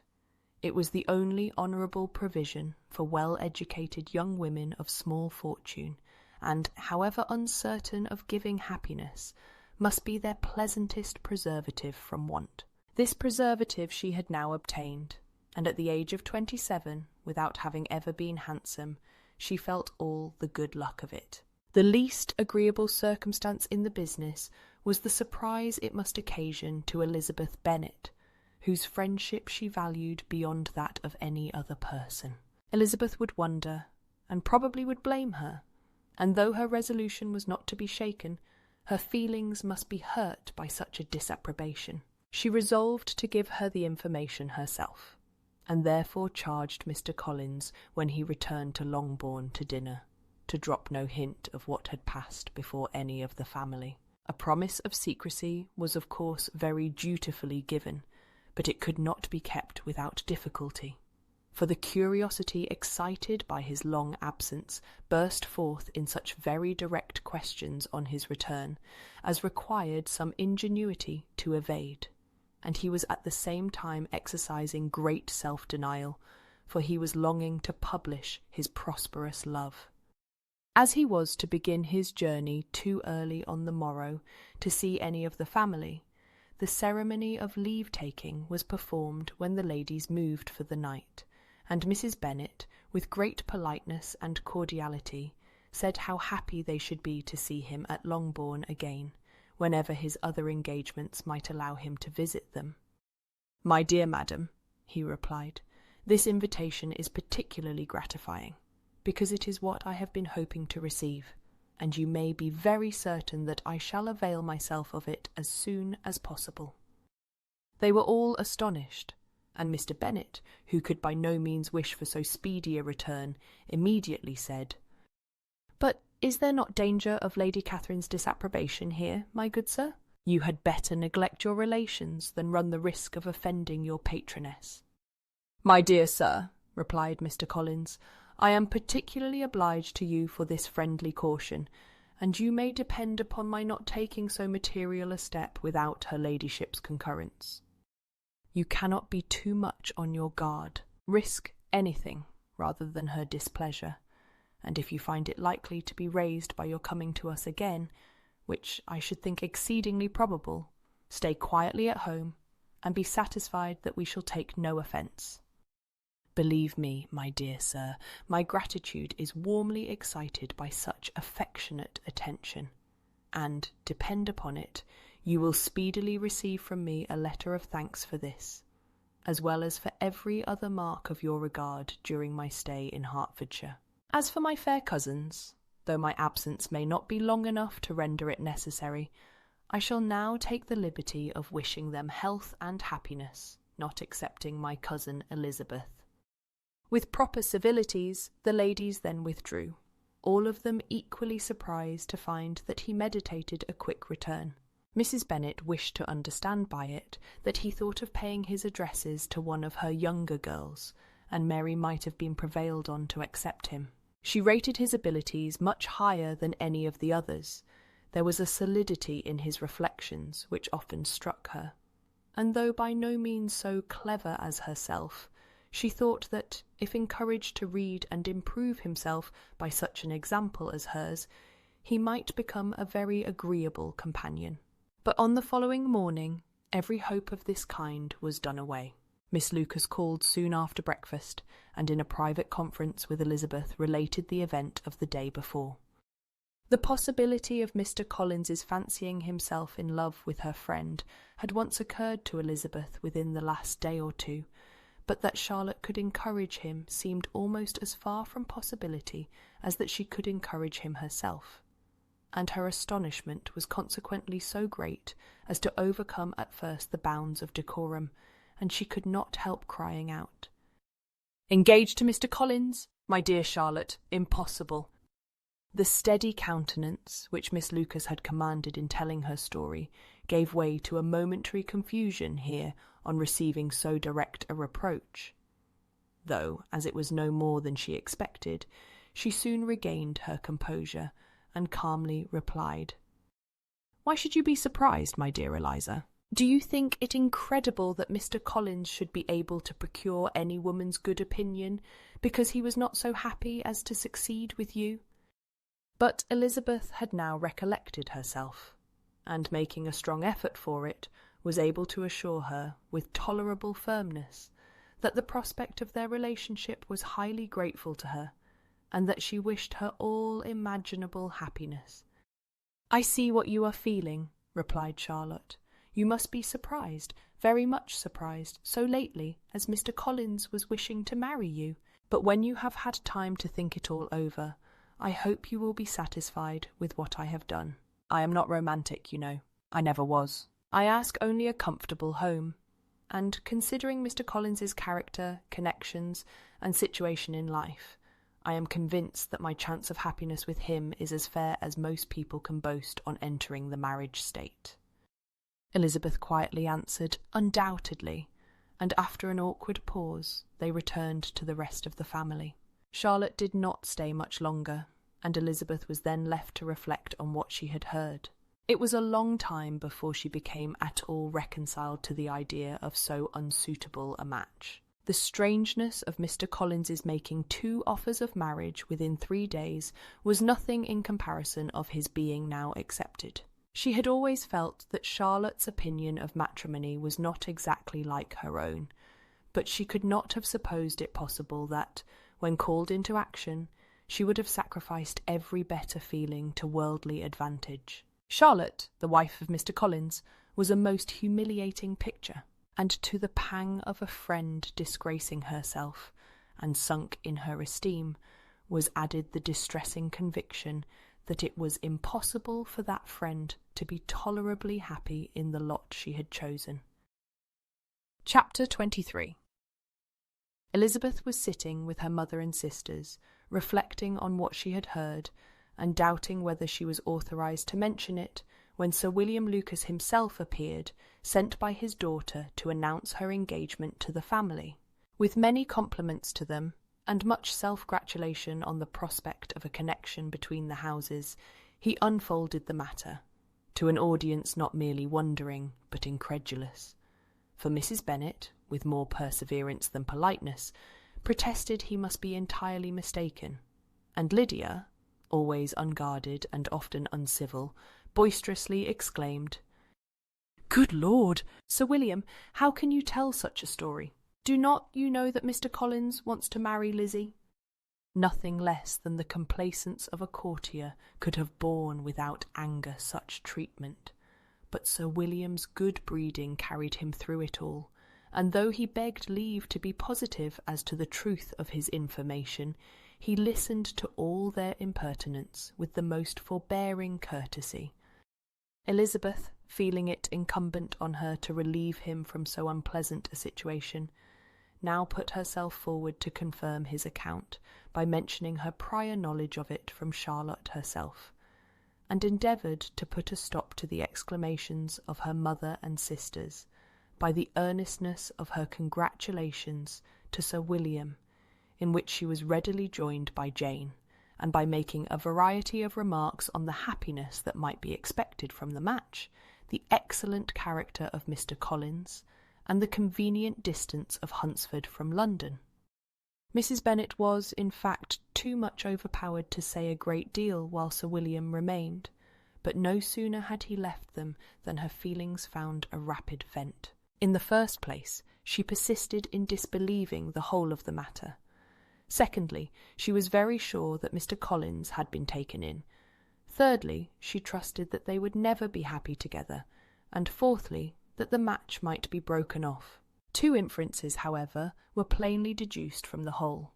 One, that Elizabeth was the real cause of all the mischief, and the other, that she herself had been barbarously used by them all. And on these 2 points she principally dwelt during the rest of the day. Nothing could console, and nothing appease her. Nor did that day wear out her resentment. A week elapsed before she could see Elizabeth without scolding her. A month passed away before she could speak to Sir William or Lady Lucas without being rude, and many months were gone before she could at all forgive their daughter. Mr. Bennet's emotions were much more tranquil on the occasion, and such as he did experience he pronounced to be of a most agreeable sort, for it gratified him, he said, to discover that Charlotte Lucas, whom he had been used to think tolerably sensible, was as foolish as his wife, and more foolish than his daughter.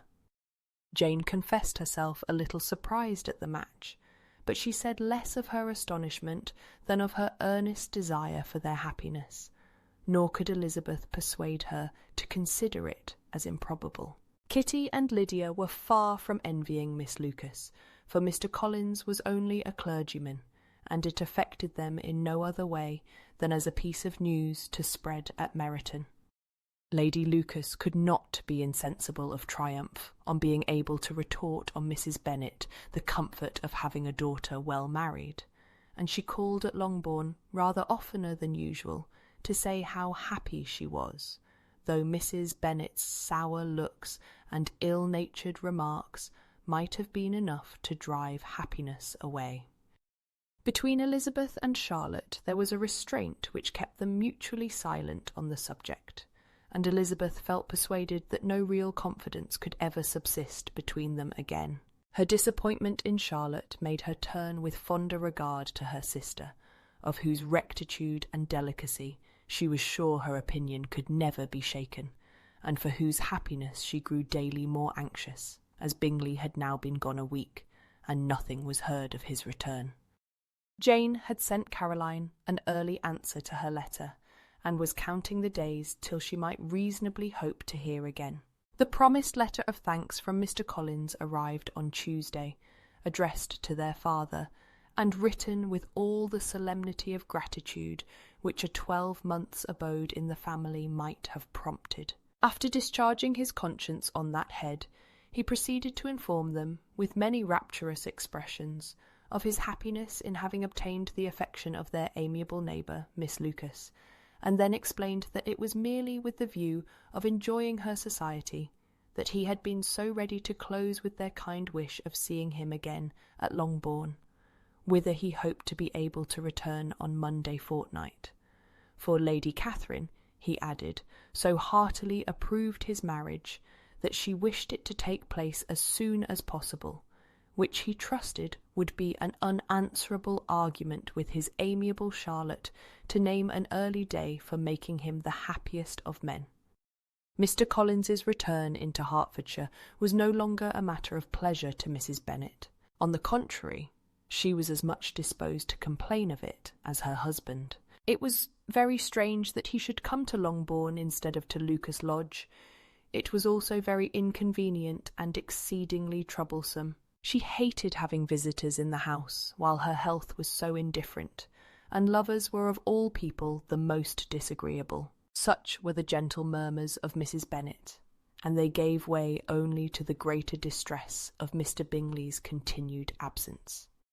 Neither Jane nor Elizabeth were comfortable on this subject. Day after day passed away, without bringing any other tidings of him than the report which shortly prevailed in Meryton of his coming no more to Netherfield the whole winter, a report which highly incensed Mrs. Bennet, and which she never failed to contradict as a most scandalous falsehood.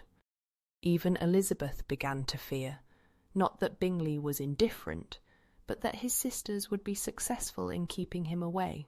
Unwilling as she was to admit an idea so destructive to Jane's happiness, and so dishonourable to the stability of her lover, she could not prevent its frequently recurring. The united efforts of his two unfeeling sisters, and of his overpowering friend, assisted by the attractions of Miss Darcy and the amusements of London, might be too much, she feared, for the strength of his attachment. As for Jane, her anxiety under this suspense was, of course, more painful than Elizabeth's. But whatever she felt she was desirous of concealing, and between herself and Elizabeth, therefore, the subject was never alluded to. But as no such delicacy restrained her mother, an hour seldom passed in which she did not talk of Bingley, express her impatience for his arrival, or even require Jane to confess that if he did not come back, she should think herself very ill-used. It needed all Jane's steady mildness to bear these attacks with tolerable tranquillity. Mr. Collins returned most punctually on the Monday fortnight, but his reception at Longbourn was not quite so gracious as it had been on his first introduction. He was too happy, however, to need much attention, and luckily for the others, the business of love-making relieved them from a great deal of his company. The chief of every day was spent by him at Lucas Lodge, and he sometimes returned to Longbourn only in time to make an apology for his absence before the family went to bed. Mrs. Bennet was really in a most pitiable state. The very mention of anything concerning the match threw her into an agony of ill humour, and wherever she went she was sure of hearing it talked of. The sight of Miss Lucas was odious to her. As her successor in that house, She regarded her with jealous abhorrence. Whenever Charlotte came to see them, she concluded her to be anticipating the hour of possession, and whenever she spoke in a low voice to Mr. Collins, was convinced that they were talking of the Longbourn estate, and resolving to turn herself and her daughters out of the house as soon as Mr. Bennet was dead. She complained bitterly of all this to her husband. "Indeed, Mr. Bennet," said she, "it is very hard to think that Charlotte Lucas should ever be mistress of this house, that I should be forced to make way for her, and live to see her take my place in it." "My dear, do not give way to such gloomy thoughts. Let us hope for better things. Let us flatter ourselves that I may be the survivor." This was not very consoling to Mrs. Bennet, and therefore, instead of making any answer, she went on as before. "I cannot bear to think that they should have all this estate. If it was not for the entail, I should not mind it." "What should not you mind?" "I should not mind anything at all. Let us be thankful that you are preserved from a state of such insensibility." "I never can be thankful, Mr. Bennet, for anything about the entail. How anyone could have the conscience to entail away an estate from one's own daughters, I cannot understand. And all for the sake of Mr. Collins, too. Why should he have it more than anybody else?" "I leave it to yourself to determine," said Mr. Bennet. Chapter 24. Miss Bingley's letter arrived, and put an end to doubt. The very first sentence conveyed the assurance of their being all settled in London for the winter, and concluded with her brother's regret at not having had time to pay his respects to his friends in Hertfordshire before he left the country. Hope was over, entirely over, and when Jane could attend to the rest of the letter, she found little, except the professed affection of the writer, that could give her any comfort. Miss Darcy's praise occupied the chief of it. Her many attractions were again dwelt on, and Caroline boasted joyfully of their increasing intimacy, and ventured to predict the accomplishment of the wishes which had been unfolded in her former letter. She wrote also with great pleasure of her brother's being an inmate of Mr. Darcy's house, and mentioned with raptures some plans of the latter with regard to new furniture. Elizabeth, to whom Jane very soon communicated the chief of all this, heard it in silent indignation. Her heart was divided between concern for her sister and resentment against all others. To Caroline's assertion of her brother's being partial to Miss Darcy, she paid no credit. That he was really fond of Jane, she doubted no more than she had ever done, and much as she had always been disposed to like him, she could not think without anger, hardly without contempt, on that easiness of temper, that want of proper resolution, which now made him the slave of his designing friends, and led him to sacrifice his own happiness to the caprice of their inclinations. Had his own happiness, however, been the only sacrifice, he might have been allowed to sport with it in whatever manner he thought best. But her sister's was involved in it, as she thought he must be sensible himself. It was a subject, in short, on which reflection would be long indulged, and must be unavailing.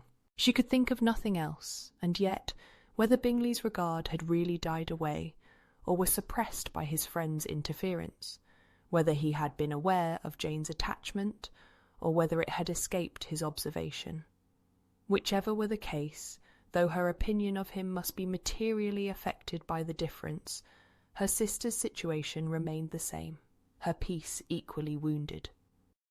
A day or two passed before Jane had courage to speak of her feelings to Elizabeth, but at last, on Mrs. Bennet's leaving them together after a longer irritation than usual about Netherfield and its master, she could not help saying, "Oh, that my dear mother had more command over herself! She can have no idea of the pain she gives me by her continual reflections on him. But I will not repine. It cannot last long. He will be forgot, and we shall all be as we were before." Elizabeth looked at her sister with incredulous solicitude, but said nothing. "You doubt me!" cried Jane, slightly colouring. "Indeed, you have no reason. He may live in my memory as the most amiable man of my acquaintance, but that is all. I have nothing either to hope or fear, and nothing to reproach him with. Thank God I have not that pain. A little time, therefore, I shall certainly try to get the better." With a stronger voice she soon added, "I have this comfort immediately, that it has not been more than an error of fancy on my side, and that it has done no harm to anyone but myself." "My dear Jane," exclaimed Elizabeth, "you are too good. Your sweetness and disinterestedness are really angelic. I do not know what to say to you. I feel as if I had never done you justice, or loved you as you deserve." Miss Bennet eagerly disclaimed all extraordinary merit, and threw back the praise on her sister's warm affection. "Nay," said Elizabeth, "this is not fair. You wish to think all the world respectable, and are hurt if I speak ill of anybody. I only want to think you perfect, and you set yourself against it. Do not be afraid of my running into any excess, of my encroaching on your privilege of universal goodwill. You need not. There are few people whom I really love, and still fewer of whom I think well. The more I see of the world, the more am I dissatisfied with it, and every day confirms my belief of the inconsistency of all human characters, and of the little dependence that can be placed on the appearance of either merit or sense. I have met with 2 instances lately. One I will not mention, the other is Charlotte's marriage. It is unaccountable. In every view it is unaccountable. My dear Lizzie, do not give way to such feelings as these. They will ruin your happiness. You do not make allowance enough for difference of situation and temper. Consider Mr. Collins's respectability and Charlotte's prudent, steady character. Remember that she is one of a large family, that as to fortune it is a most eligible match, and be ready to believe, for everybody's sake, that she may feel something like regard and esteem for our cousin. To oblige you, I would try to believe almost anything, but no one else could be benefited by such a belief as this. For were I persuaded that Charlotte had any regard for him, I should only think worse of her understanding than I now do of her heart. My dear Jane, Mr. Collins is a conceited, pompous, narrow-minded, silly man. You know he is, as well as I do, and you must feel, as well as I do, that the woman who marries him cannot have a proper way of thinking. You shall not defend her, though it is Charlotte Lucas. You shall not, for the sake of one individual, change the meaning of principle and integrity, nor endeavour to persuade yourself or me that selfishness is prudence, and insensibility of danger security for happiness. I must think your language too strong in speaking of both, replied Jane, and I hope you will be convinced of it by seeing them happy together. But enough of this. You alluded to something else. You mentioned 2 instances. I cannot misunderstand you, but I entreat you, dear Lizzie, not to pain me by thinking that person to blame, and saying your opinion of him is sunk. We must not be so ready to fancy ourselves intentionally injured. We must not expect a lively young man to be always so guarded and circumspect. It is very often nothing but our own vanity that deceives us. Women fancy admiration means more than it does, and men take care that they should. If it is designedly done, they cannot be justified, but I have no idea of there being so much design in the world as some persons imagine. I am far from attributing any part of Mr. Bingley's conduct to design, said Elizabeth, but without scheming to do wrong, or to make others unhappy, there may be error, and there may be misery. Thoughtlessness, want of attention to other people's feelings, and want of resolution will do the business. And do you impute it to either of those? Yes, to the last. But if I go on, I shall displease you by saying what I think of persons you esteem. Stop me whilst you can. You persist, then, in supposing his sisters influence him? Yes, in conjunction with his friend. I cannot believe it. Why should they try to influence him? They can only wish his happiness, and if he is attached to me, no other woman can secure it. Your first position is false. They may wish many things besides his happiness. They may wish his increase of wealth and consequence. They may wish him to marry a girl who has all the importance of money, great connections, and pride. "Beyond a doubt they do wish him to choose Miss Darcy," replied Jane, "but this may be from better feelings than you are supposing. They have known her much longer than they have known me. No wonder if they love her better.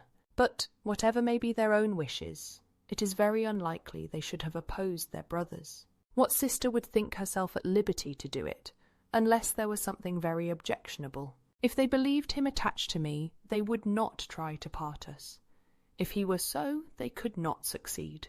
By supposing such an affection, you make everybody acting unnaturally and wrong, and me most unhappy. Do not distress me by the idea. I am not ashamed of having been mistaken, or at least it is slight. It is nothing in comparison of what I should feel in thinking ill of him or his sisters. Let me take it in the best light, in the light in which it may be understood." Elizabeth could not oppose such a wish, and from this time Mr. Bingley's name was scarcely ever mentioned between them.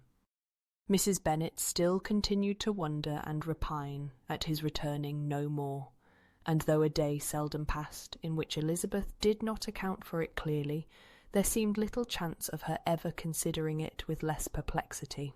Her daughter endeavoured to convince her of what she did not believe herself, that his attentions to Jane had been merely the effect of a common and transient liking, which ceased when he saw her no more.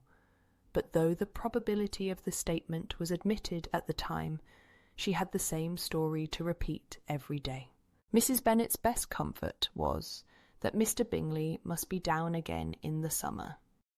Mr. Bennet treated the matter differently. "So, Lizzie," said he one day, "your sister is crossed in love, I find. I congratulate her. Next to being married, a girl likes to be crossed in love a little now and then. It is something to think of, and gives her a sort of distinction among her companions. When is your turn to come? You will hardly bear to be long outdone by Jane. Now is your time. Here are officers enough at Meryton to disappoint all the young ladies in the country. Let Wickham be your man. He is a pleasant fellow, and would jilt you creditably." "Thank you, sir, but a less agreeable man would satisfy me. We must not all expect Jane's good fortune."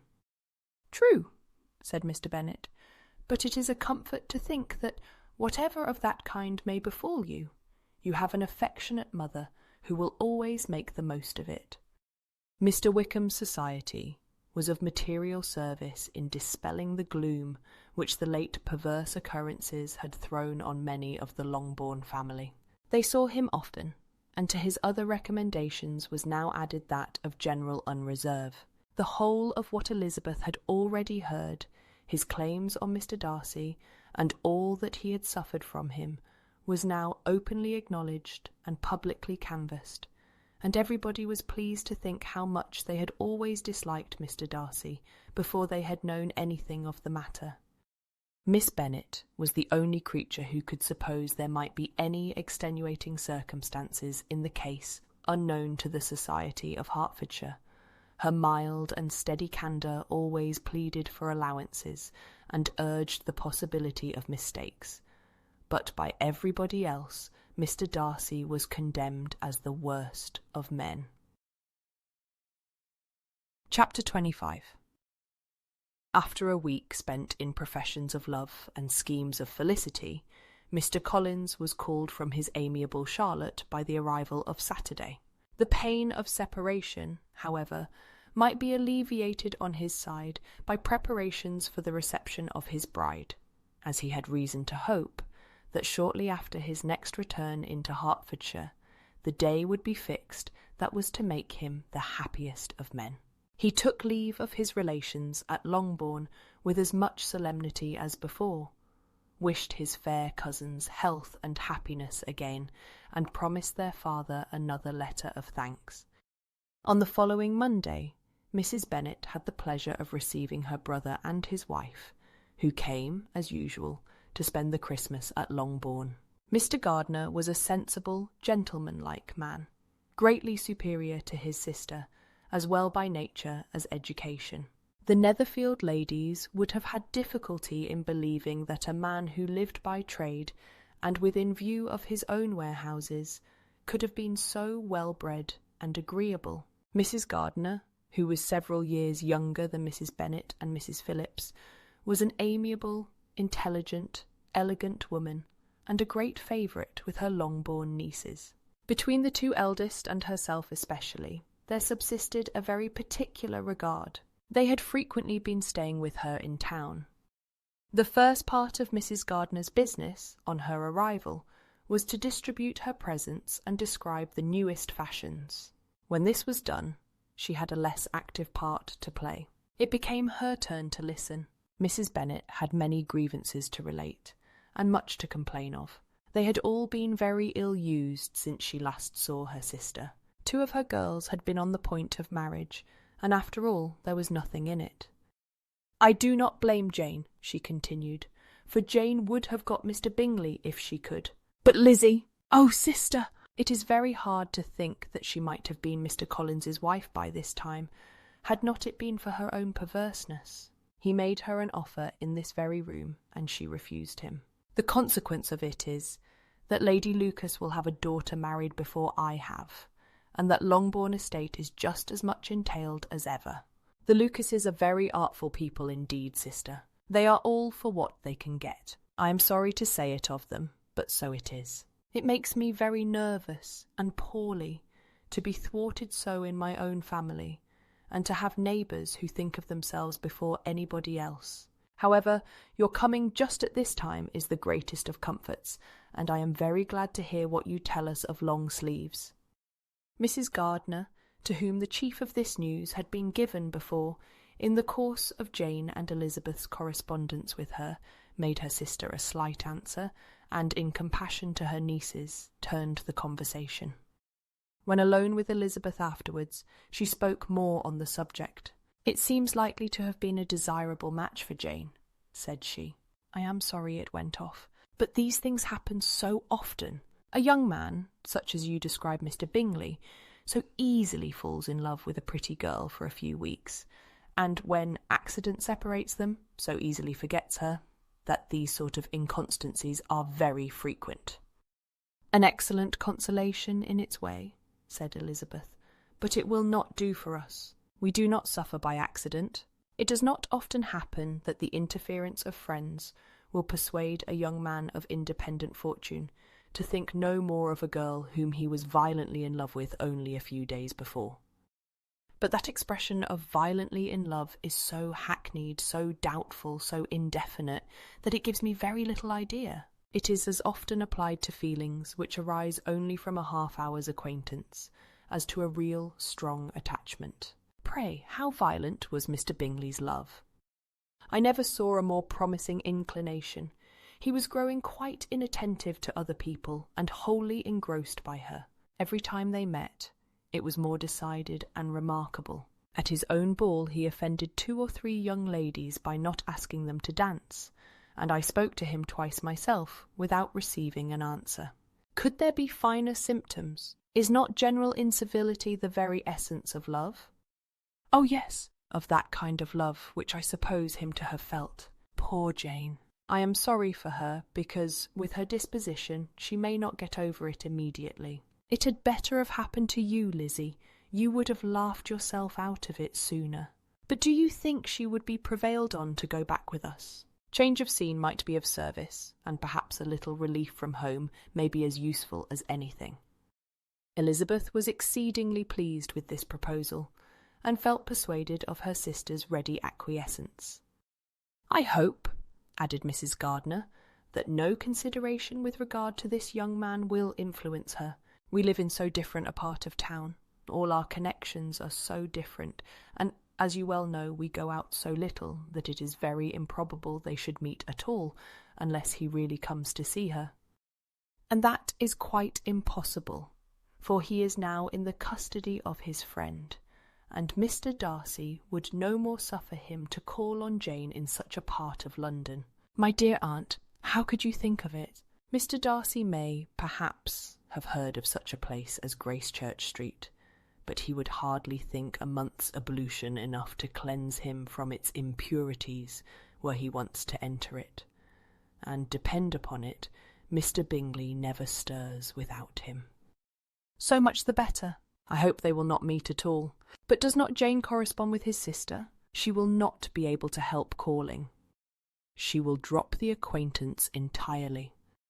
But, in spite of the certainty in which Elizabeth affected to place this point, as well as the still more interesting one of Bingley's being withheld from seeing Jane, she felt a solicitude on the subject which convinced her, on examination, that she did not consider it entirely hopeless. It was possible, and sometimes she thought it probable, that his affection might be reanimated, and the influence of his friends successfully combated by the more natural influence of Jane's attractions. Miss Bennet accepted her aunt's invitation with pleasure, and the Bingleys were no otherwise in her thoughts at the same time than as she hoped. By Caroline's not living in the same house with her brother, she might occasionally spend a morning with her, without any danger of seeing him. The Gardiners stayed a week at Longbourn, and what with the Phillipses, the Lucases, and the officers, there was not a day without its engagement. Mrs. Bennet had so carefully provided for the entertainment of her brother and sister that they did not once sit down to a family dinner. When the engagement was for home, some of the officers always made part of it, of which officers Mr. Wickham was sure to be one, and on these occasions Mrs. Gardiner, rendered suspicious by Elizabeth's warm commendation of him, narrowly observed them both, without supposing them, from what she saw, to be very seriously in love. Their preference of each other was plain enough to make her a little uneasy, and she resolved to speak to Elizabeth on the subject before she left Hertfordshire, and represent to her the imprudence of encouraging such an attachment. To Mrs. Gardiner, Wickham had one means of affording pleasure, unconnected with his general powers. About 10 or a dozen years ago, before her marriage, she had spent a considerable time in that very part of Derbyshire to which he belonged. They had, therefore, many acquaintance in common, and, though Wickham had been little there since the death of Darcy's father 5 years before, it was yet in his power to give her fresher intelligence of her former friends than she had been in the way of procuring. Mrs. Gardiner had seen Pemberley, and known the late Mr. Darcy by character perfectly well. Here, consequently, was an inexhaustible subject of discourse. In comparing her recollection of Pemberley with the minute description which Wickham could give, and in bestowing her tribute of praise on the character of its late possessor, she was delighting both him and herself. On being made acquainted with the present Mr. Darcy's treatment of him, she tried to remember something of that gentleman's reputed disposition, when quite a lad, which might agree with it, and was confident at last that she recollected having heard Mr. Fitzwilliam Darcy formerly spoken of as a very proud, ill-natured boy. Chapter 26. Mrs. Gardiner's caution to Elizabeth was punctually and kindly given on the first favourable opportunity of speaking to her alone. After honestly telling her what she thought, she thus went on. "You are too sensible a girl, Lizzie, to fall in love merely because you are warned against it, and therefore I am not afraid of speaking openly. Seriously, I would have you be on your guard. Do not involve yourself, or endeavour to involve him, in an affection which the want of fortune would make so very imprudent. I have nothing to say against him. He is a most interesting young man, and if he had the fortune he ought to have, I should think you could not do better. But as it is, you must not let your fancy run away with you. You have sense, and we all expect you to use it. Your father would depend on your resolution and good conduct, I am sure. You must not disappoint your father." "My dear aunt, this is being serious indeed." "Yes, and I hope to engage you to be serious likewise." "Well then, you need not be under any alarm. I will take care of myself, and of Mr. Wickham too. He shall not be in love with me, if I can prevent it." "Elizabeth, you are not serious now." "I beg your pardon. I will try again. At present I am not in love with Mr. Wickham. No, I certainly am not, but he is, beyond all comparison, the most agreeable man I ever saw, and if he becomes really attached to me, I believe it will be better that he should not. I see the imprudence of it. Oh, that abominable Mr. Darcy! My father's opinion of me does me the greatest honour, and I should be miserable to forfeit it. My father, however, is partial to Mr. Wickham. In short, my dear aunt, I should be very sorry to be the means of making any of you unhappy, but since we see every day that where there is affection, young people are seldom withheld, by immediate want of fortune, from entering into engagements with each other, how can I promise to be wiser than so many of my fellow creatures, if I am tempted? Or how am I even to know that it would be wiser to resist? All that I can promise you, therefore, is not to be in a hurry. I will not be in a hurry to believe myself his first object. When I am in company with him, I will not be wishing. In short, I will do my best. Perhaps it will be as well if you discourage his coming here so very often. At least you should not remind your mother of inviting him. As I did the other day, said Elizabeth, with a conscious smile. Very true. It will be wise in me to refrain from that. But do not imagine that he is always here so often. It is on your account that he has been so frequently invited this week. You know my mother's ideas as to the necessity of constant company for her friends, but really, and upon my honour, I will try to do what I think to be wisest, and now I hope you are satisfied. Her aunt assured her that she was, and Elizabeth, having thanked her for the kindness of her hints, they parted, a wonderful instance of advice being given on such a point without being resented.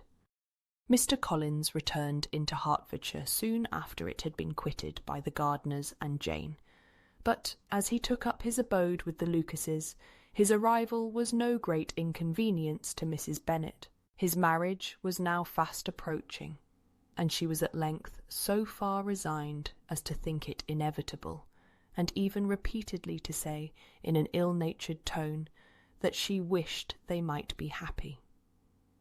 Thursday was to be the wedding day, and on Wednesday Miss Lucas paid her farewell visit, and when she rose to take leave, Elizabeth, ashamed of her mother's ungracious and reluctant good wishes, and sincerely affected herself, accompanied her out of the room. As they went downstairs together, Charlotte said, I shall depend on hearing from you very often, Eliza. That you certainly shall. And I have another favour to ask. Will you come and see me? We shall often meet, I hope, in Hertfordshire. I am not likely to leave Kent for some time. Promise me, therefore, to come to Hunsford. Elizabeth could not refuse, though she foresaw little pleasure in the visit. My father and Maria are to come to me in March, added Charlotte, and I hope you will consent to be of the party. Indeed, Eliza, you will be as welcome to me as either of them. The wedding took place. The bride and bridegroom set off for Kent from the church door, and everybody had as much to say or to hear on the subject as usual. Elizabeth soon heard from her friend, and their correspondence was as regular and frequent as it ever had been. That it should be equally unreserved was impossible. Elizabeth could never address her without feeling that all the comfort of intimacy was over, and though determined not to slacken as a correspondent, it was for the sake of what had been rather than what was. Charlotte's first letters were received with a good deal of eagerness. There could not but be curiosity to know how she would speak of her new home, how she would like Lady Catherine, and how happy she would dare pronounce herself to be. Though, when the letters were read, Elizabeth felt that Charlotte expressed herself on every point exactly as she might have foreseen. She wrote cheerfully, seemed surrounded with comforts, and mentioned nothing which she could not praise. The house, furniture, neighbourhood, and roads were all to her taste, and Lady Catherine's behaviour was most friendly and obliging. It was Mr. Collins's picture of Hunsford and Rosings rationally softened, and Elizabeth perceived that she must wait for her own visit there, to know the rest. Jane had already written a few lines to her sister to announce their safe arrival in London, and when she wrote again, Elizabeth hoped it would be in her power to say something of the Bingleys. Her impatience for this second letter was as well rewarded as impatience generally is. Jane had been a week in town, without either seeing or hearing from Caroline. She accounted for it, however, by supposing that her last letter to her friend from Longbourn had by some accident been lost. "My aunt," she continued, "is going tomorrow into that part of the town, and I shall take the opportunity of calling in Grosvenor Street." She wrote again when the visit was paid, and she had seen Miss Bingley. "I did not think Caroline in spirits," were her words, "but she was very glad to see me, and reproached me for giving her no notice of my coming to London. I was right, therefore. My last letter had never reached her. I inquired after their brother, of course. He was well, but so much engaged with Mr. Darcy that they scarcely ever saw him. I found that Miss Darcy was expected to dinner. I wish I could see her. My visit was not long, as Caroline and Mrs. Hurst were going out. I dare say I shall soon see them here." Elizabeth shook her head over this letter. It convinced her that accident only could discover to Mr. Bingley her sister's being in town. 4 weeks passed away, and Jane saw nothing of him. She endeavoured to persuade herself that she did not regret it, but she could no longer be blind to Miss Bingley's inattention. After waiting at home every morning for a fortnight, and inventing every evening a fresh excuse for her, the visitor did at last appear, but the shortness of her stay, and yet more, the alteration of her manner, would allow Jane to deceive herself no longer. The letter which she wrote on this occasion to her sister will prove what she felt. My dearest Lizzie will, I am sure, be incapable of triumphing in her better judgment, at my expense, when I confess myself to have been entirely deceived in Miss Bingley's regard for me. But, my dear sister, though the event has proved you right, do not think me obstinate if I still assert that, considering what her behaviour was, my confidence was as natural as your suspicion. I do not at all comprehend her reason for wishing to be intimate with me, but if the same circumstances were to happen again, I am sure I should be deceived again. Caroline did not return my visit till yesterday, and not a note, not a line, did I receive in the meantime. When she did come, it was very evident that she had no pleasure in it. She made a slight, formal apology for not calling before, said not a word of wishing to see me again, and was, in every respect, so altered a creature that when she went away I was perfectly resolved to continue the acquaintance no longer. I pity, though I cannot help blaming her. She was very wrong in singling me out as she did. I can safely say that every advance to intimacy began on her side. But I pity her, because she must feel that she has been acting wrong, and because I am very sure that anxiety for her brother is the cause of it. I need not explain myself farther, and though we know this anxiety to be quite needless, yet if she feels it, it will easily account for her behaviour to me. And so deservedly dear as he is to his sister, whatever anxiety she may feel on his behalf is natural and amiable. I cannot but wonder, however, at her having any such fears now, because if he had at all cared about me, we must have met long, long ago. He knows of my being in town, I am certain, from something she said herself, and yet it would seem, by her manner of talking, as if she wanted to persuade herself that he is really partial to Miss Darcy. I cannot understand it. If I were not afraid of judging harshly, I should be almost tempted to say that there is a strong appearance of duplicity in all this. I will endeavour to banish every painful thought, and think only of what will make me happy, your affection, and the invariable kindness of my dear uncle and aunt. Let me hear from you very soon. Miss Bingley said something of his never returning to Netherfield again, of giving up the house, but not with any certainty. We had better not mention it. I am extremely glad that you have such pleasant accounts from our friends at Hunsford. Pray go to see them with Sir William and Maria. I am sure you will be very comfortable there. Yours, etc. This letter gave Elizabeth some pain, but her spirits returned as she considered that Jane would no longer be duped, by the sister at least. All expectation from the brother was now absolutely over. She would not even wish for any renewal of his attentions. His character sunk on every review of it, and as a punishment for him, as well as a possible advantage to Jane, she seriously hoped he might really soon marry Mr. Darcy's sister, as by Wickham's account she would make him abundantly regret what he had thrown away.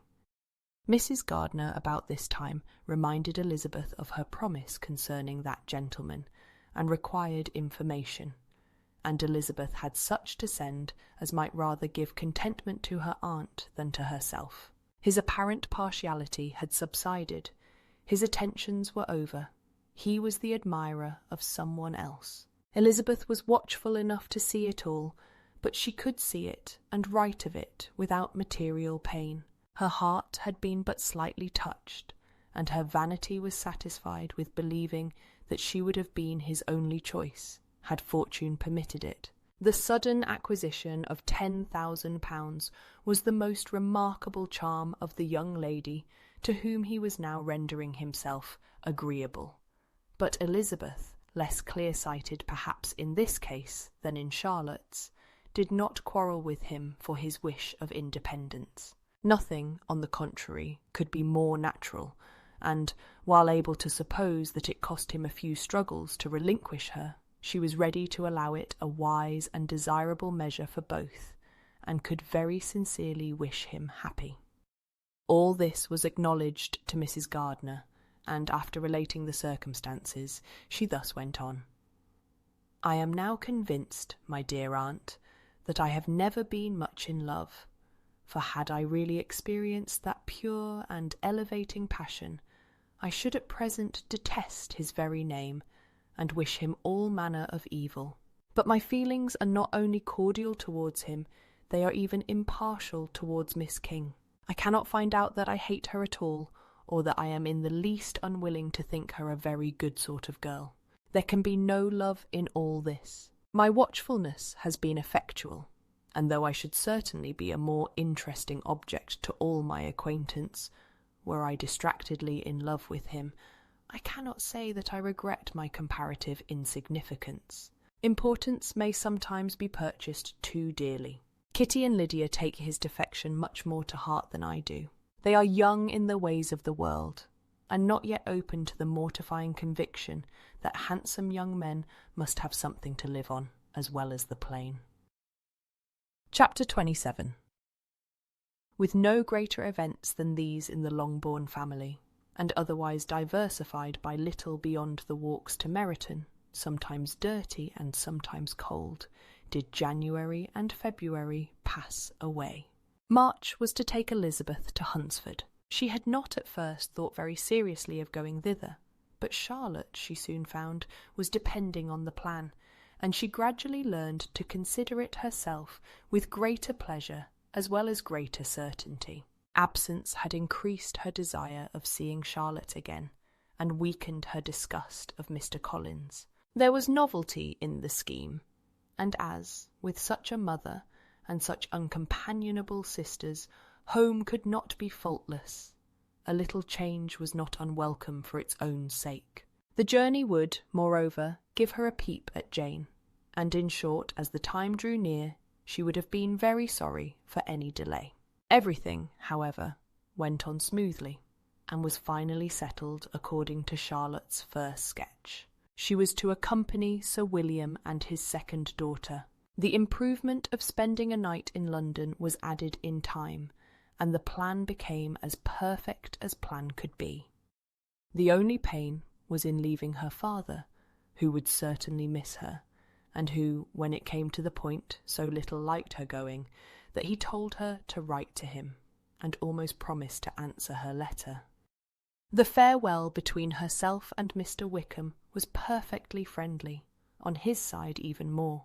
His present pursuit could not make him forget that Elizabeth had been the first to excite and to deserve his attention, the first to listen and to pity, the first to be admired, and in his manner of bidding her adieu, wishing her every enjoyment, reminding her of what she was to expect in Lady Catherine de Bourgh, and trusting their opinion of her, their opinion of everybody, would always coincide.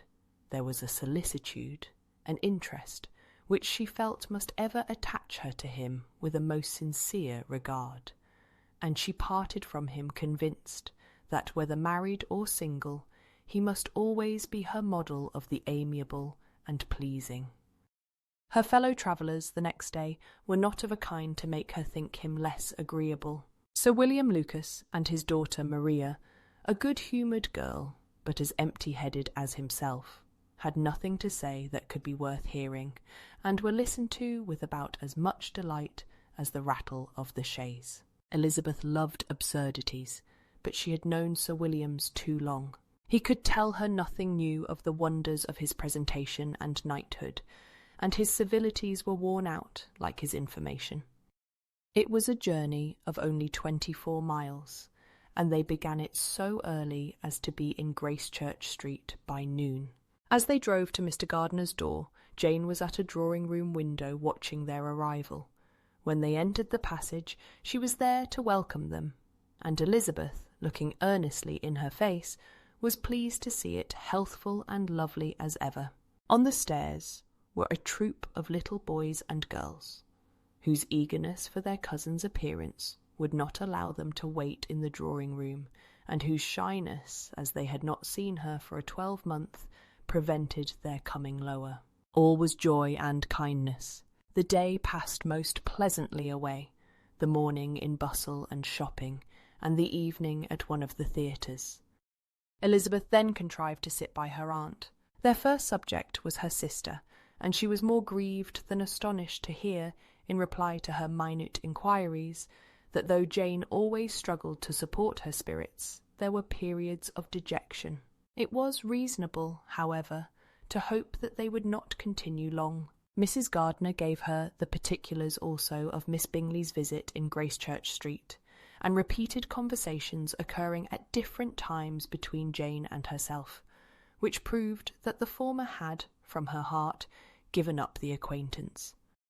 Mrs. Gardiner then rallied her niece on Wickham's desertion, and complimented her on bearing it so well. "But, my dear Elizabeth," she added, "what sort of girl is Miss King? I should be sorry to think our friend mercenary." "Pray, my dear aunt, what is the difference in matrimonial affairs between the mercenary and the prudent motive? Where does discretion end and avarice begin? Last Christmas you were afraid of his marrying me, because it would be imprudent, and now, because he is trying to get a girl with only £10,000, you want to find out that he is mercenary. If you will only tell me what sort of girl Miss King is, I shall know what to think. She is a very good kind of girl, I believe. I know no harm of her. But he paid her not the smallest attention till her grandfather's death made her mistress of this fortune. No, why should he? If it were not allowable for him to gain my affections, because I had no money, what occasion could there be for making love to a girl whom he did not care about, and who was equally poor? But there seems indelicacy in directing his attentions towards her so soon after this event. A man in distressed circumstances has not time for all those elegant decorums which other people may observe. If she does not object to it, why should we? Her not objecting does not justify him. It only shows her being deficient in something herself, sense or feeling. Well, cried Elizabeth, have it as you choose. He shall be mercenary, and she shall be foolish. No, Lizzie, that is what I do not choose. I should be sorry, you know, to think ill of a young man who has lived so long in Derbyshire. Oh, if that is all, I have a very poor opinion of young men who live in Derbyshire, and their intimate friends who live in Hertfordshire are not much better. I am sick of them all. Thank heaven, I am going tomorrow, where I shall find a man who has not one agreeable quality, who has neither manners nor sense to recommend him. Stupid men are the only ones worth knowing, after all. Take care, Lizzie. That speech savours strongly of disappointment. Before they were separated by the conclusion of the play, she had the unexpected happiness of an invitation to accompany her uncle and aunt in a tour of pleasure which they proposed taking in the summer. "We have not quite determined how far it shall carry us," said Mrs. Gardiner, but perhaps to the lakes. No scheme could have been more agreeable to Elizabeth, and her acceptance of the invitation was most ready and grateful. "My dear, dear aunt," she rapturously cried, "what delight! What felicity! You give me fresh life and vigour. Adieu to disappointment and spleen. What are men to rocks and mountains? Oh, what hours of transport we shall spend! And when we do return, it shall not be like other travellers, without being able to give one accurate idea of anything. We will know where we have gone. We will recollect what we have seen. Lakes, mountains, and rivers shall not be jumbled together in our imaginations. Nor, when we attempt to describe any particular scene, will we begin quarrelling about its relative situation. Let our first effusions be less insupportable than those of the generality of travellers." Chapter 28. Every object in the next day's journey was new and interesting to Elizabeth, and her spirits were in a state of enjoyment, for she had seen her sister looking so well as to banish all fear for her health, and the prospect of her northern tour was a constant source of delight. When they left the high road for the lane to Hunsford, every eye was in search of the parsonage, and every turning expected to bring it in view. The paling of Rosings Park was their boundary on one side.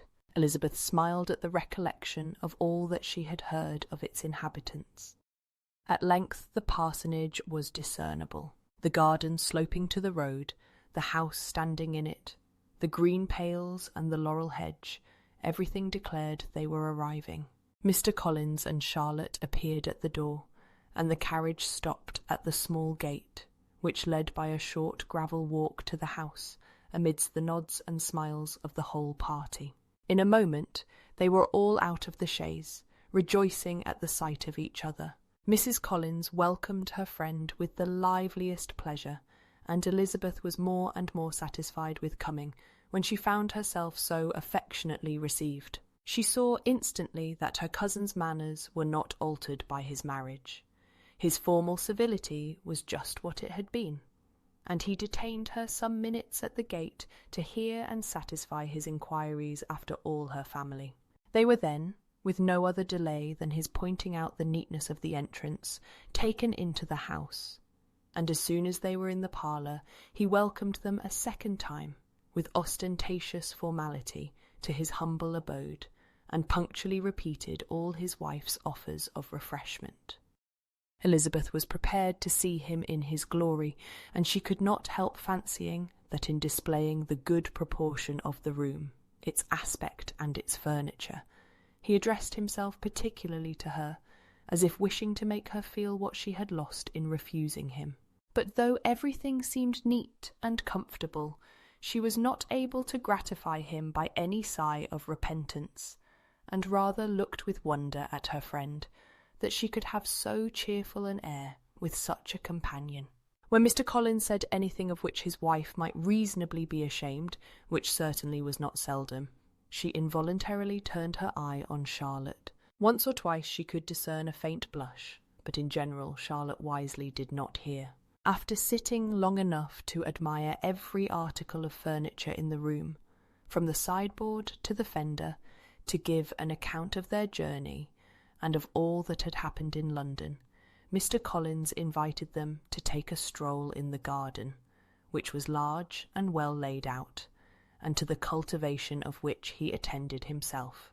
To work in his garden was one of his most respectable pleasures, and Elizabeth admired the command of countenance with which Charlotte talked of the healthfulness of the exercise, and owned she encouraged it as much as possible. Here, leading the way through every walk and crosswalk, and scarcely allowing them an interval to utter the praises he asked for, every view was pointed out with a minuteness which left beauty entirely behind. He could number the fields in every direction, and could tell how many trees there were in the most distant clump. But of all the views which his garden, or which the country or the kingdom could boast, none were to be compared with the prospect of Rosings, afforded by an opening in the trees that bordered the park nearly opposite the front of his house. It was a handsome modern building, well situated on rising ground. From his garden, Mr. Collins would have led them round his 2 meadows, but the ladies, not having shoes to encounter the remains of a white frost, turned back, and while Sir William accompanied him, Charlotte took her sister and friend over the house, extremely well pleased, probably, to have the opportunity of showing it without her husband's help. It was rather small, but well built and convenient, and everything was fitted up and arranged with a neatness and consistency, of which Elizabeth gave Charlotte all the credit. When Mr. Collins could be forgotten, there was really a great air of comfort throughout, and by Charlotte's evident enjoyment of it, Elizabeth supposed he must be often forgotten. She had already learnt that Lady Catherine was still in the country. It was spoken of again while they were at dinner, when Mr. Collins, joining in, observed, "Yes, Miss Elizabeth, you will have the honour of seeing Lady Catherine de Bourgh on the ensuing Sunday at church, and I need not say you will be delighted with her. She is all affability and condescension, and I doubt not but you will be honoured with some portion of her notice when service is over. I have scarcely any hesitation in saying that she will include you and my sister Maria in every invitation with which she honours us during your stay here. Her behaviour to my dear Charlotte is charming. We dine at Rosings twice every week, and are never allowed to walk home. Her ladyship's carriage is regularly ordered for us. I should say one of her ladyship's carriages, for she has several. Lady Catherine is a very respectable, sensible woman indeed," added Charlotte, "and a most attentive neighbour." "Very true, my dear. That is exactly what I say. She is the sort of woman whom one cannot regard with too much deference." The evening was spent chiefly in talking over Hertfordshire news, and telling again what had been already written.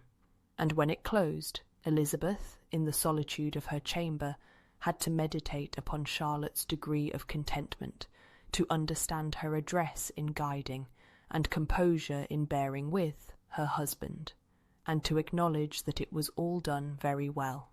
She had also to anticipate how her visit would pass, the quiet tenor of their usual employments, the vexatious interruptions of Mr. Collins, and the gaieties of their intercourse with Rosings. A lively imagination soon settled it all.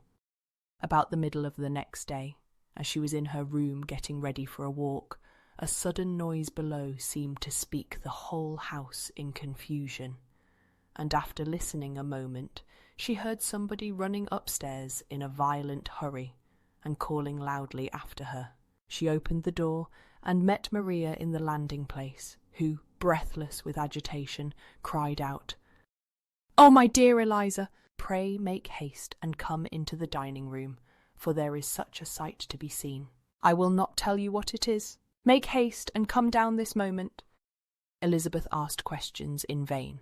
Maria would tell her nothing more, and down they ran into the dining-room which fronted the lane, in quest of this wonder. It was 2 ladies, stopping in a low phaeton at the garden gate. "And is this all?" cried Elizabeth. "I expected at least that the pigs were got into the garden, and here is nothing but Lady Catherine and her daughter." "La! my dear," said Maria, quite shocked at the mistake, "it is not Lady Catherine. The old lady is Mrs. Jenkinson, who lives with them. The other is Miss de Bourgh. Only look at her. She is quite a little creature. Who would have thought she could be so thin and small? She is abominably rude to keep Charlotte out of doors in all this wind. Why does she not come in?" "Oh, Charlotte says she hardly ever does. It is the greatest of favours when Miss de Bourgh comes in." "I like her appearance," said Elizabeth, struck with other ideas. "She looks sickly and cross. Yes, she will do for him very well. She will make him a very proper wife."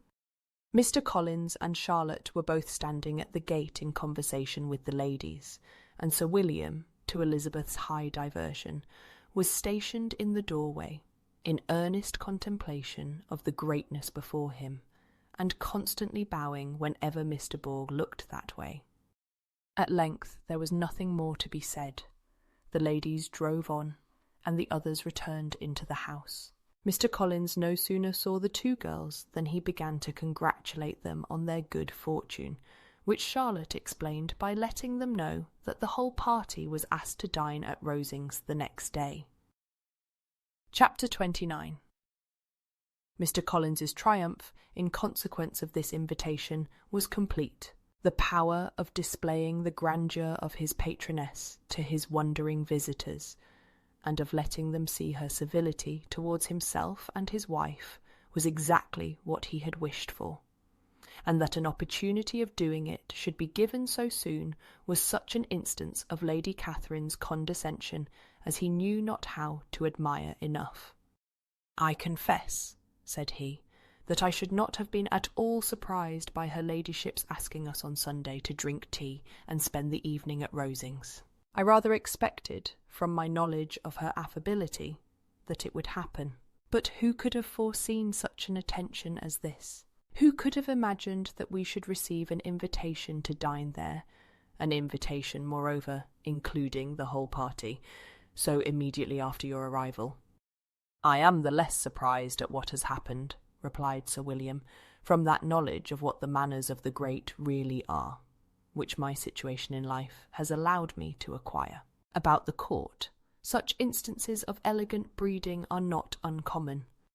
Scarcely anything was talked of the whole day or next morning but their visit to Rosings. Mr. Collins was carefully instructing them in what they were to expect, that the sight of such rooms, so many servants, and so splendid a dinner might not wholly overpower them.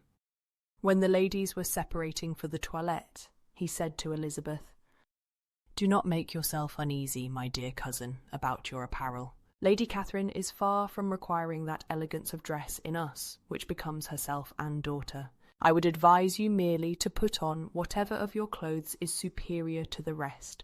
There is no occasion for anything more. Lady Catherine will not think the worse of you for being simply dressed. She likes to have the distinction of rank preserved."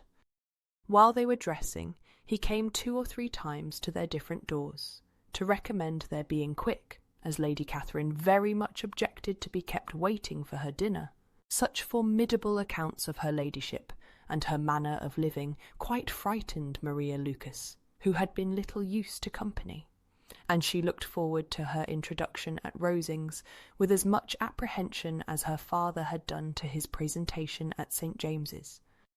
As the weather was fine, they had a pleasant walk of about half a mile across the park. Every park has its beauty and its prospects, and Elizabeth saw much to be pleased with, though she could not be in such raptures as Mr. Collins expected the scene to inspire, and was but slightly affected by his enumeration of the windows in front of the house, and his relation of what the glazing altogether had originally cost Sir Louis de Bourgh. When they ascended the steps to the hall, Maria's alarm was every moment increasing, and even Sir William did not look perfectly calm. Elizabeth's courage did not fail her. She had heard nothing of Lady Catherine that spoke her awful from any extraordinary talents or miraculous virtue, and the mere stateliness of money and rank she thought she could witness without trepidation. From the entrance hall, of which Mr. Collins pointed out, with a rapturous air, the fine proportion and finished ornaments, they followed the servants through an antechamber to the room where Lady Catherine, her daughter, and Mrs. Jenkinson were sitting. Her ladyship, with great condescension, arose to receive them, and as Mrs. Collins had settled it with her husband that the office of introduction should be hers, it was performed in a proper manner, without any of those apologies and thanks which he would have thought necessary. In spite of having been at St. James's, Sir William was so completely awed by the grandeur surrounding him that he had but just courage enough to make a very low bow and take his seat without saying a word, and his daughter, frightened almost out of her senses, sat on the edge of her chair, not knowing which way to look. Elizabeth found herself quite equal to the scene, and could observe the 3 ladies before her composedly. Lady Catherine was a tall, large woman, with strongly marked features, which might once have been handsome. Her air was not conciliating, nor was her manner of receiving them such as to make her visitors forget their inferior rank. She was not rendered formidable by silence, but whatever she said was spoken in so authoritative a tone as marked her self-importance, and brought Mr. Wickham immediately to Elizabeth's mind, and, from the observation of the day altogether, she believed Lady Catherine to be exactly what he had represented. When, after examining the mother, in whose countenance and deportment she soon found some resemblance of Mr. Darcy, she turned her eyes on the daughter, she could almost have joined in Maria's astonishment at her being so thin and so small. There was neither in figure nor face any likeness between the ladies. Miss de Bourgh was pale and sickly. Her features, though not plain, were insignificant, and she spoke very little, except in a low voice, to Mrs. Jenkinson, in whose appearance there was nothing remarkable, and who was entirely engaged in listening to what she said, and placing a screen in the proper direction before her eyes. After sitting a few minutes, they were all sent to one of the windows to admire the view, Mr. Collins attending them to point out its beauties, and Lady Catherine kindly informing them that it was much better worth looking at in the summer. The dinner was exceedingly handsome, and there were all the servants and all the articles of plate which Mr. Collins had promised, and, as he had likewise foretold, he took his seat at the bottom of the table, by her ladyship's desire, and looked as if he felt that life could furnish nothing greater. He carved and ate and praised with delighted alacrity, and every dish was commended first by him and then by Sir William, who was now enough recovered to echo whatever his son-in-law said, in a manner which Elizabeth wondered Lady Catherine could bear. But Lady Catherine seemed gratified by their excessive admiration, and gave most gracious smiles, especially when any dish on the table proved a novelty to them. The party did not supply much conversation. Elizabeth was ready to speak whenever there was an opening, but she was seated between Charlotte and Miss de Bourgh, the former of whom was engaged in listening to Lady Catherine, and the latter said not a word to her all the dinner-time. Mrs. Jenkinson was chiefly employed in watching how little Miss de Bourgh ate, pressing her to try some other dish, and fearing she was indisposed. Maria thought speaking out of the question, and the gentlemen did nothing but eat and admire. When the ladies returned to the drawing-room, there was little to be done but to hear Lady Catherine talk, which she did without any intermission till coffee came in, delivering her opinion on every subject in so decisive a manner as proved that she was not used to have her judgment controverted. She inquired into Charlotte's domestic concerns familiarly and minutely, and gave her a great deal of advice as to the management of them all, told her how everything ought to be regulated in so small a family as hers, and instructed her as to the care of her cows and her poultry.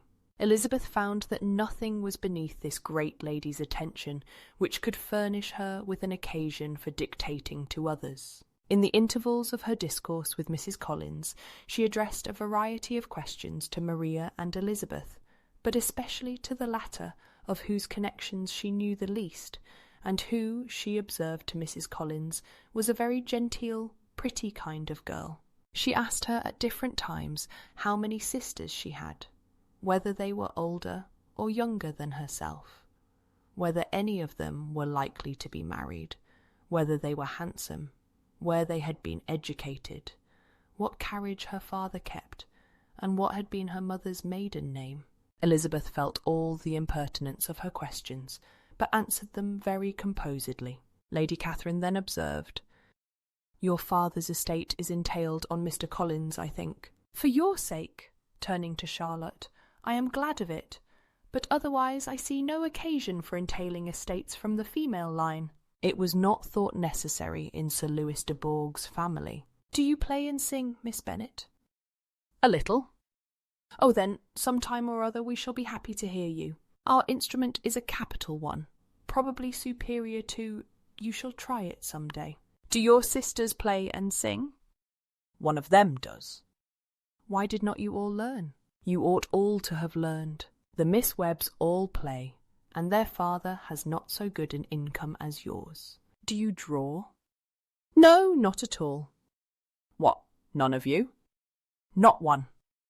That is very strange, but I suppose you had no opportunity. Your mother should have taken you to town every spring for the benefit of masters. My mother would have no objection, but my father hates London. Has your governess left you? We never had any governess. No governess? How was that possible? 5 daughters brought up at home without a governess. I never heard of such a thing. Your mother must have been quite a slave to your education. Elizabeth could hardly help smiling as she assured her that had not been the case. Then who taught you? Who attended to you? Without a governess, you must have been neglected. Compared with some families, I believe we were, but such of us as wished to learn never wanted the means. We were always encouraged to read and had all the masters that were necessary. Those who chose to be idle certainly might. I no doubt, but that is what a governess will prevent, and if I had known your mother, I should have advised her most strenuously to engage one. I always say that nothing is to be done in education without steady and regular instruction, and nobody but a governess can give it. It is wonderful how many families I have been the means of supplying in that way. I am always glad to get a young person well placed out. 4 nieces of Mrs. Jenkinson are most delightfully situated through my means, and it was but the other day that I recommended another young person who was merely accidentally mentioned to me, and the family are quite delighted with her. Mrs. Collins, did I tell you of Lady Metcalfe's calling yesterday to thank me? She finds Miss Pope a treasure. Lady Catherine, said she, you have given me a treasure. Are any of your younger sisters out, Miss Bennet? Yes, ma'am, all. All! What, all 5 out at once? Very odd. And you only the second. The younger ones out before the elder are married. Your younger sisters must be very young. Yes, my youngest is not 16. Perhaps she is full young to be much in company. But really, ma'am, I think it would be very hard upon younger sisters that they should not have their share of society and amusement, because the elder may not have the means or inclination to marry early. The last-born has as good a right to the pleasures of youth as the first, and to be kept back on such a motive, I think it would not be very likely to promote sisterly affection or delicacy of mind. Upon my word, said her ladyship, you give your opinion very decidedly for so young a person. Pray, what is your age? With 3 younger sisters grown up, replied Elizabeth, smiling, your ladyship can hardly expect me to own it. Lady Catherine seemed quite astonished at not receiving a direct answer, and Elizabeth suspected herself to be the first creature who had ever dared to trifle with so much dignified impertinence. You cannot be more than 20, I am sure, therefore you need not conceal your age. I am not 21. When the gentlemen had joined them, and tea was over, the card tables were placed. Lady Catherine, Sir William, and Mr. and Mrs. Collins sat down to quadrille, and as Mr. Borg chose to play at casino, the 2 girls had the honour of assisting Mrs. Jenkinson to make up her party. Their table was superlatively stupid. Scarcely a syllable was uttered that did not relate to the game, except when Mrs. Jenkinson expressed her fears of Mr. Borg's being too hot or too cold, or having too much or too little light. A great deal more passed at the other table. Lady Catherine was generally speaking, stating the mistakes of the 3 others, or relating some anecdote of herself. Mr. Collins was employed in agreeing to everything her ladyship said, thanking her for every fish he won, and apologising if he thought he won too many. Sir William did not say much. He was storing his memory with anecdotes and noble names. When Lady Catherine and her daughter had played as long as they chose, the tables were broken up, the carriage was offered to Mrs. Collins, gratefully accepted, and immediately ordered. The party then gathered round the fire to hear Lady Catherine determine what weather they were to have on the morrow. From these instructions they were summoned by the arrival of the coach, and with many speeches of thankfulness on Mr. Collins's side, and as many bows on Sir William's, they departed. As soon as they had driven from the door, Elizabeth was called on by her cousin to give her opinion of all that she had seen at Rosings, which, for Charlotte's sake, she made more favourable than it really was. But her commendation, though costing her some trouble, could by no means satisfy Mr. Collins, and he was very soon obliged to take her ladyship's praise into his own hands. Chapter 30. Sir William stayed only a week at Hunsford, but his visit was long enough to convince him of his daughter's being most comfortably settled, and of her possessing such a husband and such a neighbour as were not often met with. While Sir William was with them, Mr. Collins devoted his mornings to driving him out in his gig, and showing him the country. But when he went away, the whole family returned to their usual employments, and Elizabeth was thankful to find that they did not see more of her cousin by the alteration, for the chief of the time between breakfast and dinner was now passed by him, either at work in the garden or in reading and writing, and looking out of window in his own book-room, which fronted the road. The room in which the ladies sat was backwards. Elizabeth at first had rather wondered that Charlotte should not prefer the dining parlour for common use. It was a better-sized room and had a pleasanter aspect, but she soon saw that her friend had an excellent reason for what she did, for Mr. Collins would undoubtedly have been much less in his own apartment had they sat in one equally lively, and she gave Charlotte credit for the arrangement. From the drawing-room they could distinguish nothing in the lane, and were indebted to Mr. Collins for the knowledge of what carriages went along, and how often especially Miss de Bourgh drove by in her phaeton, which he never failed coming to inform them of, though it happened almost every day. She not unfrequently stopped at the parsonage, and had a few minutes' conversation with Charlotte, but was scarcely ever prevailed on to get out. Very few days passed in which Mr. Collins did not walk to Rosings, and not many in which his wife did not think it necessary to go likewise, until Elizabeth recollected that there might be other family livings to be disposed of. She could not understand the sacrifice of so many hours. Now and then they were honoured with a call from her ladyship, and nothing escaped her observation that was passing in the room during these visits. She examined into their employments, looked at their work, and advised them to do it differently, found fault with the arrangement of the furniture, or detected the housemaid in negligence, and if she accepted any refreshment, seemed to do it only for the sake of finding out that Mrs. Collins's joints of meat were too large for her family. Elizabeth soon perceived that though this great lady was not in the commission of the peace for the county, she was a most active magistrate in her own parish, the minutest concerns of which were carried to her by Mr. Collins, and whenever any of the cottagers were disposed to be quarrelsome, discontented, or too poor, she sallied forth into the village to settle their differences, silence their complaints, and scold them into harmony and plenty.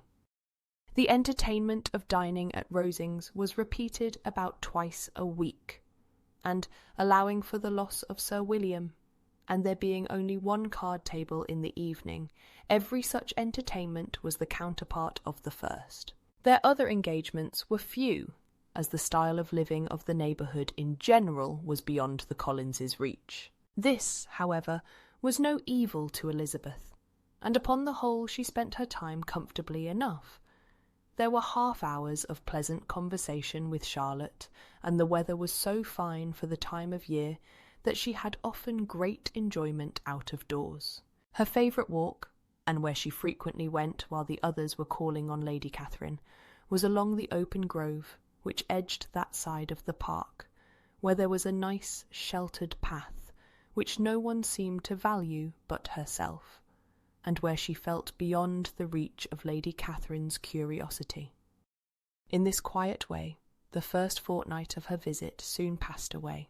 Easter was approaching, and the week preceding it was to bring an addition to the family at Rosings, which in so small a circle must be important. Elizabeth had heard, soon after her arrival, that Mr. Darcy was expected there in the course of a few weeks, and though there were not many of her acquaintance whom she did not prefer, his coming would furnish one comparatively new to look at in their Rosings parties, and she might be amused in seeing how hopeless Miss Bingley's designs on him were, by his behaviour to his cousin, for whom he was evidently destined by Lady Catherine, who talked of his coming with the greatest satisfaction, spoke of him in terms of the highest admiration, and seemed almost angry to find that he had already been frequently seen by Miss Lucas and herself.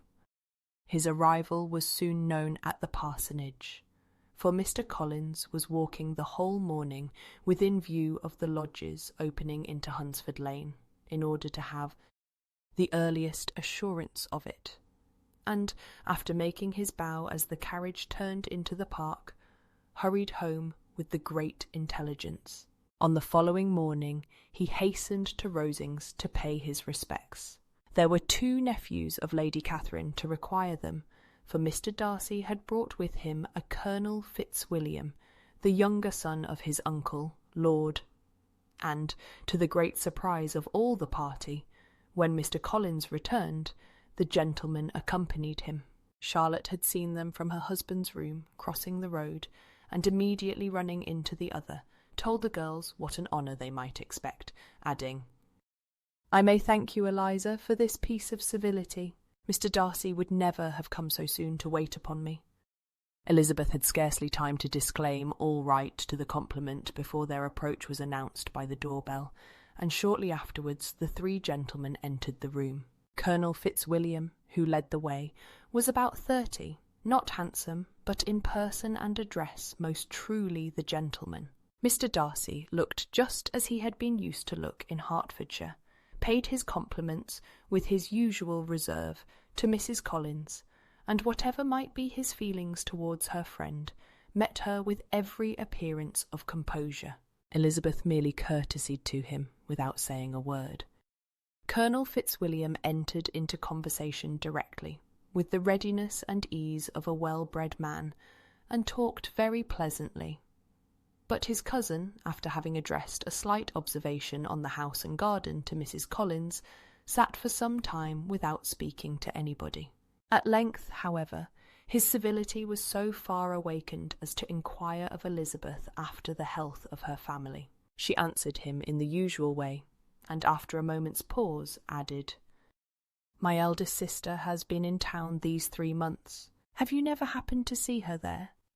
She was perfectly sensible that he never had, but she wished to see whether he would betray any consciousness of what had passed between the Bingleys and Jane, and she thought he looked a little confused as he answered that he had never been so fortunate as to meet Miss Bennet.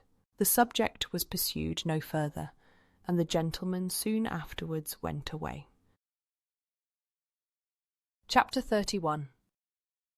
Colonel Fitzwilliam's manners were very much admired at the parsonage, and the ladies all felt that he must add considerably to the pleasure of their engagements at Rosings. It was some days, however, before they received any invitation thither, for while there were visitors in the house they could not be necessary, and it was not till Easter Day, almost a week after the gentleman's arrival, that they were honoured by such an attention, and then they were merely asked on leaving church to come there in the evening.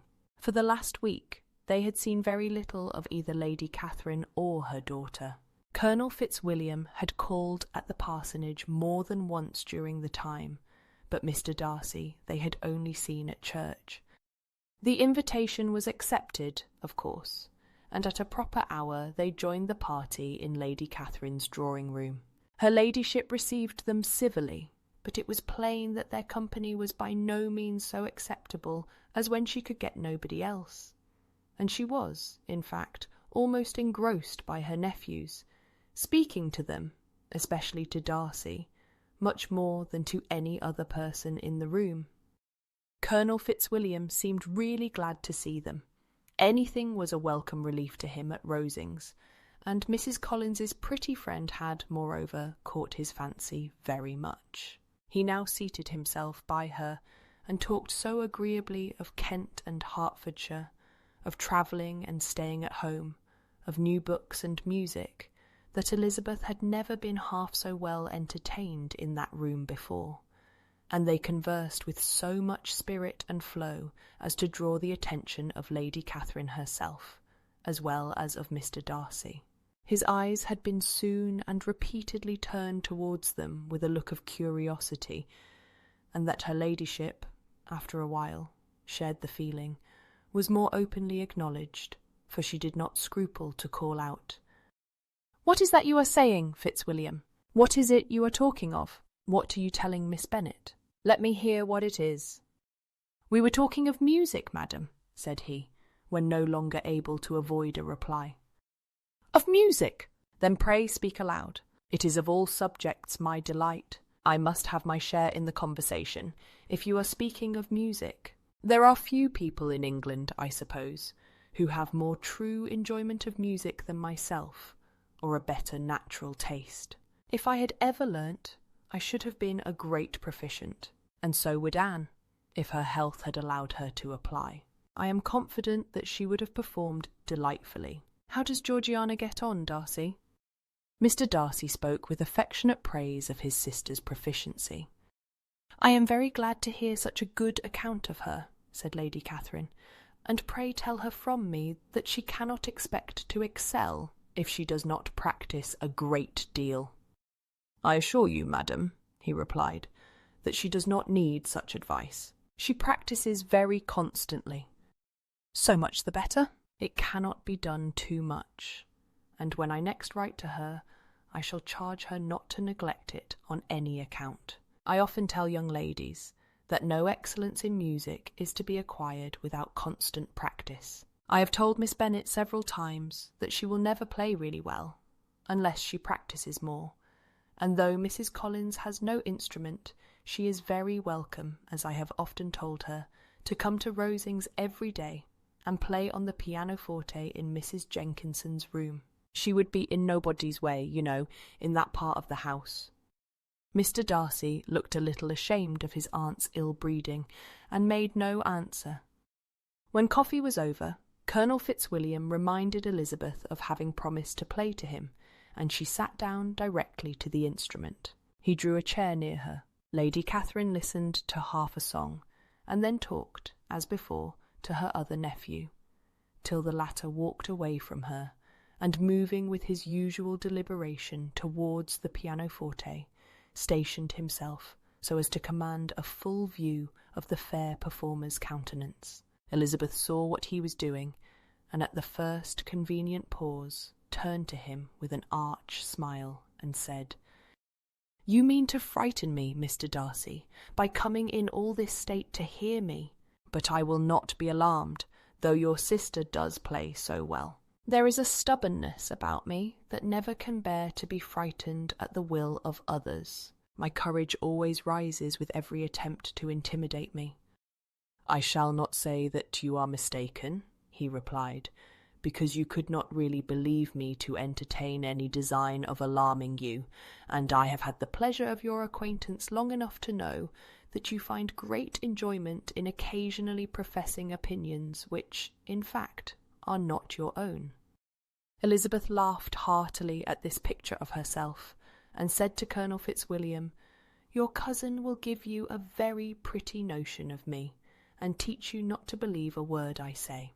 I am particularly unlucky in meeting with a person so well able to expose my real character, in a part of the world where I had hoped to pass myself off with some degree of credit. Indeed, Mr. Darcy, it is very ungenerous in you to mention all that you knew to my disadvantage in Hertfordshire, and give me leave to say, very impolitic too, for it is provoking me to retaliate, and such things may come out as will shock your relations to hear."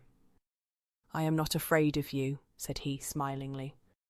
"Pray let me hear what you have to accuse him of," cried Colonel Fitzwilliam. "I should like to know how he behaves among strangers." "You shall hear then, but prepare for something very dreadful.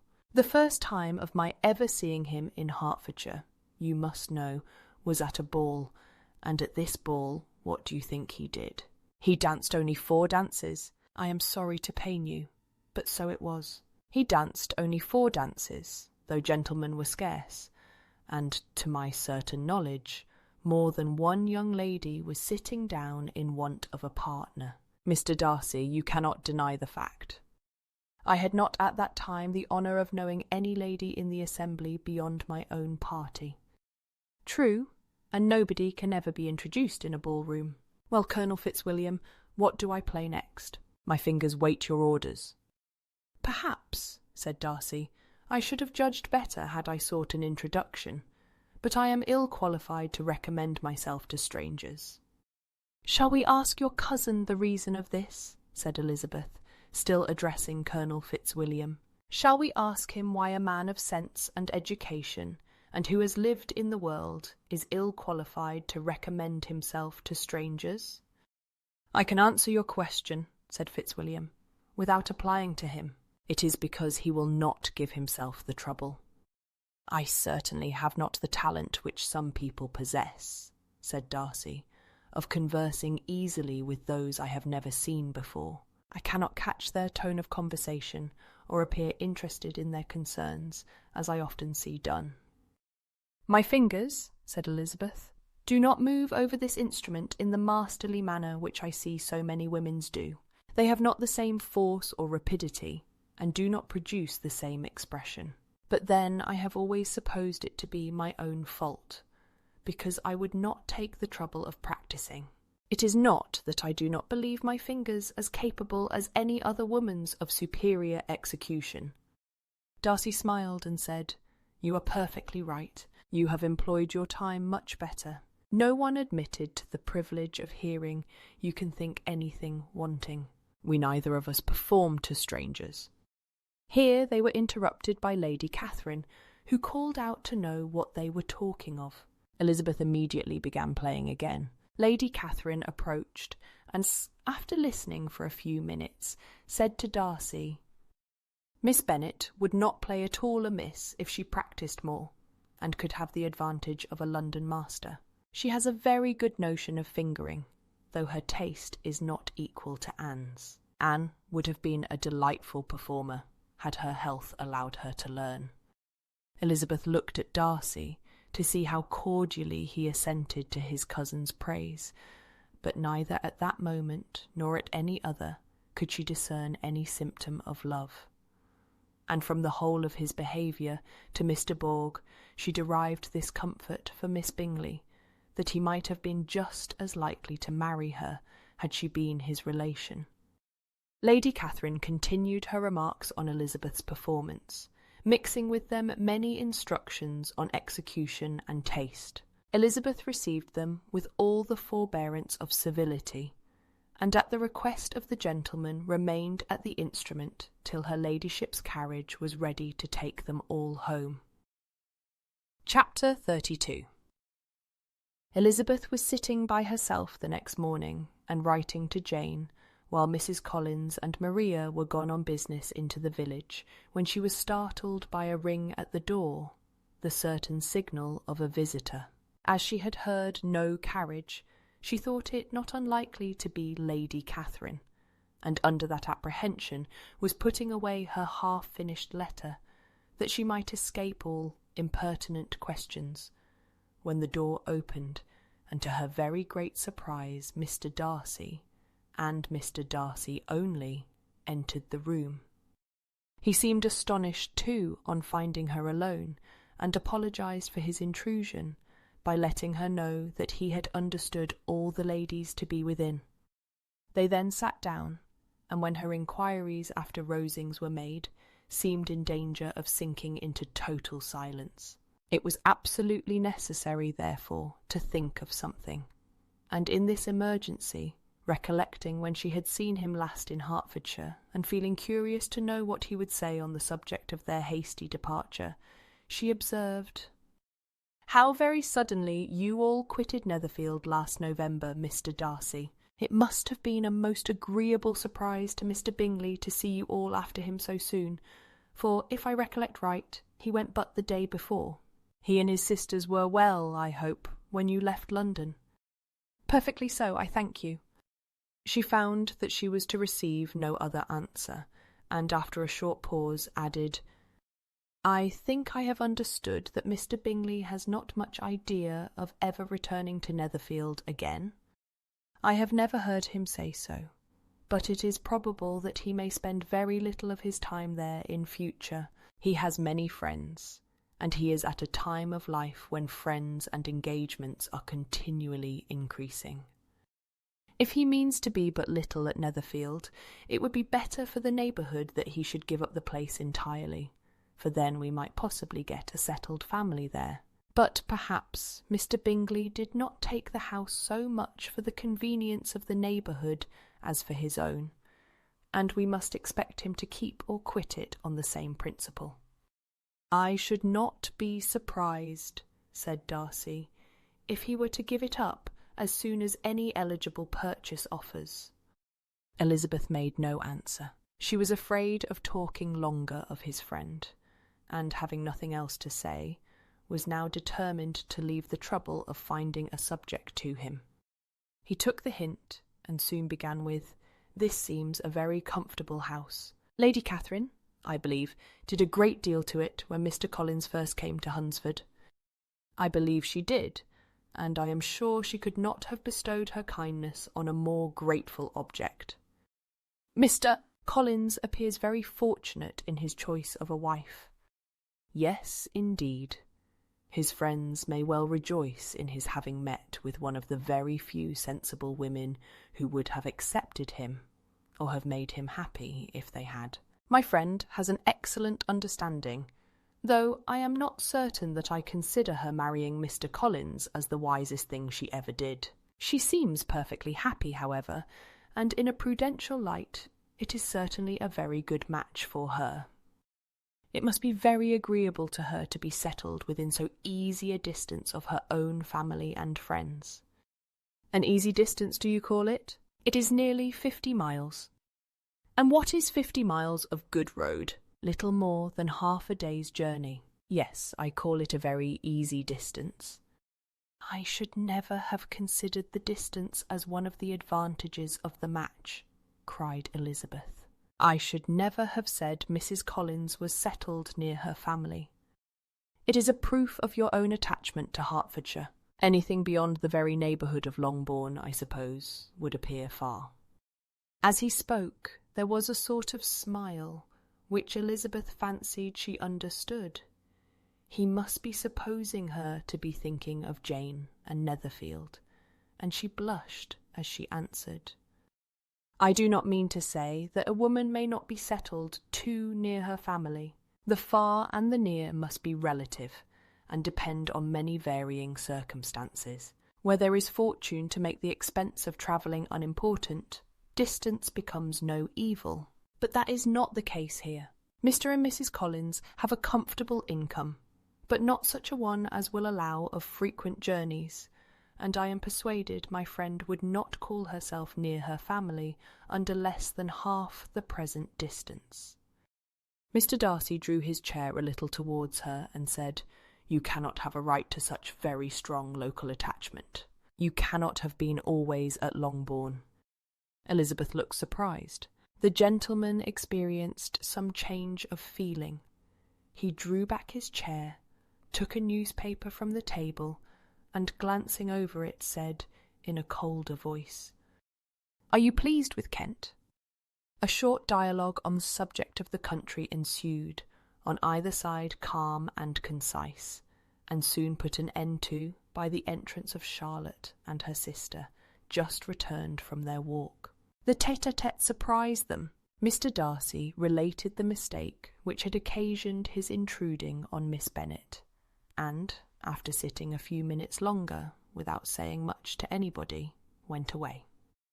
"What can be the meaning of this?" said Charlotte, as soon as he was gone. "My dear Eliza, he must be in love with you, or he would never have called on us in this familiar way."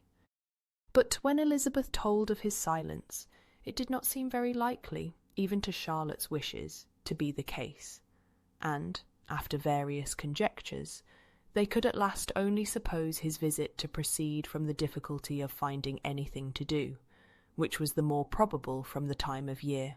All field sports were over. Within doors there was Lady Catherine, books, and a billiard table, but gentlemen cannot be always within doors, and in the nearness of the parsonage, or the pleasantness of the walk to it, or of the people who lived in it, the two cousins found a temptation from this period of walking thither almost every day. They called at various times of the morning, sometimes separately, sometimes together, and now and then accompanied by their aunt. It was plain to them all that Colonel Fitzwilliam came because he had pleasure in their society, a persuasion which of course recommended him still more, and Elizabeth was reminded by her own satisfaction in being with him, as well as by his evident admiration of her former favourite, George Wickham, and though, in comparing them, she saw there was less captivating softness in Colonel Fitzwilliam's manners, she believed he might have the best informed mind. But why Mr. Darcy came so often to the parsonage it was more difficult to understand. It could not be for society, as he frequently sat there 10 minutes together without opening his lips, and when he did speak, it seemed the effect of necessity rather than of choice, a sacrifice to propriety, not a pleasure to himself. He seldom appeared really animated. Mrs. Collins knew not what to make of him. Colonel Fitzwilliam's occasionally laughing at his stupidity proved that he was generally different, which her own knowledge of him could not have told her. And as she would have liked to believe this change the effect of love, and the object of that love her friend Eliza, she set herself seriously to work to find it out. She watched him whenever they were at Rosings, and whenever he came to Hunsford, but without much success. He certainly looked at her friend a great deal, but the expression of that look was disputable. It was an earnest, steadfast gaze, but she often doubted whether there were much admiration in it, and sometimes it seemed nothing but absence of mind. She had once or twice suggested to Elizabeth the possibility of his being partial to her, but Elizabeth always laughed at the idea, and Mrs. Collins did not think it right to press the subject, from the danger of raising expectations which might only end in disappointment, for in her opinion it admitted not of a doubt that all her friend's dislike would vanish if she could suppose him to be in her power. In her kind schemes for Elizabeth, she sometimes planned her marrying Colonel Fitzwilliam. He was, beyond comparison, the pleasantest man. He certainly admired her, and his situation in life was most eligible. But, to counterbalance these advantages, Mr. Darcy had considerable patronage in the church, and his cousin could have none at all. Chapter 33. More than once did Elizabeth, in her ramble within the park, unexpectedly meet Mr. Darcy. She felt all the perverseness of the mischance that should bring him where no one else was brought, and to prevent its ever happening again, took care to inform him, at first, that it was a favourite haunt of hers. How it could occur a second time, therefore, was very odd. Yet it did, and even the third. It seemed like wilful ill-nature, or a voluntary penance, for on these occasions it was not merely a few formal inquiries and an awkward pause and then away, but he actually thought it necessary to turn back and walk with her. He never said a great deal, nor did she give herself the trouble of talking or of listening much, but it struck her in the course of their third encounter that he was asking some odd, unconnected questions about her pleasure in being at Hunsford, her love of solitary walks, and her opinion of Mr. and Mrs. Collins's happiness, and that in speaking of Rosings, and her not perfectly understanding the house, he seemed to expect that whenever she came into Kent again, she would be staying there too.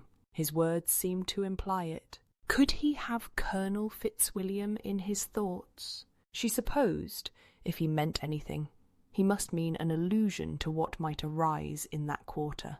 It distressed her a little, and she was quite glad to find herself at the gate in the pales opposite the parsonage.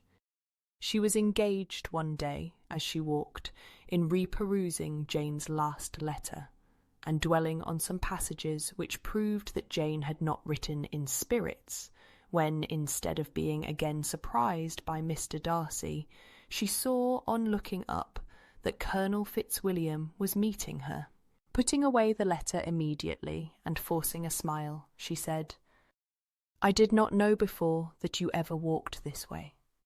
"I have been making the tour of the park," he replied, "as I generally do every year, and intended to close it with a call at the parsonage." "Are you going much farther?" "No, I should have turned in a moment." And accordingly she did turn, and they walked towards the parsonage together. "Do you certainly leave Kent on Saturday?" said she. "Yes, if Darcy does not put it off again, but I am at his disposal. He arranges the business just as he pleases, and if not able to please himself in the arrangement, he has at least great pleasure in the power of choice. I do not know anybody who seems more to enjoy the power of doing what he likes than Mr. Darcy." "He likes to have his own way very well," replied Colonel Fitzwilliam, "but so we all do. It is only that he has better means of having it than many others, because he is rich, and many others are poor. I speak feelingly. A younger son, you know, must be inured to self-denial and dependence. In my opinion, the younger son of an earl can know very little of either. Now, seriously, what have you ever known of self-denial and dependence? When have you been prevented by want of money from going wherever you chose or procuring anything you had a fancy for? These are home questions, and perhaps I cannot say that I have experienced many hardships of that nature, but in matters of greater weight I may suffer from the want of money. Younger sons cannot marry where they like, unless where they like women of fortune, which I think they very often do.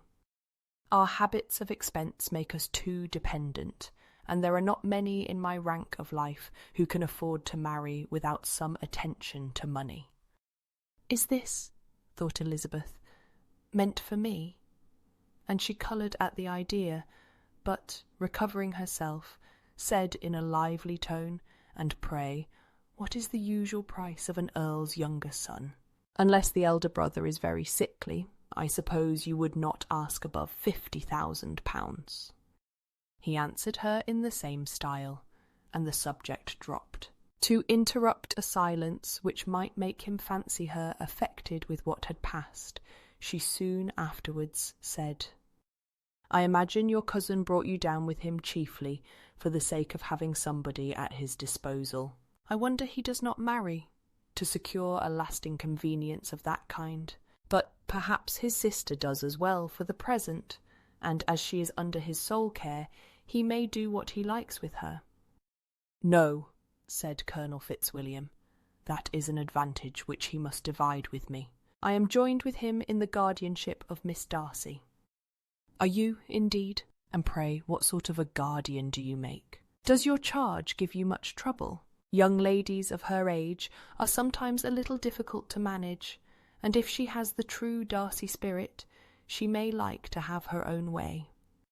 As she spoke, she observed him looking at her earnestly, and the manner in which he immediately asked her why she supposed Miss Darcy likely to give them any uneasiness, convinced her that she had somehow or other got pretty near the truth. She directly replied, "You need not be frightened. I never heard any harm of her, and I dare say she is one of the most tractable creatures in the world. She is a very great favourite with some ladies of my acquaintance, Mrs. Hurst and Miss Bingley. I think I have heard you say that you know them." "I know them a little. Their brother is a pleasant, gentlemanlike man. He is a great friend of Darcy's." "Oh, yes," said Elizabeth dryly. "Mr. Darcy is uncommonly kind to Mr. Bingley, and takes a prodigious deal of care of him." "Care of him!" "Yes, I really believe Darcy does take care of him in those points where he most wants care. From something that he told me in our journey hither, I have reason to think Bingley very much indebted to him. But I ought to beg his pardon, for I have no right to suppose that Bingley was the person meant. It was all conjecture. What is it you mean? It is a circumstance which Darcy, of course, could not wish to be generally known, because if it were to get round to the lady's family, it would be an unpleasant thing. You may depend upon my not mentioning it. And remember that I have not much reason for supposing it to be Bingley. What he told me was merely this, that he congratulated himself on having lately saved a friend from the inconveniences of a most imprudent marriage, but without mentioning names or any other particulars, and I only suspected it to be Bingley from believing him the kind of young man to get into a scrape of that sort, and from knowing them to have been together the whole of last summer. Did Mr. Darcy give you his reasons for this interference? I understood that there were some very strong objections against the lady. And what arts did he use to separate them? He did not talk to me of his own arts, said Fitzwilliam, smiling. He only told me what I have now told you. Elizabeth made no answer and walked on, her heart swelling with indignation. After watching her a little, Fitzwilliam asked her why she was so thoughtful. "I am thinking of what you have been telling me," said she. "Your cousin's conduct does not suit my feelings. Why was he to be the judge? You are rather disposed to call his interference officious? I do not see what right Mr. Darcy had to decide on the propriety of his friend's inclination, or why, upon his own judgment alone, he was to determine and direct in what manner that friend was to be happy. But," she continued, recollecting herself, "as we know none of the particulars, it is not fair to condemn him. It is not to be supposed that there was much affection in the case." "That is not an unnatural surmise," said Fitzwilliam, "but it is lessening the honour of my cousin's triumph very sadly." This was spoken jestingly, but it appeared to her so just a picture of Mr. Darcy that she would not trust herself with an answer, and therefore, abruptly changing the conversation, talked on indifferent matters till they reached the parsonage. There, shut into her own room as soon as their visitor left them, she could think without interruption of all that she had heard. It was not to be supposed that any other people could be meant than those with whom she was connected. There could not exist in the world two men over whom Mr. Darcy could have such boundless influence. That he had been concerned in the measures taken to separate Mr. Bingley and Jane, she had never doubted, but she had always attributed to Miss Bingley the principal design and arrangement of them. If his own vanity, however, did not mislead him, he was the cause, his pride and caprice were the cause, of all that Jane had suffered, and still continued to suffer. He had ruined for a while every hope of happiness for the most affectionate, generous heart in the world, and no one could say how lasting an evil he might have inflicted. There were some very strong objections against the lady, were Colonel Fitzwilliam's words, and these strong objections probably were her having one uncle who was a country attorney, and another who was in business in London.